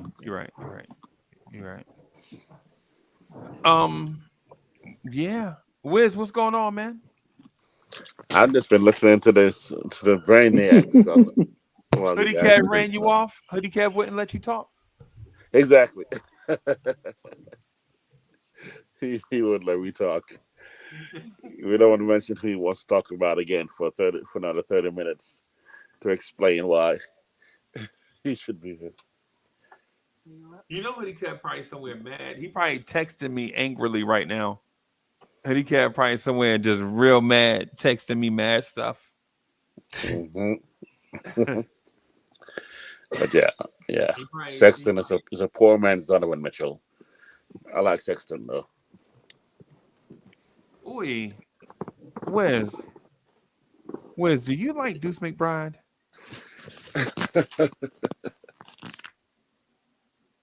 I'm asking, just for the sake of conversation. Do you like Deuce McBride? Okay, Wiz disappeared. Wiz disappeared in that LA. In the LA smog. Wiz, you didn't fall. You not at Mulholland Falls, are you? Oh boy, things that got quiet. Wiz must be at City of Industry somewhere. Yeah, lost connection. You probably lost connection. Yeah, but if you like Deuce McBride, man, I think Ryan Rupert is that guy, except bigger and just as bouncy, but with the same mindset. Dog mindset. Don't I'm just gonna come out here and harass you. just come out and harass. Let me. Hey, can you hear me? Did I get dropped? Yeah, Hey, do you like Deuce McBride? I heard about that guy. He plays for the Knicks, right? Right. Yeah, I heard. Someone said he's on CP3 2.0 combined with Gary Payton 2.0. That's what I heard. I would say if you like him, then Ryan Rupert is a bigger, taller version of that. A bigger, taller, just as athletic, maybe even more than him. And Wiz, let me ask this. Are we overlooking Deuce McBride? Is Deuce McBride going to be the guy that enters the rotation this year, like how quickly entered the rotation last year? I don't think so. Mostly because you have like, oh wait, that question was to someone else, wasn't it? Or was that to everyone? Before I step Go in ahead, and take answer. it, Jay. I don't think so because we just have so many actual guards already in the rotation. It's gonna be hard to even get more minutes. Because, Really? like, yeah, Josh So Hart you is wait a a minute. So guard. you think Grimes long term is better than McBride long term? Yeah, I don't think I'm crazy for saying that either. Wiz, do you think Grimes long term is better than McBride long term?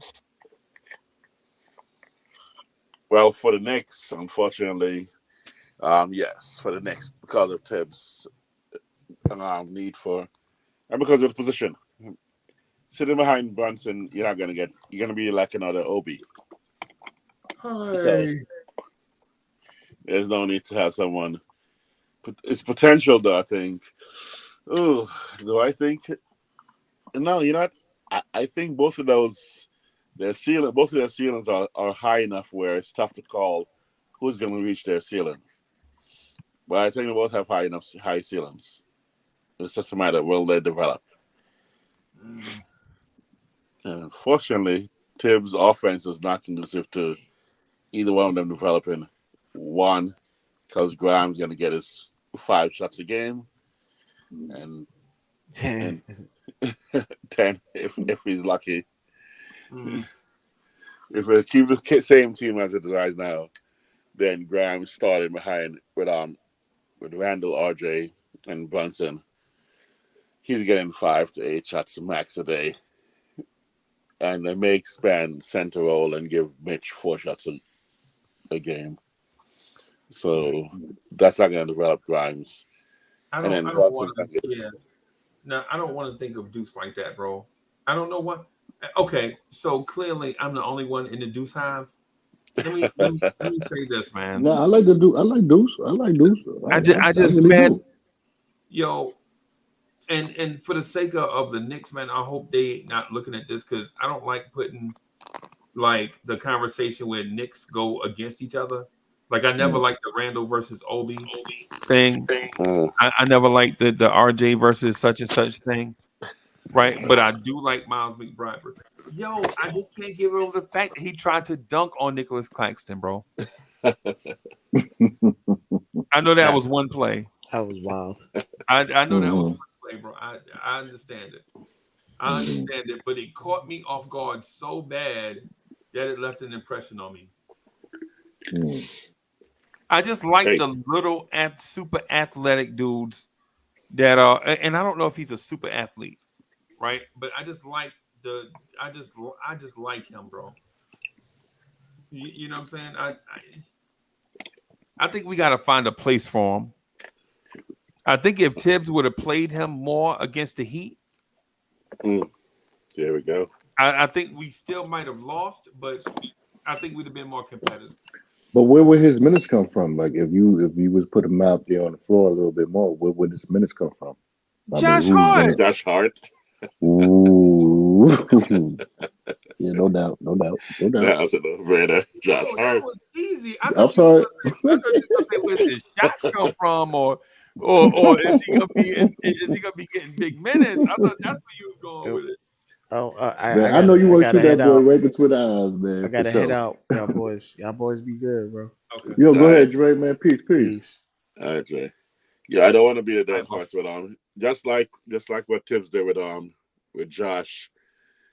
I think tonight, if you saw the game, Celtics, both Jason Tatum and Jaylen Brown were doing what I always talk about. You know, Randall. Remember me and you.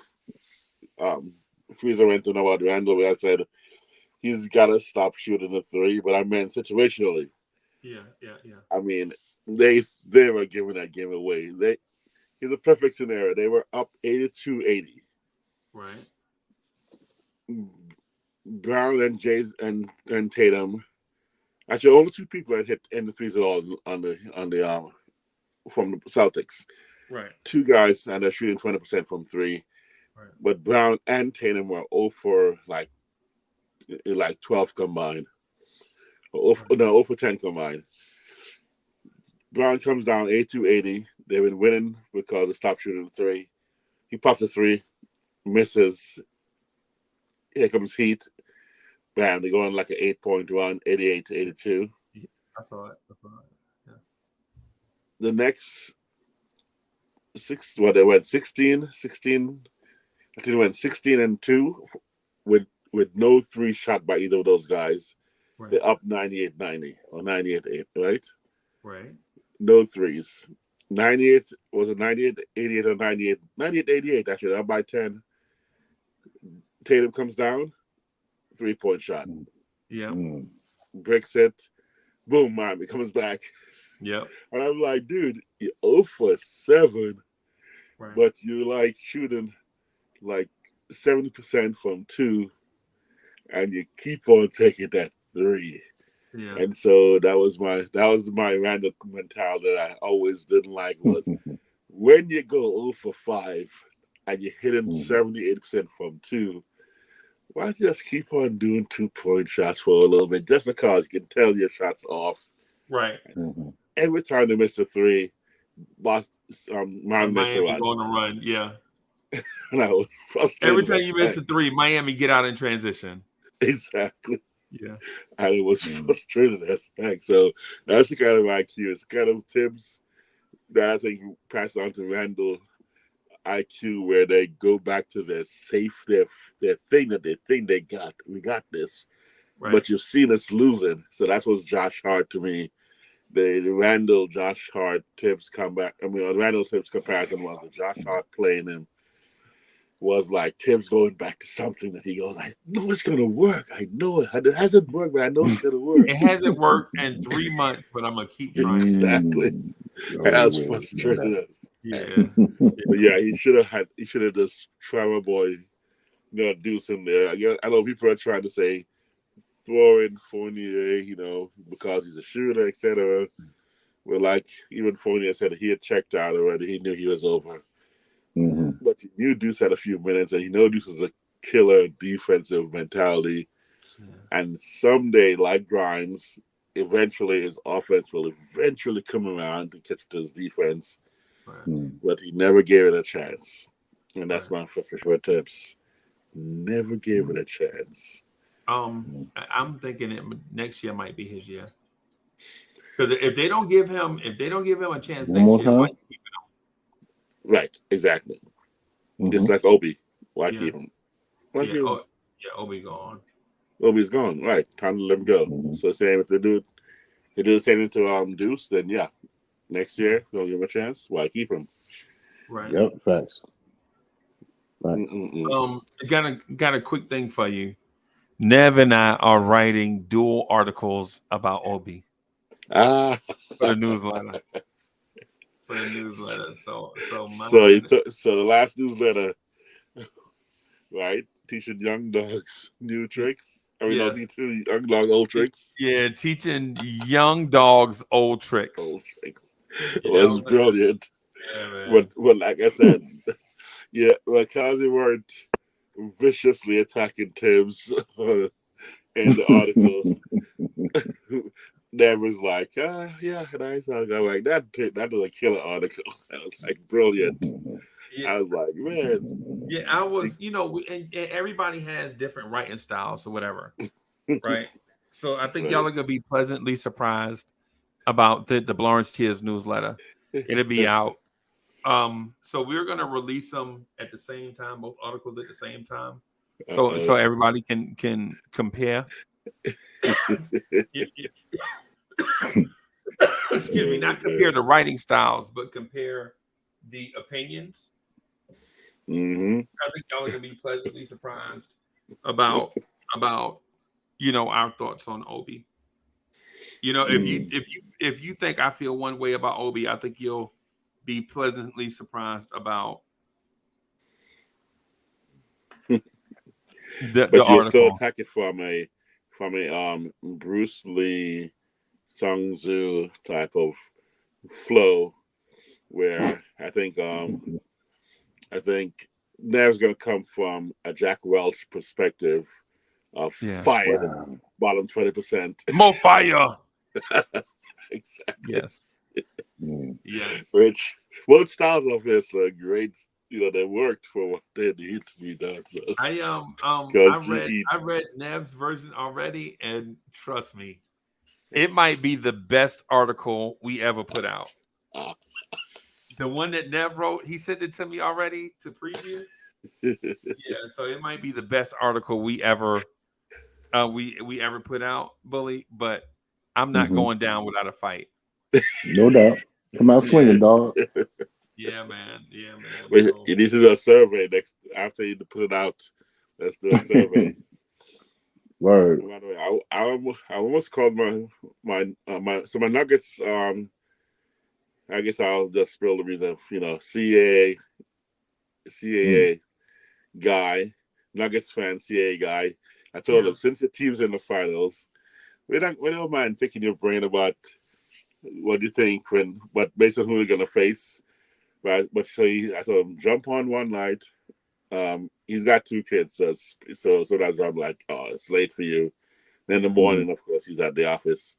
But I said, jump on one night, just do a preview. We'll chop it up with you for a little bit so you kind of feel our flavor, and then you and Uncle Freezer can one day drill deep down on your Nuggets, and then all your all the things you can disclose CAA wise. Right. Mostly, I'm saying to him because he's got a little pitcher hitter guy from the Angels that I said the Mets fans would like to have. Yeah. Of course, Yankees fan like he goes, yeah, oh yeah, he was in the office last month. Yeah. He was in the office last month. He said, yeah, CAA. So I'm like, maybe the Knicks could get him to come over because maybe Leon Rose could be like, hey, why don't you come play for the Yankees and the Knicks at the same time? At the same time. What I mean? Not having it captive. He could be back there. We could put him, for some rebound, and then he just throws the ball full length of the court. He's got the arm. And so Kerry Cox is. He's right. He's right. He's trying to influence the article, man. But you know what? Oh man. Oh jeez. Yeah, we should have picked him. You're right. He's right. Yep. Yeah. But we got Brunson now, so we cool, dude. We got Brunson now, but man, a Halliburton. Yeah, he would have been a monster. Donovan Mitchell backcourt. He would have been a monster. So are you telling me that on draft night you were saying don't take Obi? Me? Yeah. And you said take Halliburton? Yep. For me, yeah. I was excited about Obi. I was excited about the thought of what Obi could be. I thought at his age he would present something else. But that's all I'm going to give up because I got to put it all in the article. Oh, that's right. Yeah, for you. Yeah. Just like on draft night, I was saying don't take that kid at number 3. What's his name? RJ something. I'm like, Mr. Barrett. I said, trade back. You could have gotten 2 late, or team later first rounders. I forgot who had 2 picks, like 13 and 20 or somebody. Who was that? But I'm like, they'll take that. They'll give you those 2, later rounds. Yeah. First for RJ, and then I saw, RJ's drafts. One was actually I thought I would go Cam later. And a later round. So trade back from the 3, you get, Cam and somebody else later. So you would have did the trade with Atlanta. Yes, that's what it was. So you could have traded and got 4 and 10, because Atlanta took DeAndre Hunter and Cam Reddish in the same draft. Yeah, Yeah. Right. Or but at 10, you didn't have to take him. At 10, you could have took whoever you wanted to, or exactly. took again. Right. And actually, and what was it? Well, Tyler here was there too, right? Later. Mm-hmm. 20 28. Yeah. Yeah. I mean, I've just had a couple of guys back in the later rounds. I was like, I mean, again, I'm not hating RJ. I just did he saw. say Irie? What did he say? Irie? Mm-hmm. I probably did. Bully, what does that mean? Is that Patrick? Well, in New York terms? Yeah. In Jamaica terms, man, yard man. Yeah. Oh, well, I mean, yeah, well, yeah. Irie, man, go ahead with that, man. I'm chilling. Yeah, because I don't know what he's talking about. Yeah, I ain't know. That's because you're from Wales, so that's what you're a British citizen. Yeah, and Italian. And Italian. Mm-hmm. I keep forgetting, bro. It's so many. Where's there so many? I keep forgetting. I know it's Nigerian and it's Nigerian and Cameroonian. I think Cameroonian. Wow. Yeah, Cameroon. Mm-hmm. Yeah. I know everybody I'm not. Go ahead. I'm sorry, Wiz. Go ahead, bro. Everybody from Ghana or Nigeria always think I'm from one of them. I'm like, is it from Nigeria? I said, no, man, from Jamaican, man. They're like, okay, well, you probably a cousin, probably one of our cousins. Probably one, yeah. Right, cousins. Yeah, my people from Chad and Ghana. Well, I mean, I'm born and raised. I'm born and raised right here. You know, I'm a Southern. Well, I'm a New York dude. I'm born and raised Brookdale Hospital. It wasn't that, but my family roots is down south. But yeah, I mean, when we trace back in our family tree, find out my people from Chad and Ghana. It wasn't, and part of Senegal, Senegal. So yeah, man, okay. Here it is. I don't know how to talk the dialect, but I understand perfectly clear. Right. Yeah. Where's Where's Giannis from? Giannis is from Nigeria. He's from Nigeria, yeah. Yeah, he's from Nigeria. Oh, man. Fort Green, holla, best style. I'm sorry, go ahead. Okay. I'm looking at East Bay. I'm looking at East Blue, Drew. Yeah, Fort Green in the house. But I'm sorry, y'all. Go ahead. Look, when I see that, I gotta holler. Of course. Mm-hmm. Actually, I went to Brooklyn Tech, so you know. Oh, Brooklyn Tech, right up the block from me, man. I'm on Bedford and Lafayette, man. My last place in New York, I had a house on Vanderbilt off the Cal. Oh yeah, man. Oh, you was living in the rich spot with Spike Lee and Wesley Snipes and exactly a couple of others. The whole Lee family walking on the street. Yes, sir. Yes, sir. What's her sister's name? The singer, Tyrone. Wasn't she? Yeah. Yes. That's her. Yeah. The one that played in what's the name? You better call More Tyrone. Better Blues. What's her name, Frizzy? You know who it is. Huh? You better call Tyrone. What's her girl's name? Erica. Oh, you talking about Erica Badu? Erica Badu, yeah. Erica Badu. And then Spike had the store. Spike had the 40 Acres in the Muse store on the corner of the Cal. Across the street from Brooklyn Hospital. Across the street from Fort Green Park. Yeah, what's that? South Elliott. South Elliott Street. I played soccer, real football in Fort Green Park. Oh, he said real football. I caught you. Where's real football? Go ahead. But I played actually the Brooklyn Tech soccer team. I played for them too. But our field was over by close to Navy Yard, right? So yeah, Brooklyn Navy Yard. Yes. The shortcut was to walk to Fort Green Projects. Yeah, and man, Fort Green, exactly on Park Ave. Batteries down at us, man. Those cats would throw batteries down at us. So we had to walk across that field. Mm-hmm. Who knew Wingate? You know Wingate High School? Well, of course, I know where Wingate High School at. You talking about on? I thought you went to Tilden. No, I went to Tech. Who went to Wingate? No, I went to Brooklyn Tech, but Wingate was like my local school. That's why I had to make sure I go to Brooklyn Tech because Wingate was like. That was a big ass Caribbean high school, like all Trinidadians and Jamaicans and stuff, and Haitians. Mm-hmm. Emerson, and they were the baddest soccer team that year.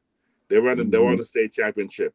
They got disqualified because 2 of their players were 21 years old.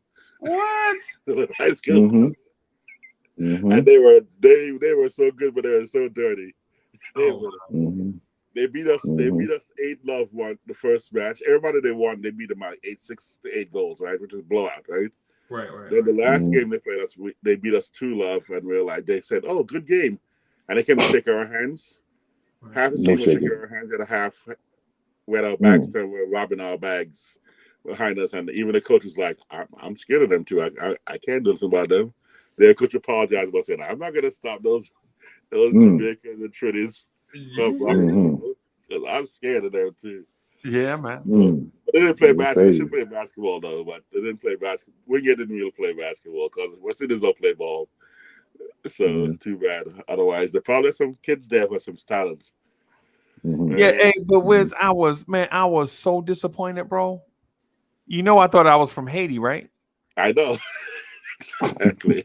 Yo, I used to be like every day.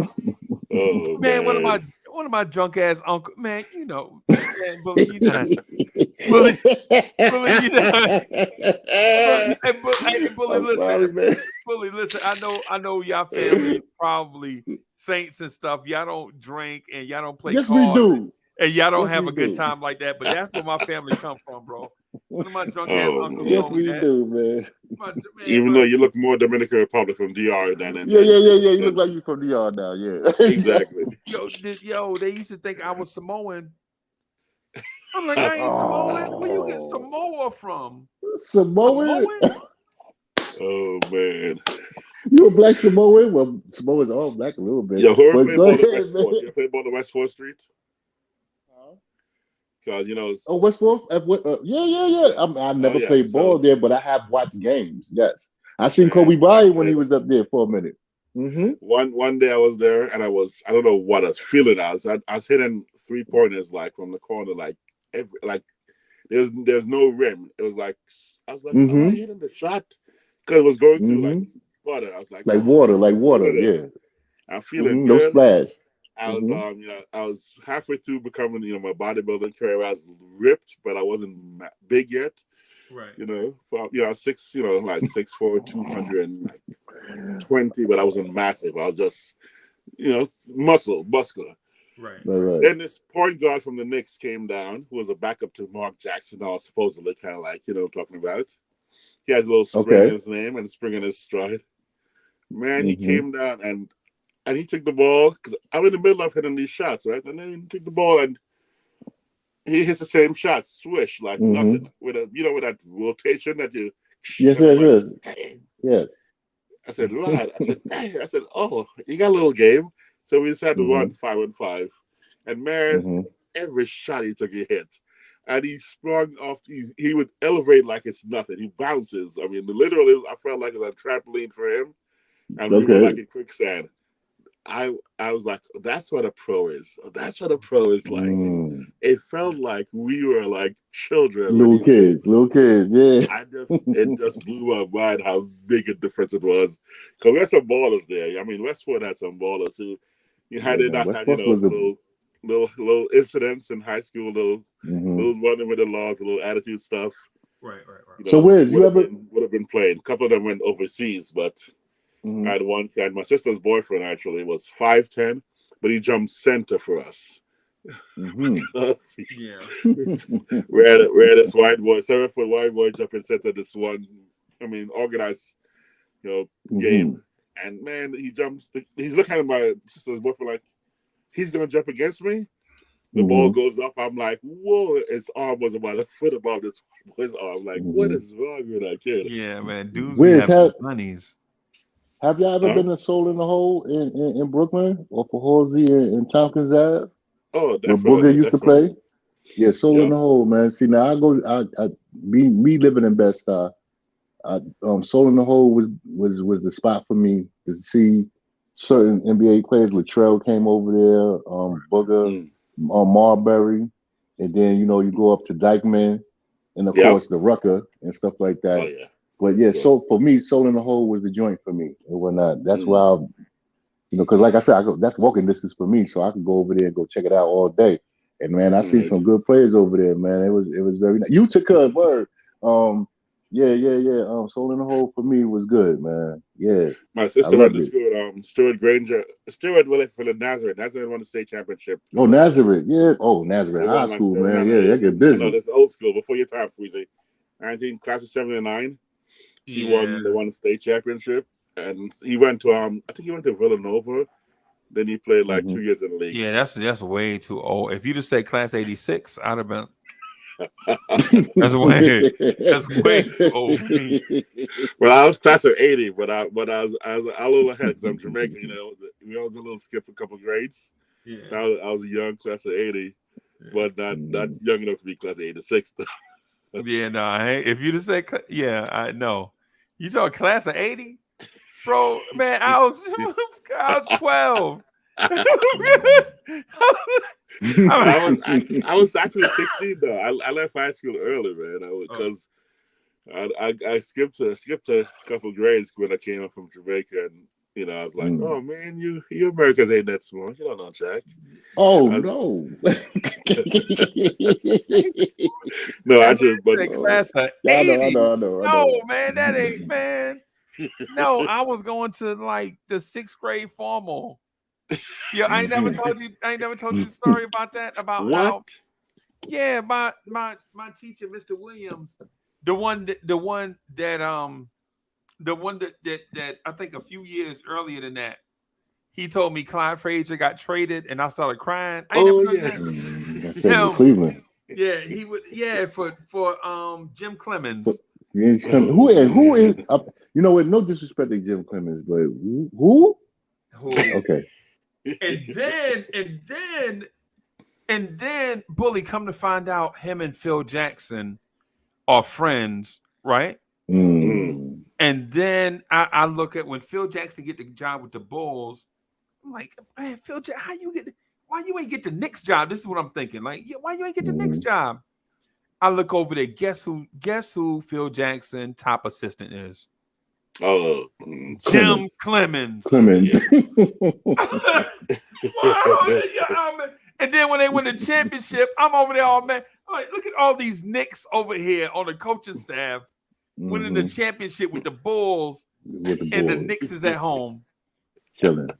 Chat, man. That's why I be bugging out, chat. Is it fair to say? Is it? Hold on. I'm sorry, Uncle Free. Is it fair to say that when Phil became the general manager or whatever, did he not sabotage the Knicks? I think he sabotaged the Knicks. I call him a swindler. I'm sorry. I think he sabotaged the Knicks. You know, not to take it off the high point and bring it to a low point real quick, but I think he sabotaged the Knicks, man, for real. Betrayal. I don't think it's conscious. I think he just lost the drive, and there was too much money, and he probably wanted to be independent of his wife, income wise. Right. I think that's part of it. Where he was just like, I got a job over there to make some money. I'm going to be in New York, but I don't think he had that same drive that he had as coach. I think he just was like, obviously, he took the money and ran. Took the money, and that's what's going to go through the motion. I mean, it wasn't as bad as being, the owner of the Charlotte Bobcats as a former NBA GOAT. Yeah. And that he decided to draft the worst picks ever for like 10 straight years. Bro, I don't Kwame Brown. I like Kwame Brown though, man. Leave that man alone. I like Kwame Brown, man. He's cool, man. He all right, man. But my thing with the, like, if you my age, bro, think about when you 9 or 10 years old and you see everybody retiring or getting traded or whatever, and they won championship. You legit thinking it's all right. We gonna win the championship next year. Bully, this is like 77, right? This is like 77, 78. You like 10 years old, right? You like, we because the Knicks were good I'm 7.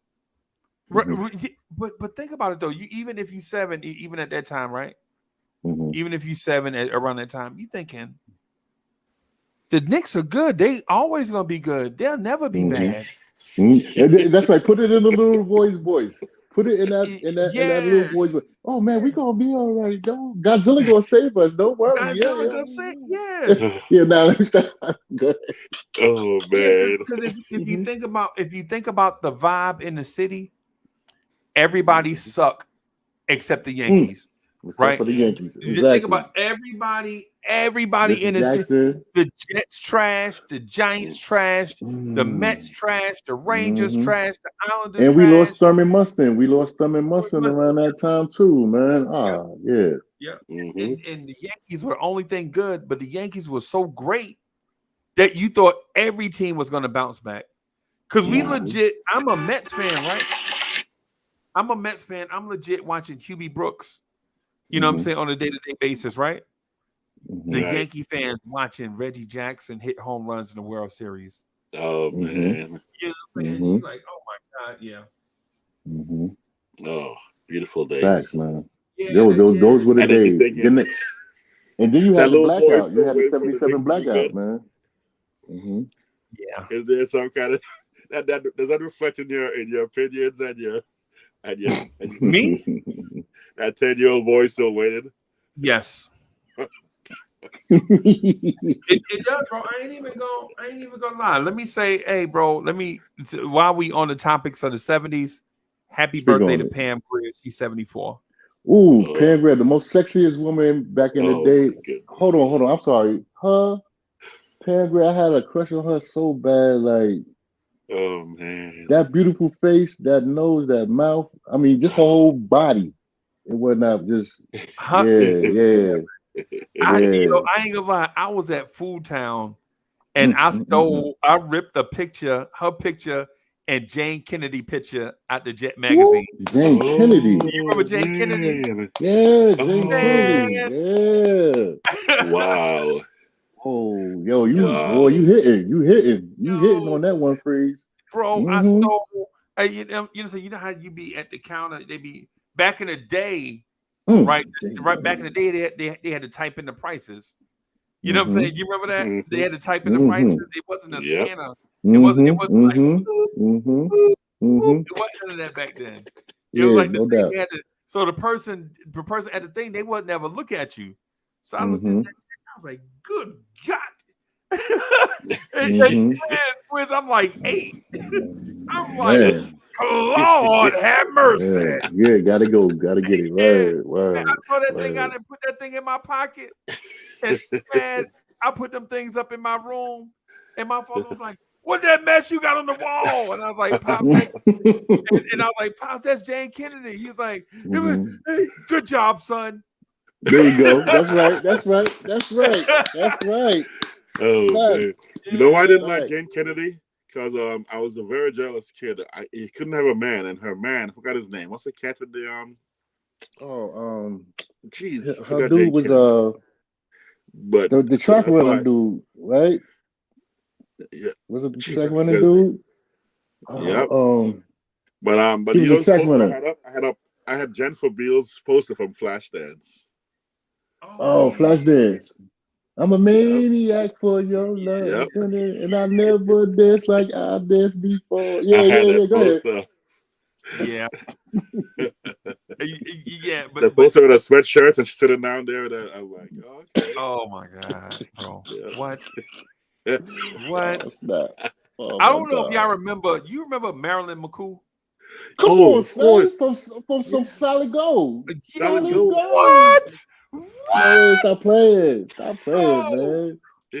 Uncle Freezy, man. Now you're going into something different now. Let's go. I'm just saying, Marilyn McCool. I love Marilyn McCool. Yo, that's the Arsenio Hall and Homeboy. What's his name? Bebo Priceson, right? Yeah.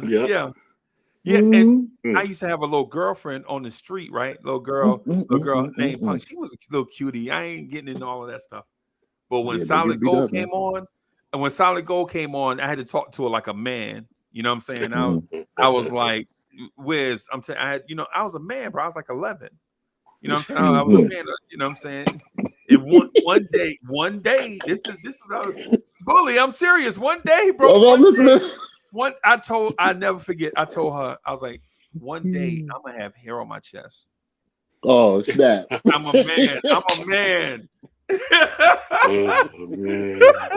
I'm like, one day, girl, I'm gonna have hair on my chest.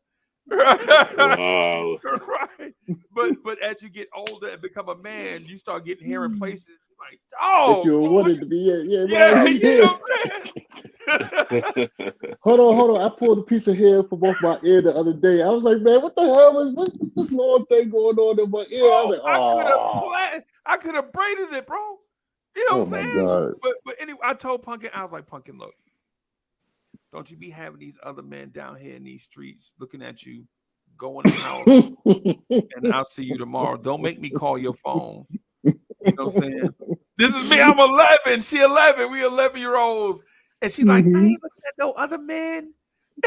Like 11. Oh, man. Putting it down. You lay your foot down, boy. Yeah. And listen, and she's like, you just gonna leave? And I was like, oh yeah, I gotta give her something. So I'll take out. Y'all remember Rolos? Yes. Yeah, the candies, the little candies, the chocolate candies with the caramel in the middle. I took out the Rolos out of my pocket, right? You know, you got to have them up here in your pocket. You can't have them in your pant pocket because they'll melt. You know, that's off the commercial, man. You know that, right? That's off the commercial. Yeah, when the homeboy used to, boom. I remember that, Uncle Freezy. I know them stuff, man. I know that stuff, bro. So I'm about to open up the Rolos. And she take the Rolos out of my hand because you know you can't give no girl the whole pack of Rolos. That means we got to get married. I'm 11. I can't marry you, we's girl. Married now. Yeah, we's married now, boss. Yeah, we married now. She took the pack of Rolos she took the pack of Rolos out of my hand and held my hand and kissed me on the cheek. And my homeboys was watching. And my homeboys was watching. Props. Oh, snap. Oh, you were the king. Yeah, props. You got props. You can't tell me. Yeah, I was the man, bro. Exactly. By the way, it was Leon Isaac Kennedy she was married to at the time, and I was like, I can't stand that guy. I can't get it. I'm like, I can't stand that guy. But you know who my girl was? My girl was Thelma. My girl was Thelma. My girl was Thelma. Good times, Thelma. Even Filona could have got a MILF. I'd have told Filona. Anyway, I ain't gonna go there. I'm sorry, but man, Thelma, I was little. Walona was grown. I wanted her. I wanted her. Bad, right? I wanted her. I wanted Filona, man. I wanted her for sure. But Thelma, I'd have settled definitely. Man, look at here. All of them was fine, bro. Walona, Penny, East Boo Drew for full. Yeah. Oh, Janet Jackson, that's my little sister. Get out of here, man. Go and get. Talking about Penny, man. Yeah, man. But Wiz, Thelma, yeah. Wiz, you bought this up, Wiz. So now, yes, you did. I'm so far off track now. I don't even know. I don't even know how to get back on track. Thank you, Wiz. Yeah. By the way, you're too young, by the way, for Saturday Night Fever, right? That was 70s. You were like just a little bit. Saturday Night Fever. Yeah. Who was the fine one of Saturday Night Fever? No, it was just the attitude. I mean, when John Travolta. Oh, okay, got you. Just I have that attitude of like, you could walk down the street. Oh, you walk like John Travolta. Okay. I had the shirt, I had the jacket. I did put a little clothes on, like, I'm the man. Yeah. Okay, cool. Those are the first words of the song. Hold on. Yep. Right. Oh, the Bee Gees, yeah. You can tell by the way I walk. I'm a ladies' man, no time to talk. Exactly. Yeah.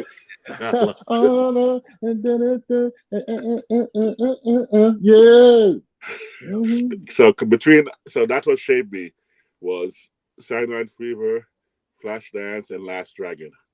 Oh, the Last. Oh no, Last Dragon. What's her name? Vanity?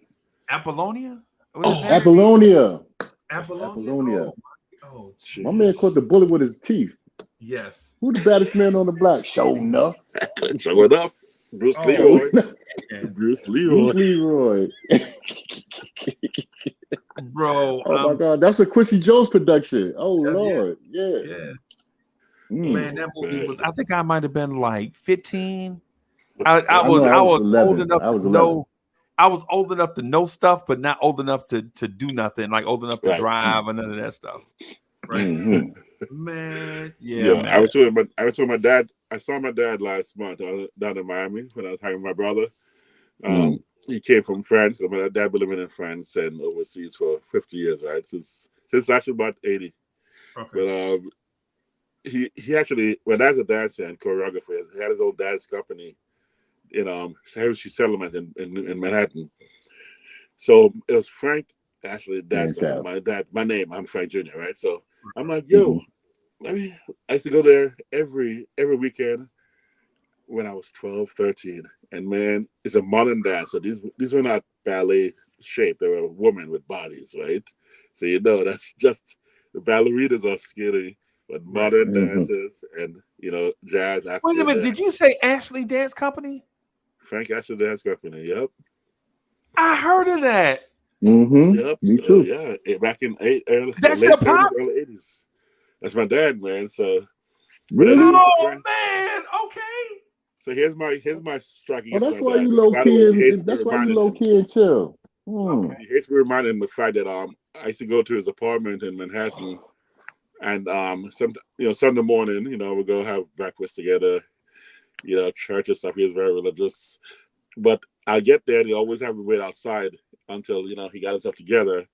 Then out would walk one, sometimes two, sometimes three of his of female dancers walk out.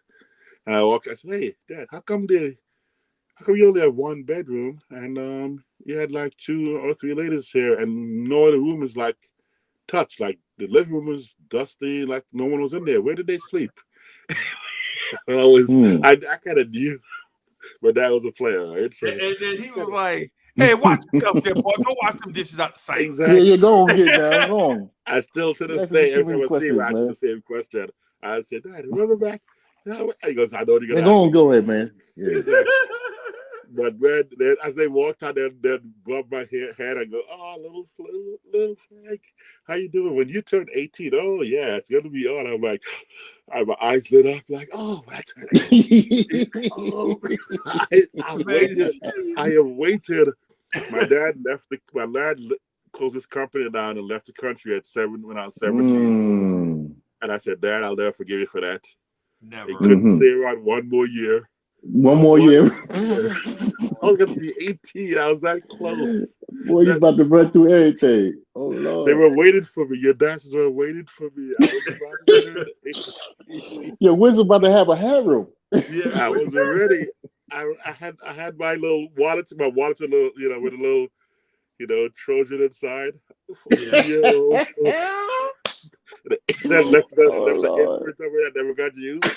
Right. I was saving that for 18. Oh, Lord. It got disappointed. There's a Puerto Rican dancer you had. I was like, yes. When I'm 18, yes. Oh, man. Wizard was about to be a wizard. He was about to be a wizard. Oh, man. It's all good, man. It's all good. That she reminded me of Jennifer Beal from Flashdance. So that's why I was like, yes, that's going to be that he left the country. I never saw her again. Oh, man. Those are the good old days. Yeah, man. Nothing can replace back in them days, man. Like I said, I'm a 70s baby. I'm born in 73. So I remember all that joints and whatnot, man. Like I said, I was in love. Lola Falana, Jane Kennedy, Minnie Riperton. Man, listen, man. Donna Summers. Oh yeah. Well, my man, somebody put up Donna Summers. Yeah, Donna Summers, man. Please, man. I love Donna Summers, man. All day. What was the first time you heard Rapper's Delight? Did it hit you like that, or? Oh, Rapper's Delight. Wow. Yeah. When it dropped, did you? Were you? Oh, he right there. You in the town? He in the town right there. JC. He'll tell JC. Yeah, he right there. Man, Rapper's Delight. Who were you? Sylvia Rome. Yeah. Because I was 6'1" in terms of fun and dressed to a T. That was me. Wiz, I ain't gonna. I got a book TV? Coming out. No, I got so I can see the Knicks play basketball. Everybody. Now I got a book about hip hop coming out June 1st, and I'm telling all these stories about the first time I heard Kiss FM. The first time I heard Frankie Crocker. And how the hood was so excited that Roberta Flack bought a radio station in the city. It was like the first black radio station. WLIB and WBLS. WLF, yep, both sister station. And we didn't. And we was like, yo, we gonna get our own radio station. We gonna play our own music. And you know what I'm saying? And so I'm writing, I got a thing, man. Wow. You know what I'm saying? That's what's up. I'm writing about all of that stuff, man, and about some people in the business that I ran across. Not many of them, but you know what I'm saying? And so I'm writing the story of hip hop, how hip hop is not music, but it's our culture. Right, it's our culture for sure. Right, like it's our culture. It was our culture before even before the music, right? Rap came along, but we was living a hip hop culture before rap music even came along. Like remember King Floyd? Yep. Yeah, One of the first rappers. Yeah, Grandmaster Flowers, all of them. Eddie Chiba, DJ Hollywood. You know, James Brown was a rapper. If you ask me, James Brown was a rapper, man. Yeah, man. Yes, straight up. Yes. James Brown was a rapper. Even Millie Jackson was a rapper. Yep. If you ask me, like if you go back, too, by the way, I was Kumo D. Kumo D. Yeah, so I'm putting all of that in the joint. I got like a bunch of the chapters written. I got to fill out some of the chapters with like more detail, like get the, you know, what streets and stuff this thing happened on and the years and getting dates and all that stuff correct. But once I do that, man, I plan to have it out by June 1st or have it ready June 1st, and then you know what I'm saying, and you know, do with it. Yeah. You give him my Jamaican props, right? You give him Jamaican props, right? Yes. Yeah. Uncle Freezy, do you remember WHBI 89.9 with Bobito and Scratch? Yeah, Bobito, yeah. Man, let me tell you something, man. That's the most memorable hip hop. Before I went down to college and stuff down south, I was missing New York music because I was listening to Doodoo Brown, you know, listening to Luke and all them, like Florida A&M and stuff like that. You know what I mean? And they was playing that Southern rap. And I mean, I give props and respect to Southern rap, but they didn't have that intellectual talk about lyricism. It was just on some shake your booty and show this, show that. You know? Yeah. You know what I mean? But New York rappers was talking on some smartness and, you know, 5% Nation and I got that in there too. Right, talking about, you know, how we can build as a nation and get together. And as you can see, slowly from how we came from, how the music has deteriorated to nothing. Yeah, it's just they talking about nonsense now. Yep, it comes to the point I don't even want to hear it. I got that in there too. Yeah, man. All the stuff you're talking about. Bro, Yes, I used to live in Louisiana. I was stationed at Fort Polk, Louisiana. Okay. So you know what I'm saying? So I heard all the DJ Jimmy, I heard all the Juvie before his stuff came out. Oh, Juvenile, I actually rapped for DJ Jimmy and all the Louisiana rappers. I heard that, and then I moved it to Fort Hood, Texas. I was boxing there, and I heard, you know, all the Pocket Full of Stones. Yeah, UGK. all the rappers. So man. So I experienced it all, even though I never lived on the West Coast. I was in a clique that was all West Coast dudes, like Mexican dudes from a place called East LA. I ain't never even been there. Right. I don't even know if this place is real, but they used to talk about it. No, they got a song. They got a song out. I'm from East LA. Remember the Dodgers song when they went to the world? I'm sorry, I'm going nostalgia on you, but they do have a song called East LA, and it's a real place. Yes, it is. Right. Dudes from Compton, dudes from South Central, dudes from like places called Long Beach. I ain't never even heard of Long Beach. You know what I'm saying? I'm like, you know what I'm saying? Back then, I ain't never heard of Long Beach. I'm like, Long Island. Long Island. Yeah. Even today, when I'm out in LA, when I drive through Long Beach, I'm like, He doesn't look like the hood to me because they don't have those the apartment buildings that get I'm like they got houses right. Until the nighttime come, right? Oh, that's true. I never drive through at night. But I always go to Crenshaw and I'm like, why? I said, these are houses. I said, how could this be the hood? When all houses, I'm used to, Fort Greene projects and stuff. And, I'm like, why are there houses? And then the hood, it can't be the hood. What's the real G front stuff? lawn. People got lawns and stuff. When I first moved down south, I ain't gonna lie to y'all, Uncle Freezy and Wiz. When I first moved down here, we going to the projects. So as I'm going down south, I'm living in Florida at the time. I'm looking in the sky like where the buildings at? Where the buildings at? Where the buildings at? They said that was right here. I said, man, in New York City, man, this is luxury, right? This is luxury right here. Everything flat. Everything flat down south. Everything flat. Got grass. Got y'all got everything, all the amenities and everything, man. The projects that I know, LG projects, Lafayette Gardens and Fort Greene and Tompkins and Marcy. Right. We don't have that, man. I'm looking in the sky for these projects. This is the projects. That's your mama. Your mama look like that, man. Listen here. Tell your mama to come here, boy. Come here. Anyway, let me stop. But yeah, this the projects, man. I'm all up in them projects, boy. I'm from door to door. Yeah, that's man. how I am. I'm delivery man. Yeah, man. But so when the hip hop thing, man, is more of a telling the real story of the culture, right? Because when people think about hip hop, the first thing they think about is rap, right? But but hip hop is not just rap. The rap, it's not the spoken word. Right? It was rap. To be honest, wasn't even first, right? The way we walked and talked, mad slick on the streets was first. That's hip hop. The swag. Yeah, the way that we used to talk to each other like mad slick, whatever. You know what I'm saying? Codes for everything. You know what I'm saying? The way we used to protect each other, the way we used to stick together. You know what I'm saying? Like certain hoods, like say my hood was like a 3-block little radius, right? But then once I got outside that 3 blocks, that was like a whole other hood. Yeah. You know what I'm saying? And them dudes over there, they didn't care nothing about me. You know what I'm saying?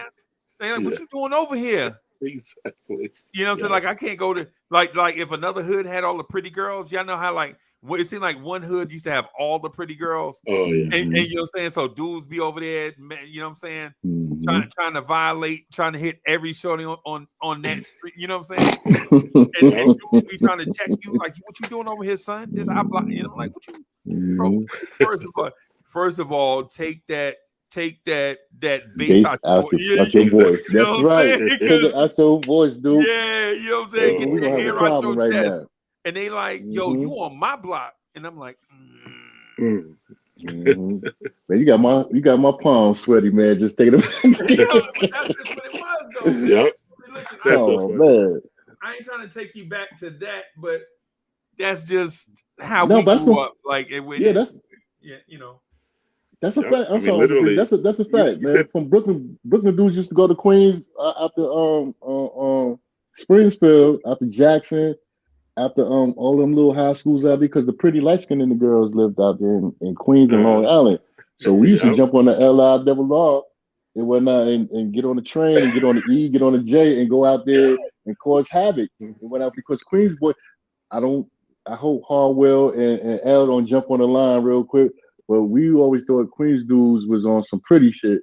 Yeah. I mean, pretty. Pardon me. I'll put some money in the bucket. We know what you're talking about. Yes, we know what you're talking about. You know what I'm saying? And we come out there and thug them girls out and whatnot. Now we didn't mess with Far Rockaway. That's what Harwell and L. Far Rockaway is a whole different monster. That's a whole different. Exactly. Right. But we used to mess with, in the middle of Queens. We go out to Corona. We go out to Left Rack. Elmhurst. You know what I'm saying? Yeah, Elmhurst and all of that, and we go get the little light-skinned girls, and we bring them back to Bed-Stuy, bring them back to Brooklyn, and they love us, and they'll drive out with their daddy BMW.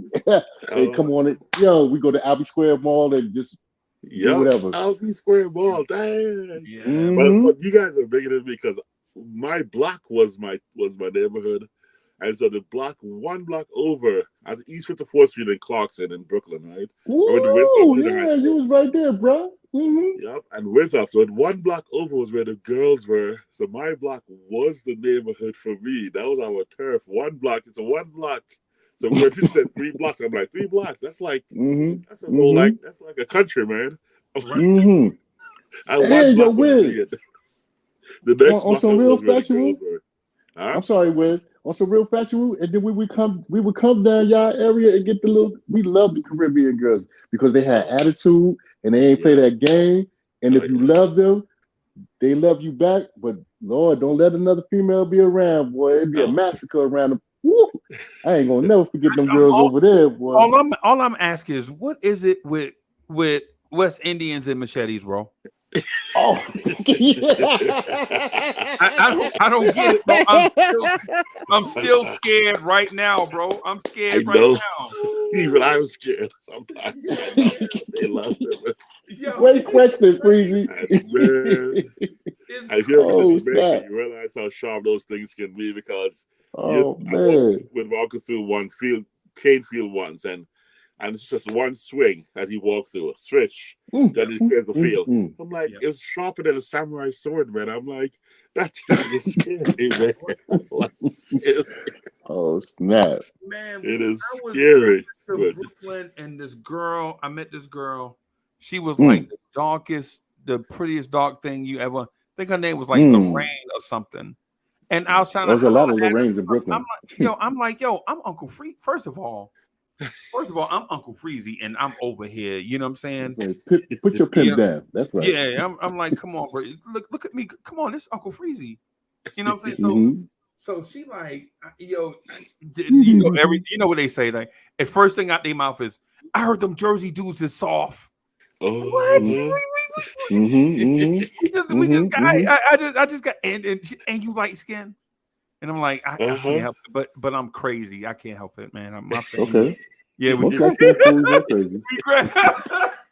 But she like, yo, my brother. See my brother over there on the stoop. He got a machete. Yeah, you about to get chopped and slapped, man. I'm like, this is too much. This is too much because, and I didn't even go over there from Jersey City. Yeah, I didn't even go over there from Jersey City. My grandfather used to keep us during the summer, right? In a place in the South Bronx. That's where he lived. I can't remember. But we spent the summers in the South Bronx, right? And so my cousins used to take me like mad different places. Like every place he used to take me used to sound scary. Like I'm from Jersey City, right? But I can't tell him I'm nervous. You know what I'm saying? Yeah, nah, man. He like, nah, man, we just gonna go get some sandwiches from Gun Hill. Gun Hill Road. Well, Gun Hill Road right there is scary. Yeah, I'm like, yo, the name alone. Bro, I'm like, nah, I ain't hungry, B. I'll just wait till y'all get back. You know what I'm saying? I'll just wait for y'all to get back, bro. This is like 79. I'm like 11, bro. Imagine you with your older cousins, right? Your older cousins, they old as hell. Like they done been through everything. I mean, they done been away. They done been locked up and came back. You know what I'm saying? They got tattoos and stuff, all this stuff. I mean, they mad old. They like 14, right? You know what I'm saying? And I'm 11, right? And they like, nah, man, come on, we gonna go over there. They soft, bro. You know what I'm saying? They got guns, but they ain't gonna do nothing. Don't believe the hype. Yeah, you know what I'm saying? Yo, these dudes are saying like the weirdest stuff in my ear. Like, yo, man, he had the heater for like 2 years. He ain't pull it yet. And I'm like, yo, he got a heater. Exactly. And you calling him crazy? Oh man.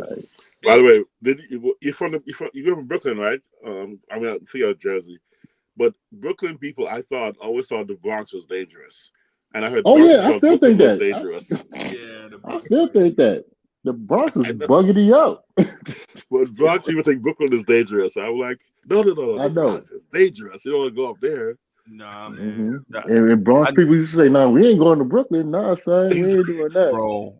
They'd rather go to New Rochelle and Yonkers before they come down to Brooklyn. Yeah, especially And it's funny you going in two different, but yeah, but my thing is this. I always thought when we was in the Bronx, I always thought East New York was the scariest place alive.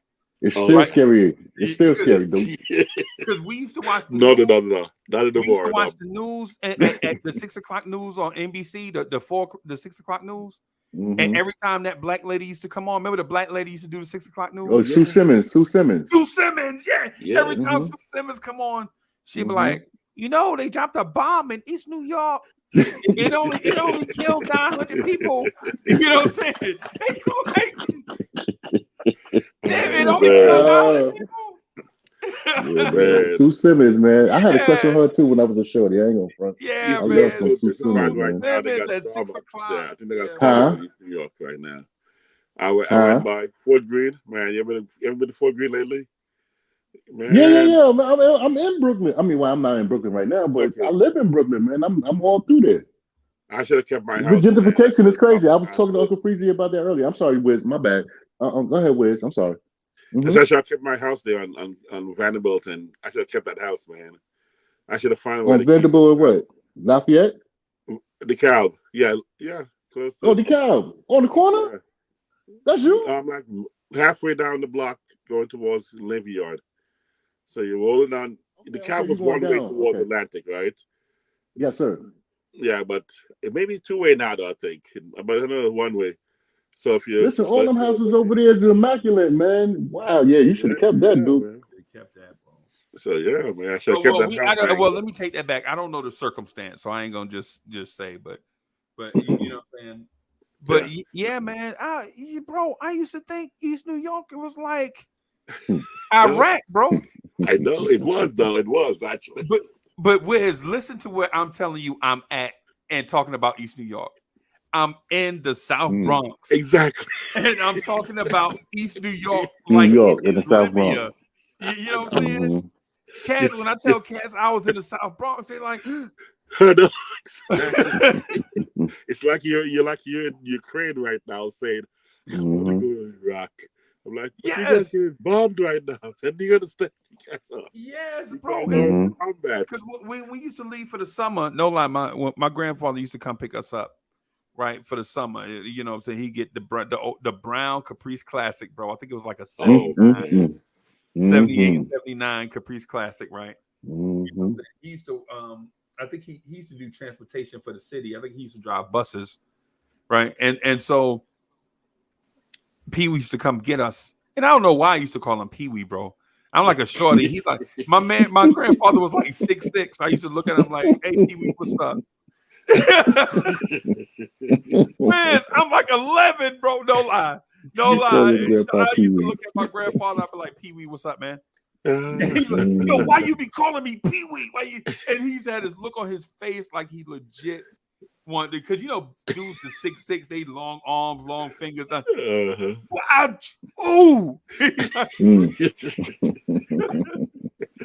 yeah, he used to come pick us up, man. We go over there and hang out, man. And like soon as we get there, my cousins them, I'll be like, yo, I gotta catch you up on such and such. And I'll be like, yo, where's such and such from last summer at? Oh man, he got shot, bro. He got man. He got deleted. He got deleted. Yes. Or I'll be like, yo, we're big man from up the street. You know what I'm saying? We play Atari. He like, nah, man. You know, he locked up. Golly, bro. You know what I'm saying? Everybody going. Oh man. We had one kid on my block who went to Spofford.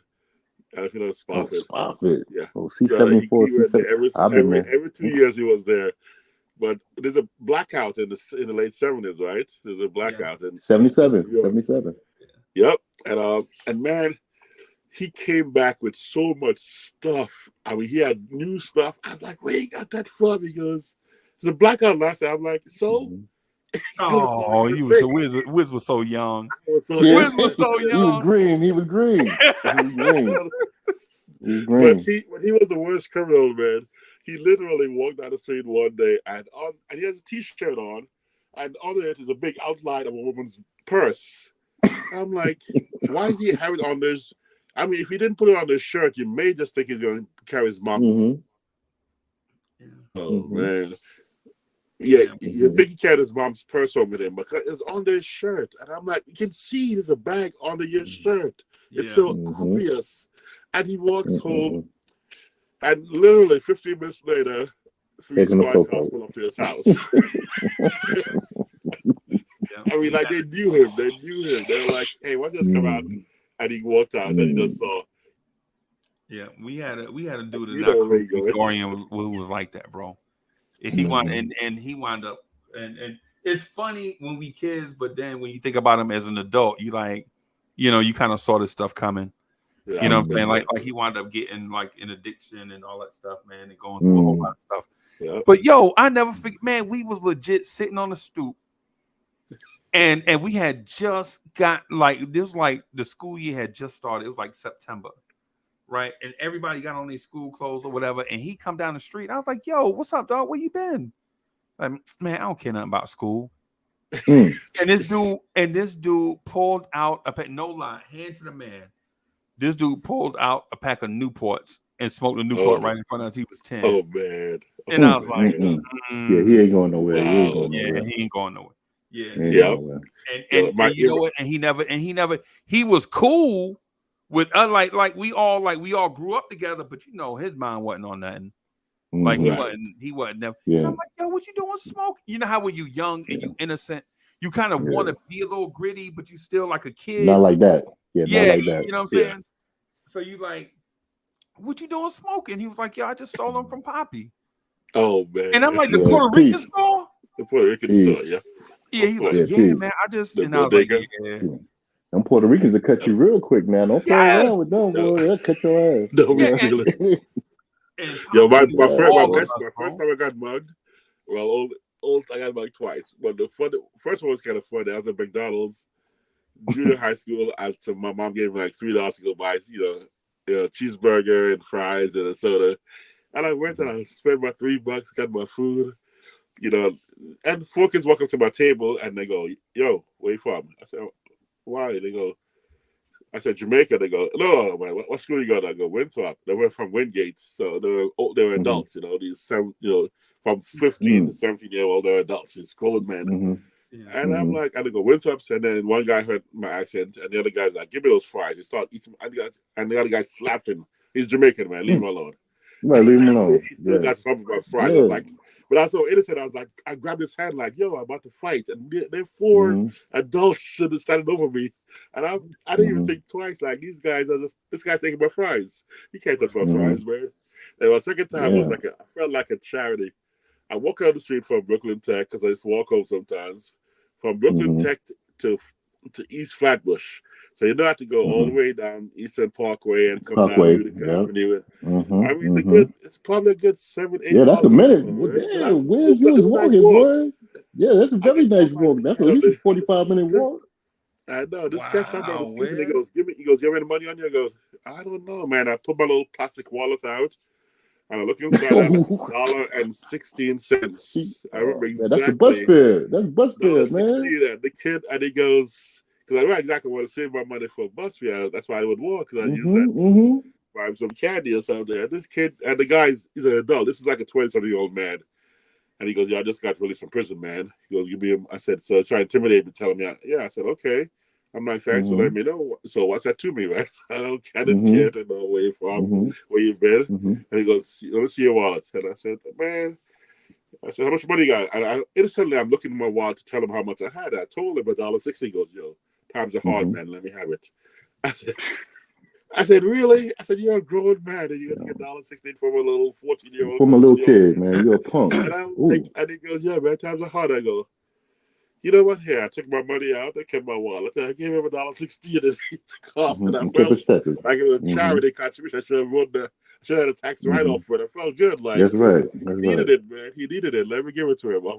But I said that got home. My sister goes, oh, you got mugged. I go, no. He asked me for some money. I gave it to him. But he took it from me. I go, no, I literally gave it to him. Like, gave it to him, right? That's not a mugging. You gave it to him because you felt bad.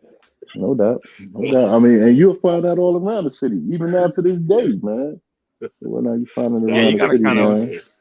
Yeah, you got to kind of be careful, man. Like, At least back then, it was more humane. Yeah. Like even like I remember dudes running up on me. I was in by Duncan Pride City. Y'all probably don't even know what the place I'm talking about, so it ain't even important. But I'm walking down Communal Park. These three dudes jump out on me. What happened though is I did something stupid. I slipped, right? Me and my boys was walking out the store, and I was counting like money. Oh no! Yeah, in the street. Yeah. And so I was slipping. Every time I think about it, that's something that you never do, right? Word. But it wasn't even a lot of money. It was just change, right? Dudes saw me walking down Communal Park. Dudes from Duncan, and they ran over and they like, yo, you know what I'm saying? Run it. You know, they trying run that bread, kid. Or extra hard. Run it. This Jersey City. They trying to be from Queensbridge or something. Run it, son. Run it.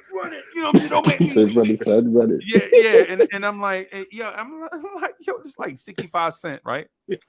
So, but my homeboys see me, and they turn back around and come back up, and it's three of them. They got me cornered, and then my homeboys behind them. I was like. And they look and see my homeboys behind them. Now, my homeboys wasn't gonna fight. Now, let me make this abundantly clear. Okay, the two dudes I was with, they was not about that life, bro. Right. But Not at all. when these dudes saw that it was even, yeah, they whole temperament change. Of course. You know what I'm saying? Exactly. But me, I'm like, run. What? And then my friend's like, no, we ain't fighting. You know what I'm saying? We wound up beating up them three, and then they mess around and they right there by Duncan Project, bro. And then we get chased all the way back up the golf field by like 200 dudes. Let's get out of here while the game is good. Let's get out of here. Come on. Yes. You know what I'm saying? Oh man. My friend was like, man, you got your money. Let's get out of here. Yeah. Good move. You know good move. Yeah, man. But bro, it's like, you know, sometimes, so Wiz, I feel you.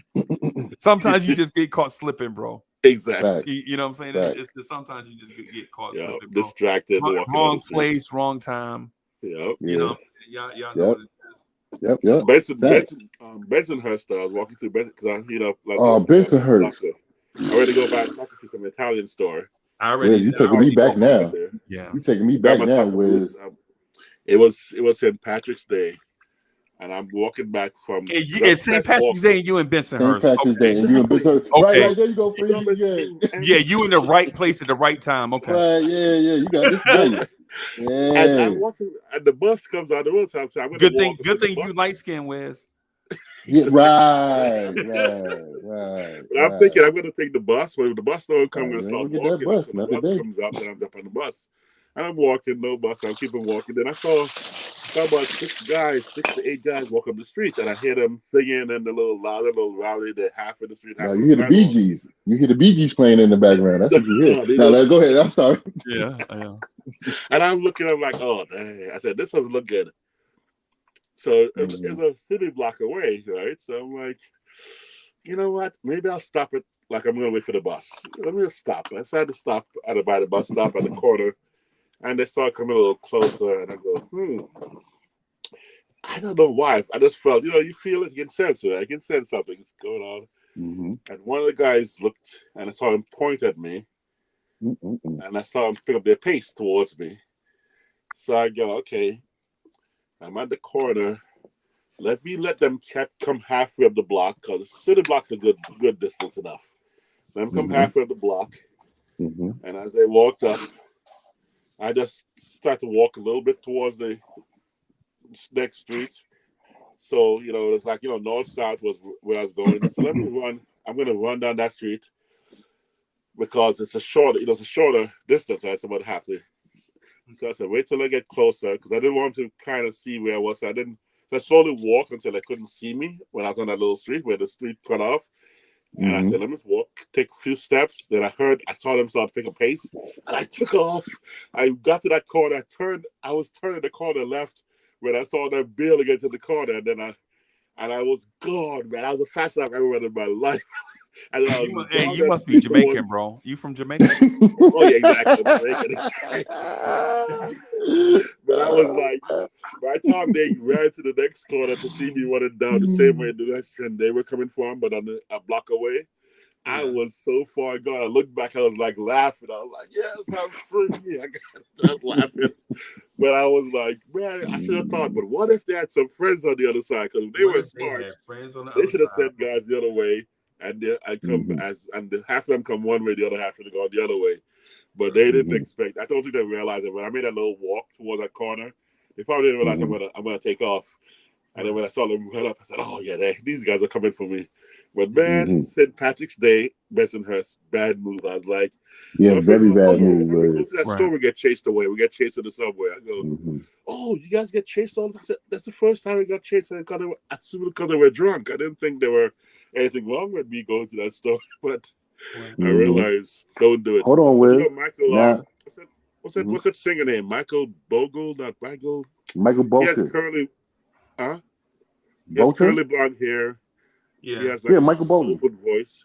Yeah. His story was he used to go to Harlem all the time. He goes, I went by myself, and someone told me, you know why you got away? Because they said if you're gonna walk through there by yourself, you're either connected or you're crazy. So you're crazy, right?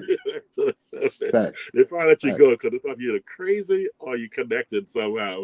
Yo, Jersey City, we wasn't playing. Bro, yo, Jersey City. Jersey City, bro. Yo, like Wiz, when I say 3 blocks over, bro, every day I went to school, right?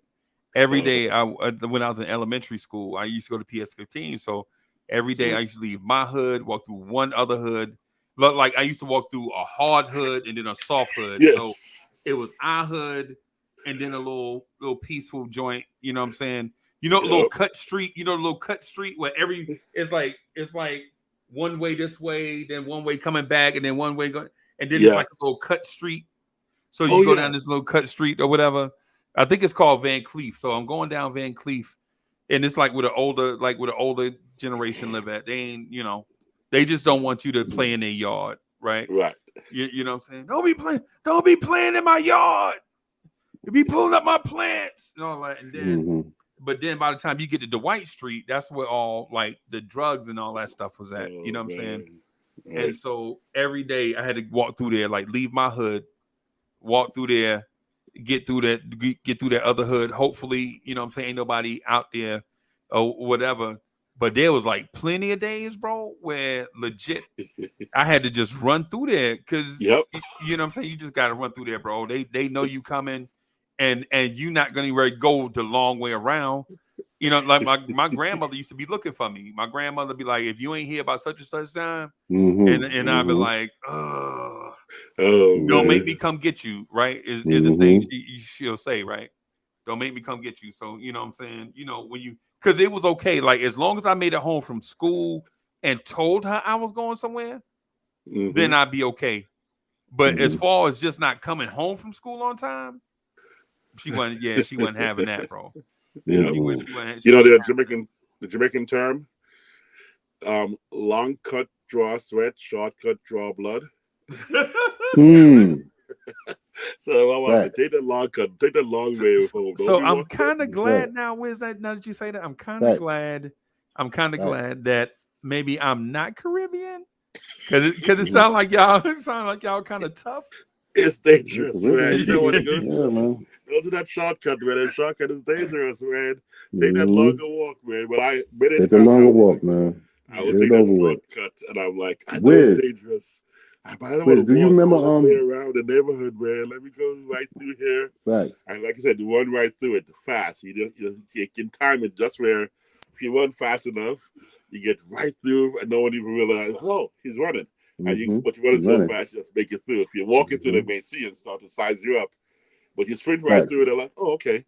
He's just running right through, and I'm like, okay. But long cut, draw sweat, short cut, draw blood. Oh my God. Kind of glad. Do you remember Beth in the Notion? Do you remember Beth in the Notion train station? Oh yeah. On the G line. On the G line. Yep.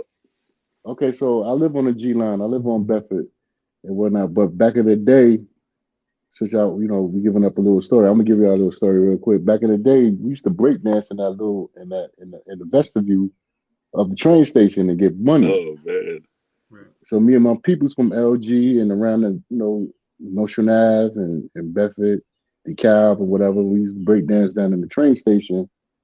And we had like about 200-300. Let me tell you how wild kids was back then. I know how I was back then, how my mom was thinking. I'm thinking about that bread and whatnot. So we break dancing, we doing all this pop locking, and we listening to Beat Street, and we dancing to the Fat Boys, Can You Feel It? And in jail without the bell and all this crap. Oh yeah. I mean, not all that crap, all that great music. Yeah, boom, boom, boom, boom, boom, boom. Roxanne, UTFO, and all of that stuff. So we break dancing in our velour jumpsuits and our little plastic Adidas and Puma joints. Some Adidas. Bam. And a name belt. You got a name belt? And then I had Boulevard. I was always Boulevard. My name always been Boulevard. It was not, you know what I'm saying? So I had the name belt. It was not the lead jeans and stuff like that. Adidas with no shoelaces in them. Yeah. And I can remember these. This is when the crack was like getting prevalent in the hood. Yeah. The crack, we start seeing our first zombies of crackhead. And we had our box with the money in it, and the people was, dropping their money, and we seen these two zombies. It was like 6 of us down there.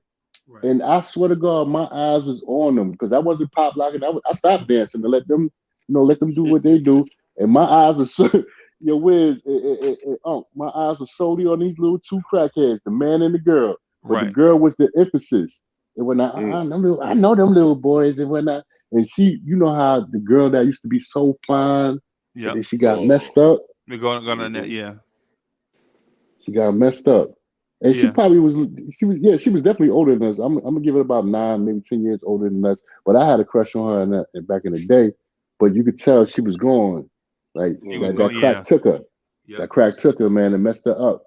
Hi, Sherrod, hi, Boulevard, and calling everybody's name and stuff. And she was flaunting around. And she's like, "Oh, y'all making a lot of money." I said, "I ain't gonna say what I said." I said, "If you touch that money, I'm taking your head off your shoulder, straight up." Yeah, you and him getting it. Yes. Right, you and him gonna get it. Yeah. Facts. Facts, Uncle Freezy. And homeboy try to get tough. And like you said, put the swole up in his chest and whatnot, you know what I mean? Bye. And then they try to grab that shoebox. When I tell you, boy, we was monkey, man, we jumped on them like wild animals. but you know what? But they was probably used to getting, you know what I'm saying? Yep. They was probably, They was used to it. They didn't care nothing about y'all. Nah. They was just trying to get high, bro. They was trying to get high. They was just trying to get high, man. I mean, we jumped on them. We jumped on them. I ain't never seen a bunch of kids like the little rascals act so foolish and crazy. It wasn't, but we was protecting our bread, man. We had like $200, maybe $215 in that box because we was down there breakdancing all doggone day. Right. You know what I mean? Wow. And they would have took summertime sweating hot. Yeah, they would have took that and bought them a quarter. Oh. They'd have been going to the moon. Beam me up, Scotty. Beam me up, Scotty. Take me away. Yeah, man. Word. Wow. Yeah. Remember them days. I remember them days, man. My first experience with it was like my real first experience with it was not from that perspective, but like watching my homeboys on the streets like go from deteriorate. No, not them. Oh. Not okay, got you. I'm talking about watching my homeboys and them on the streets go from like, you know what I'm saying, barely being able to buy like us some juices and all that stuff to now these dudes is driving Delta 88s. Yes. These dudes went from riding bikes, bro. Like they used to you remember mongooses? Remember mongooses? Of course, the bikes. Yeah, they went from riding mongooses with the spokes and pegs on them. Yes, sir. You know what I'm saying? Sir. That was it. They went from that to like driving brand new Delta 88s, burgundy with the velour interior and all of this. And they was like 14. Chilling. These dudes is like 14, bro. You know what I'm saying? I was like, man, what the? I'm like, what am I doing wrong? My thing was so when you in school back then, every day all you hear is don't do drugs, stay out the street. No. Yep. Dr. Martin Luther King hanging up in your classroom, all these positive messages all day. So by the time you get back to the street, who was the 3? Huh? Who was the 3?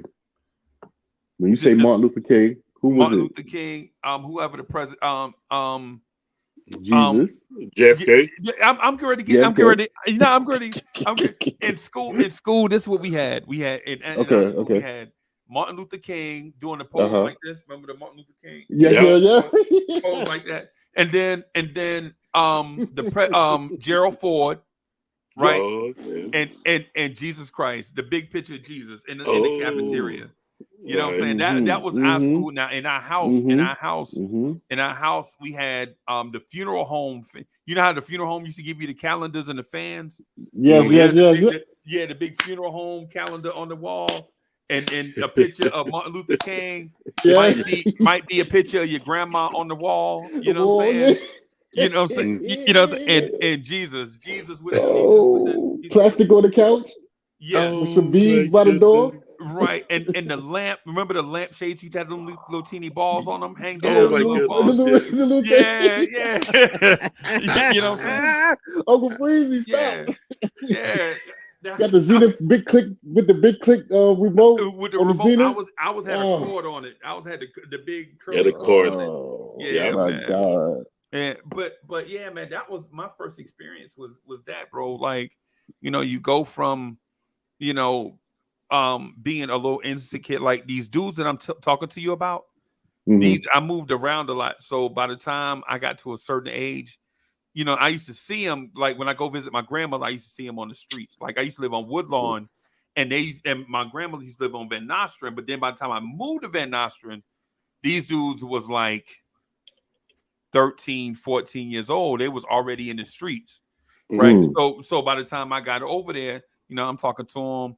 They're like, yo, you know what I'm saying? Uncle Freezy, what you ready to do? I'm about to go buy. I'm going to go to the store and buy me some Tootsie Rolls. They're like, Tootsie Rolls? You ain't going to go buy no beer? Like, no, I ain't buying no beer. For who? Yeah, man, what you talking about, man? Yeah. These dudes was drinking 40s and smoking cigarettes. And the thing about it is I really couldn't blame them because their life wasn't like mine. Like, you know, when the street light came on, I was going in the house to a good family. Yep. You know what I'm saying? All that stuff. As well. Yeah, me too. I did buy a big radio though. I did own a big radio. But where's them dudes though? When it got dark, them dudes ain't have nowhere to go. Right. They ain't have no home because like their parents was on drugs or something, or they got kicked out the house because they were selling drugs or something. These dudes was like street dudes. Yeah, street all day. Yeah, like these dudes would be. They didn't even come out until like 6 o'clock in the afternoon, right? Because they sleep all day, trap all night. That's basically, you know what I'm saying, what they was. By the time I saw them, you know what I'm saying, they was getting ready for their night shift. You know what I'm saying? Do whatever it take to survive. Like maybe one dude was like 17 and he had an apartment because his brother signed for it. And then everybody will go crash over there. That'll be like their crib. Yep. That'll be their crib. And then that'll be like their little trap house or whatever. And then, you know, they would just, you know, live the life that they live. But my thing is, if you talk about that life and that experience and all of that, man, I never had the affinity for it. Like when I was young, I had the thrill, but I never wanted to do it. Right. You know what I'm saying? But just to what Bully was saying, but since he talked about his experience, man, I'm just, you know what I'm saying, just chopping it up about that for a little bit, talking y'all ear off, man. But yeah, man, I'm gonna get out of here, man, because I gotta do 718 boys are gonna be coming on at 10 right around the corner, like 5 hours. You know what I'm saying? Jump in, Wiz, if you up. I watch it all. I'm setting up my wife's. She does a farmers market Sunday mornings here in the Studio City.